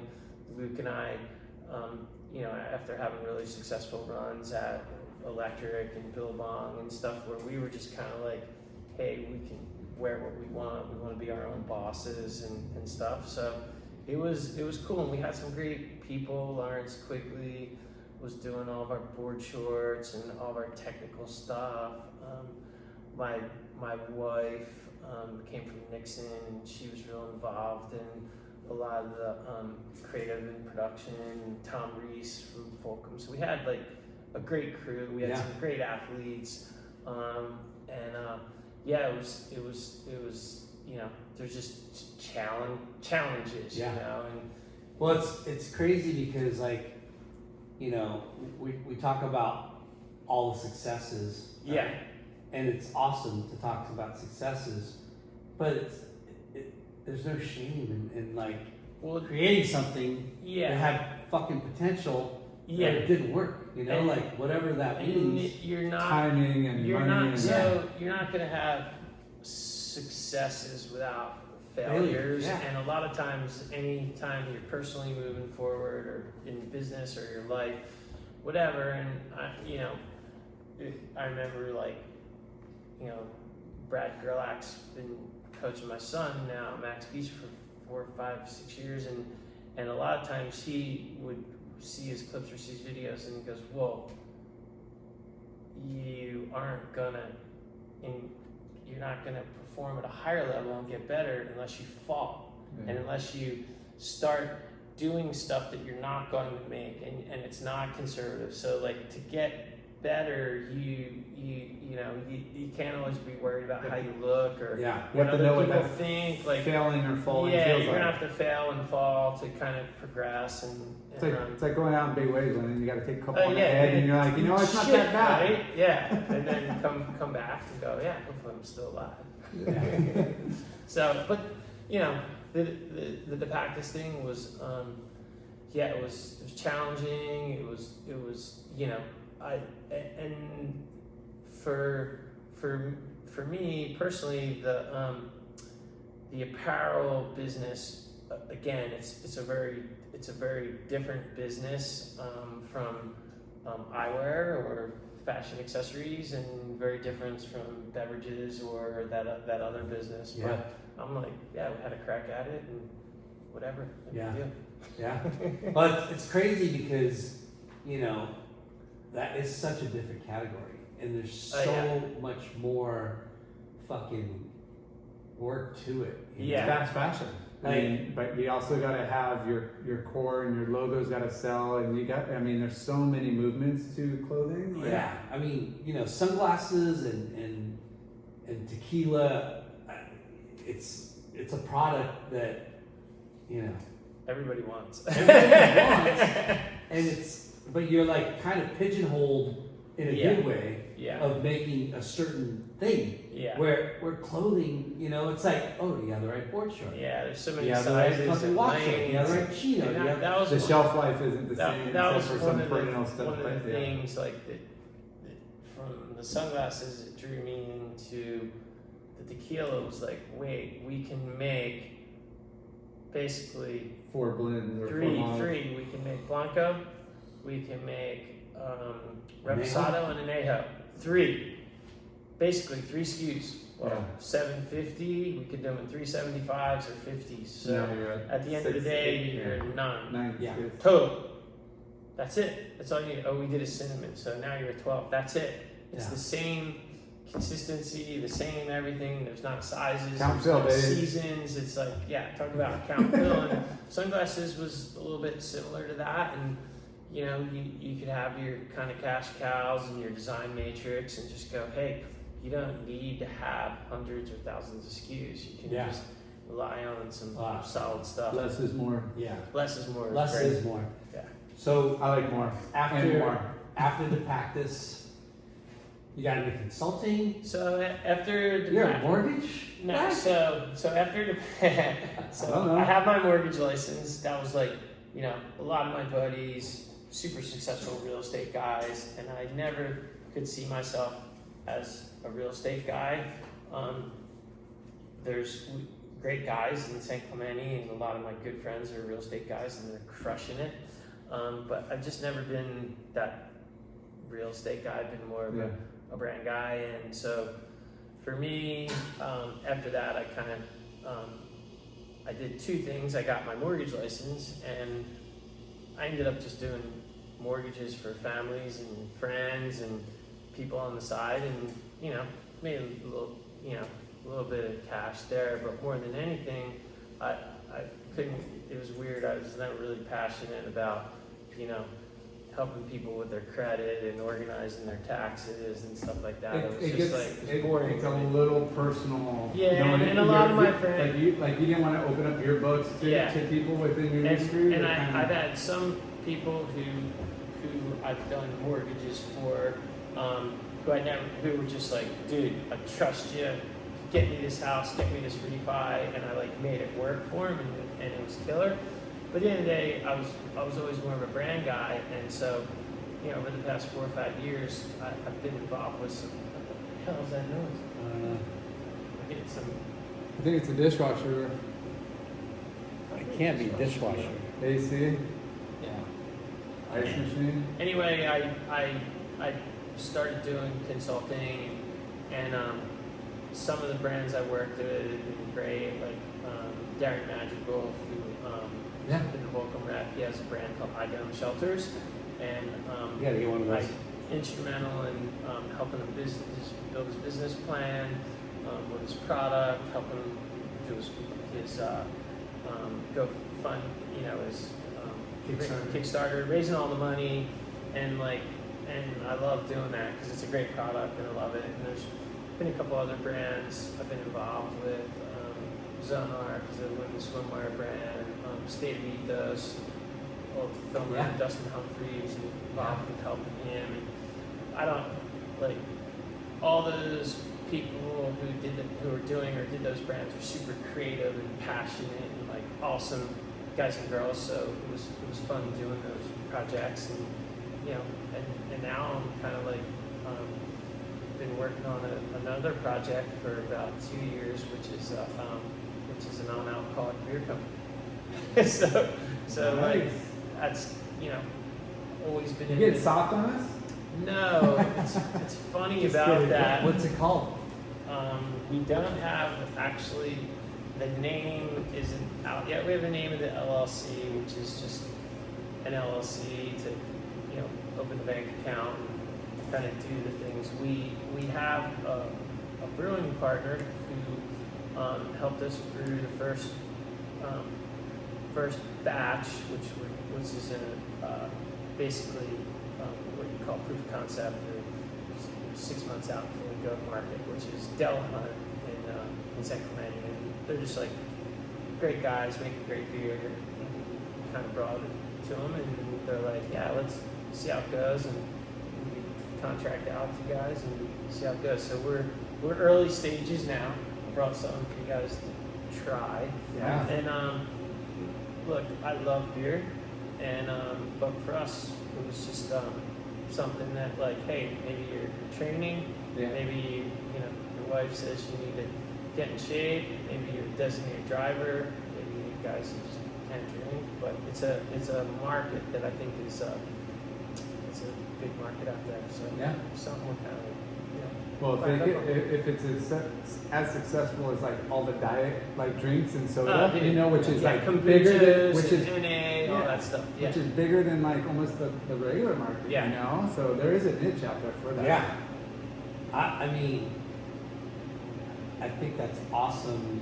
You just keep moving to different segments of business models and and for categories. me, like one of the most important things going back to growing up in New Jersey is surfing as much as I can. Yeah. Surfing every day and Living a healthy lifestyle. living a healthy lifestyle, and like it's like at the end of the day, like the surfing roots to me is like it's the most important thing.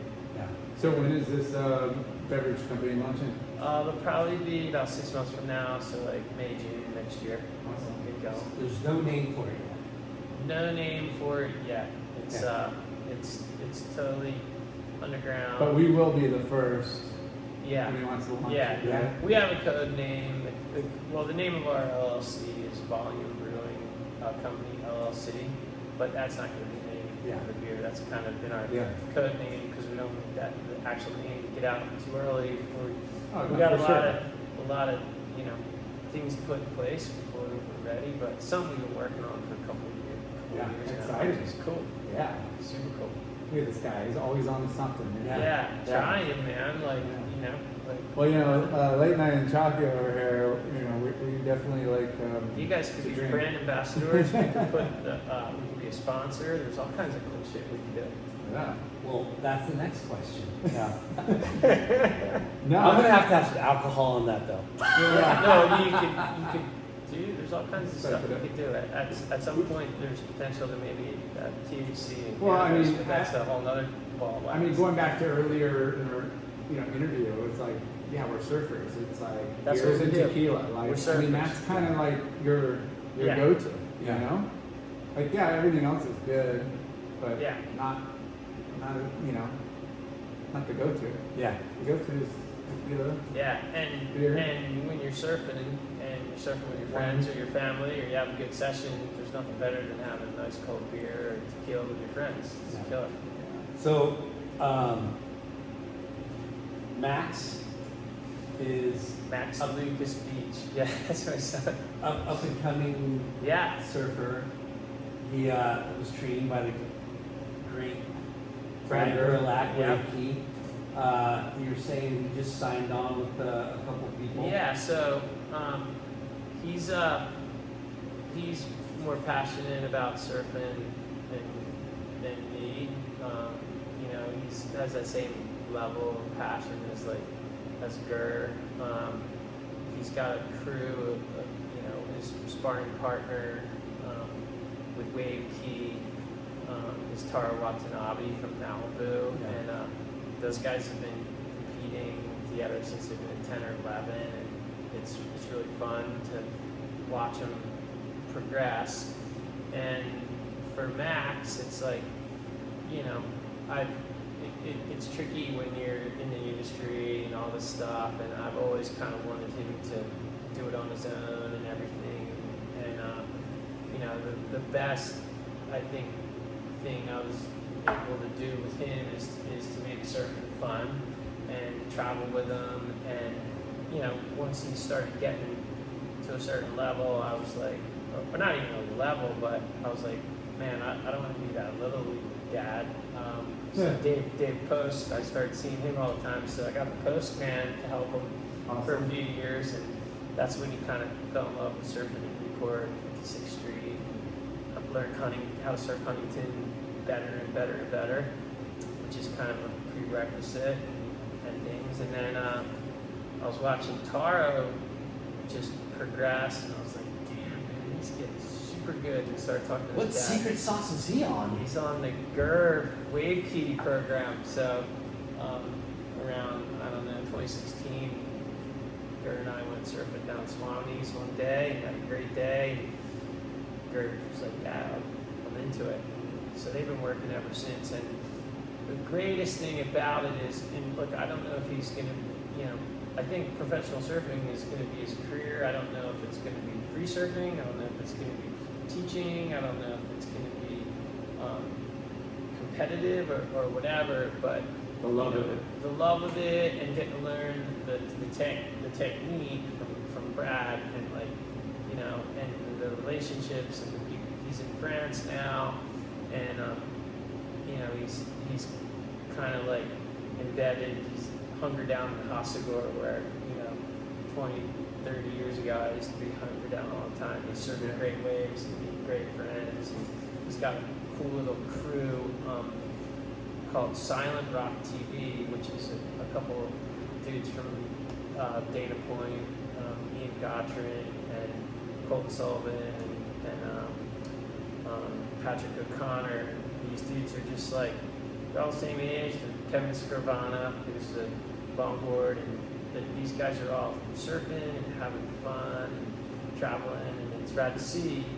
And the coolest thing is, coming full circle, we were never, I was kind of like the same. I was like, well, we need to have good boards, right? Now, fins, because back when I was surfing, the fins and the boards were one thing. So now you gotta have good boards and fins and traction. And,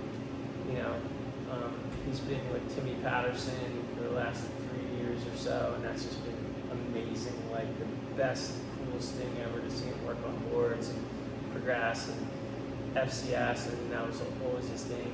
And then the wetsuits, he's been with Icerus for a few years, which is just rad dudes with Abraham and local guys, and he hasn't had a clothing sponsor, so it's like really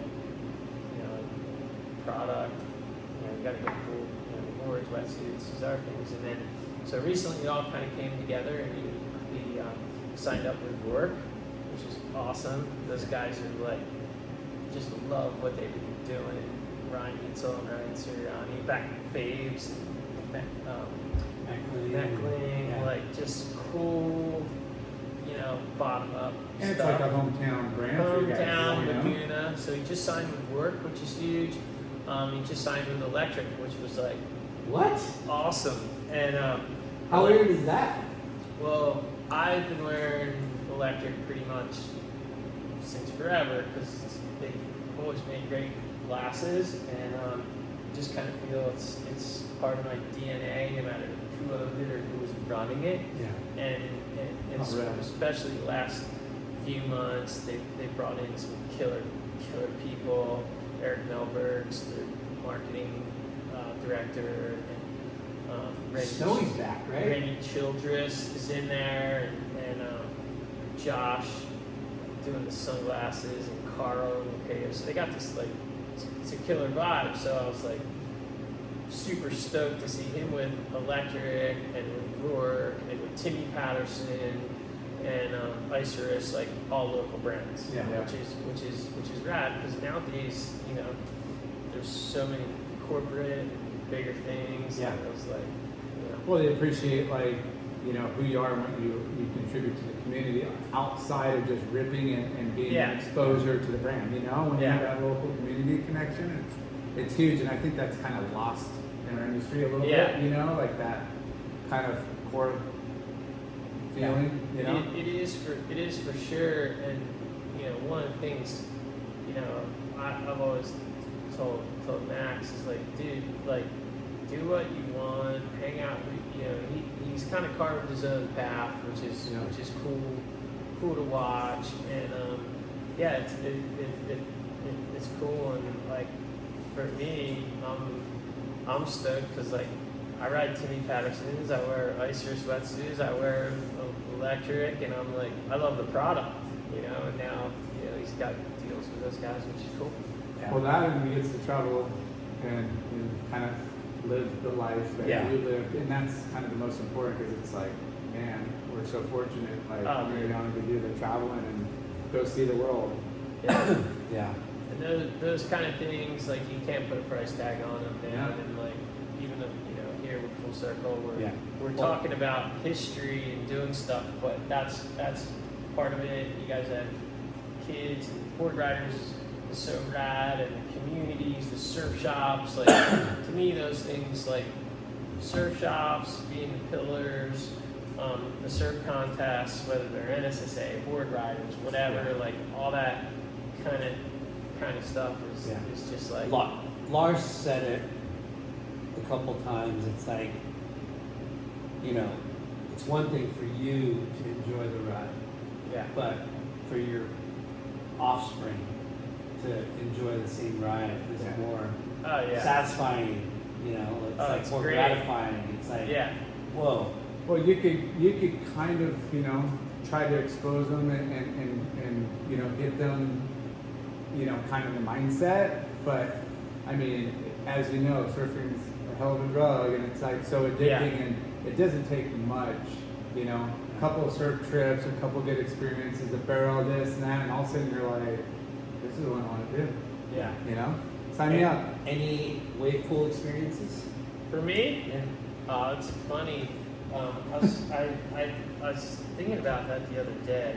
So, yeah, I used to do a lot of fun shit at Typhoon Lagoon, man. Industry shit.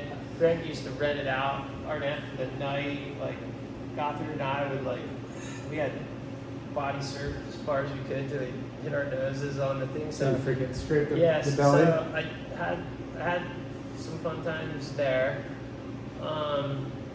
Quite honestly, other than that, we were trying to line up. My son and I were going to go to Waco a couple times, and it just didn't work out.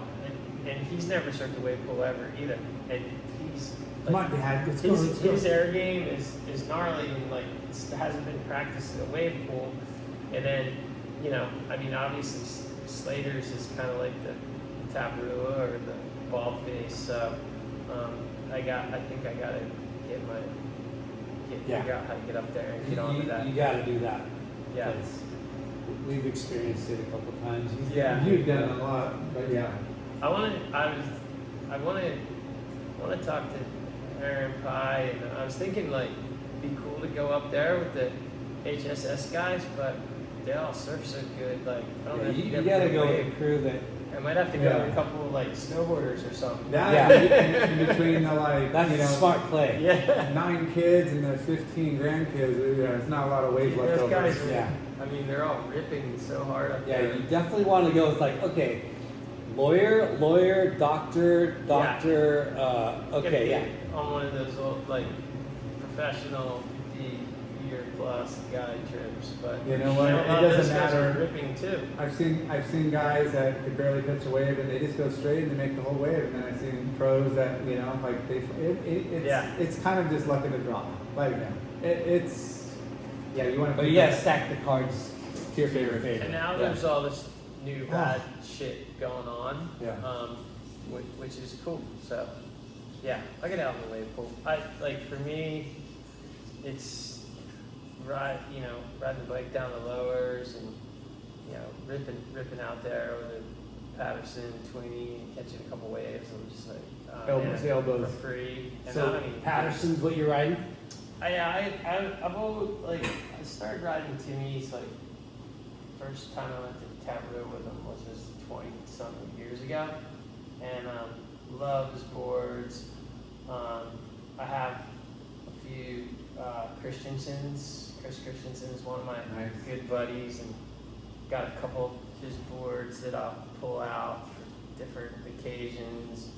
I got a Tyler Warren Bonzer my son got me for Christmas, which is super, fun. I got like a couple Rusties that I'll still bust out that are good. And so I try to You got a good mix quiver. it up. Yeah, I got a good quiver. Yeah.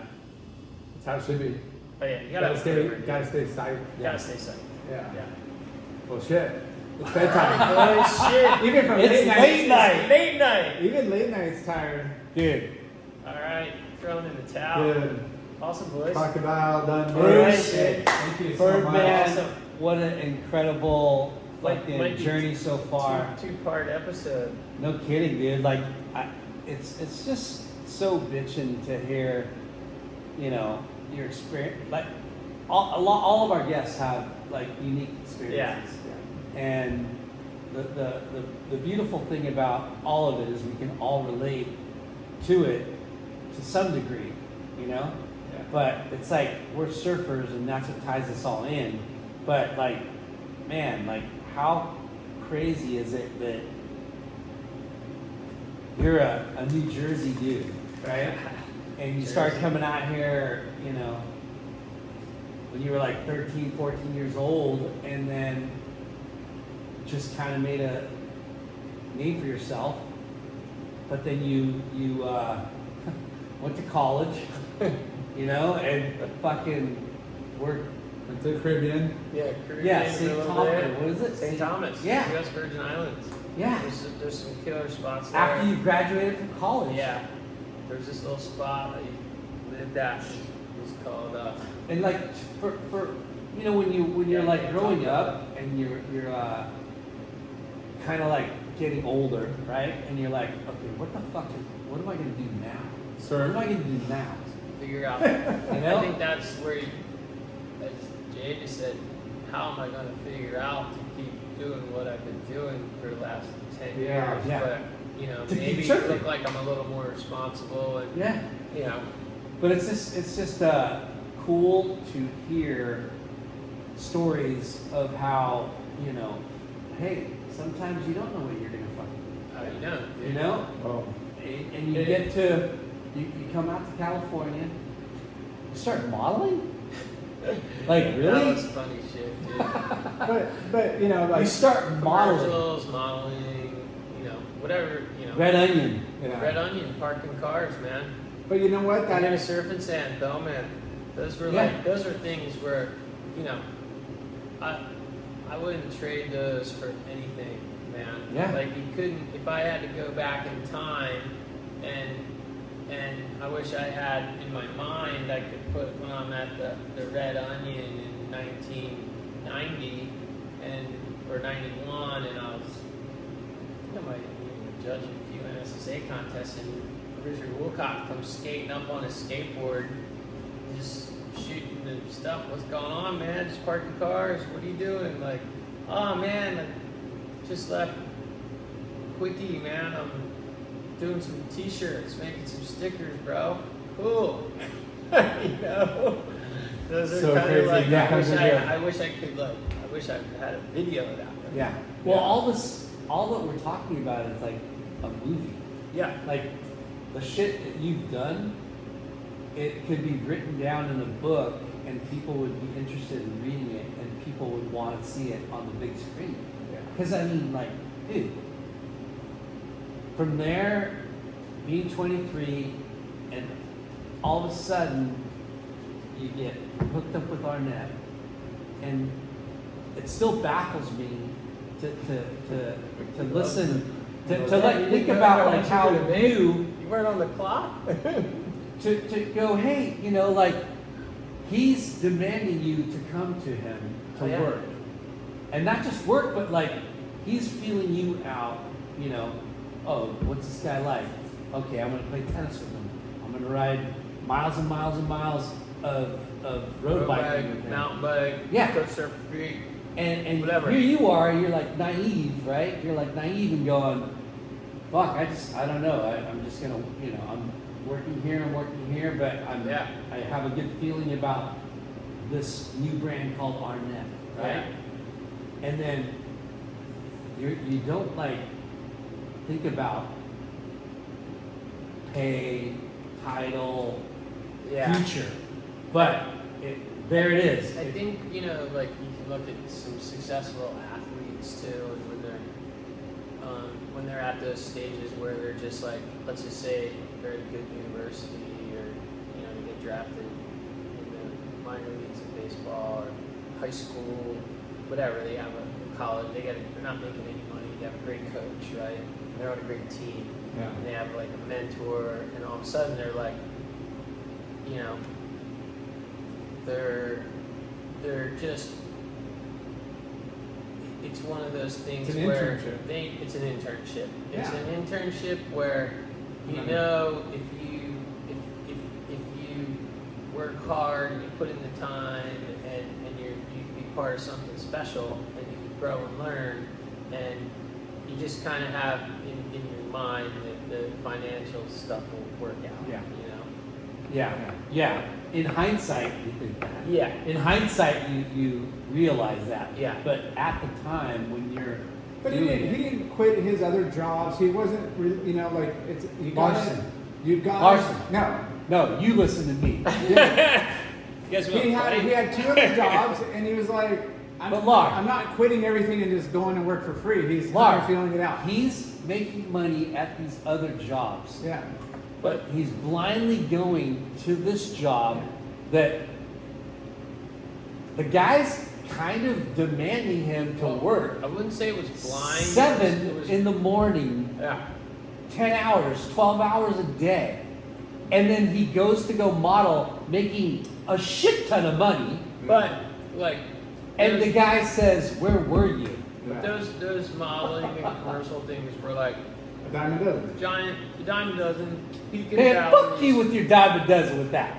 How many models are there in this world? Not that many. I'll tell you what. So the modeling thing is. I've read a couple things about people who've been successful at it, and the thing is, the kind of thing is, you're kind of like used and abused, for sure, and you don't really totally. You're just an object, you know. I totally agree with that, but that at the time was one of your main things. Yeah, but it's something that I didn't want to. I did it as kind of like survival mode, and there were some rock star moments, but I was like, fuck man, this isn't what I want to. I don't want to be some. Oh, totally. It's super unreliable. Super unreliable, dude. For sure. And you couldn't count on that shit, dude. Like I know a guy right now. We're still on. Like, Yeah. Still on. he's one of the most successful models, photographers, whatever. John Watkins. And Oh, yeah. Guy's a Waddy. legend, dude. Waddy. He pops up on my feed where like he's still doing modeling. Dude, he's awesome. And sometimes I'm like, dude, like, Yeah, he's just damn gay, that guy. He's chiseled. He's in good shape. He runs. He surfs. He does all this shit. But like, he's crafted out like such a unique niche. Yeah. Like that is like ultra hard to do. Like Yeah. he's his own brand. He's subsidizing it with his photography and doing shit. And like he's been doing that shit since he was freaking surfing 18, the OP Pro. 14. That's gnarly. Yeah. That's not easy shit to do. Yeah. Yeah, Like I he's- wouldn't want to do that. He's the dude. man. I'm responsible for getting him into being a wedding photographer. Me and my wife. Are we're you? like, yeah. Did We're he like, do shoot your our wedding? engagement photos, and then it's like, hey, will you shoot our weddings? I don't do weddings. We're like, yeah. He's like, because I love you guys, I'll do it. And then it turned out Now he's phenomenal. crushing it. Huh. And then he got hit up, and now he's like, man, Small world. now I'm doing fucking weddings. But he's still, Right. you know, it was never like again, doors open up. You're just Yeah. doing somebody a solid, and you're like, dude, this is cool. I'm gonna hook you guys up. But yeah, Well, Knocked it's out. just funny, you know. I hate to belabor the point of Oh, you do. your relationship. You want to go back to the Your beginning? relationship Repeat everything? with Arnette that Dude. really launched your. Dude, and we'll get him on here sometime, and he'll tell you, he'll be like, "Oh shit, dude, you wouldn't have believed it back in the days when we were pushing this car down the street." Hey, Hey, Bruce? this shit's turning off. Bruce, We broke the internet. Monsieur Playa, Senor Playa, aka Bird, Yeah. aka Birdman. Fuck, what an incredible story. Yeah. Thank you. All There right, we are. We're Peace. out.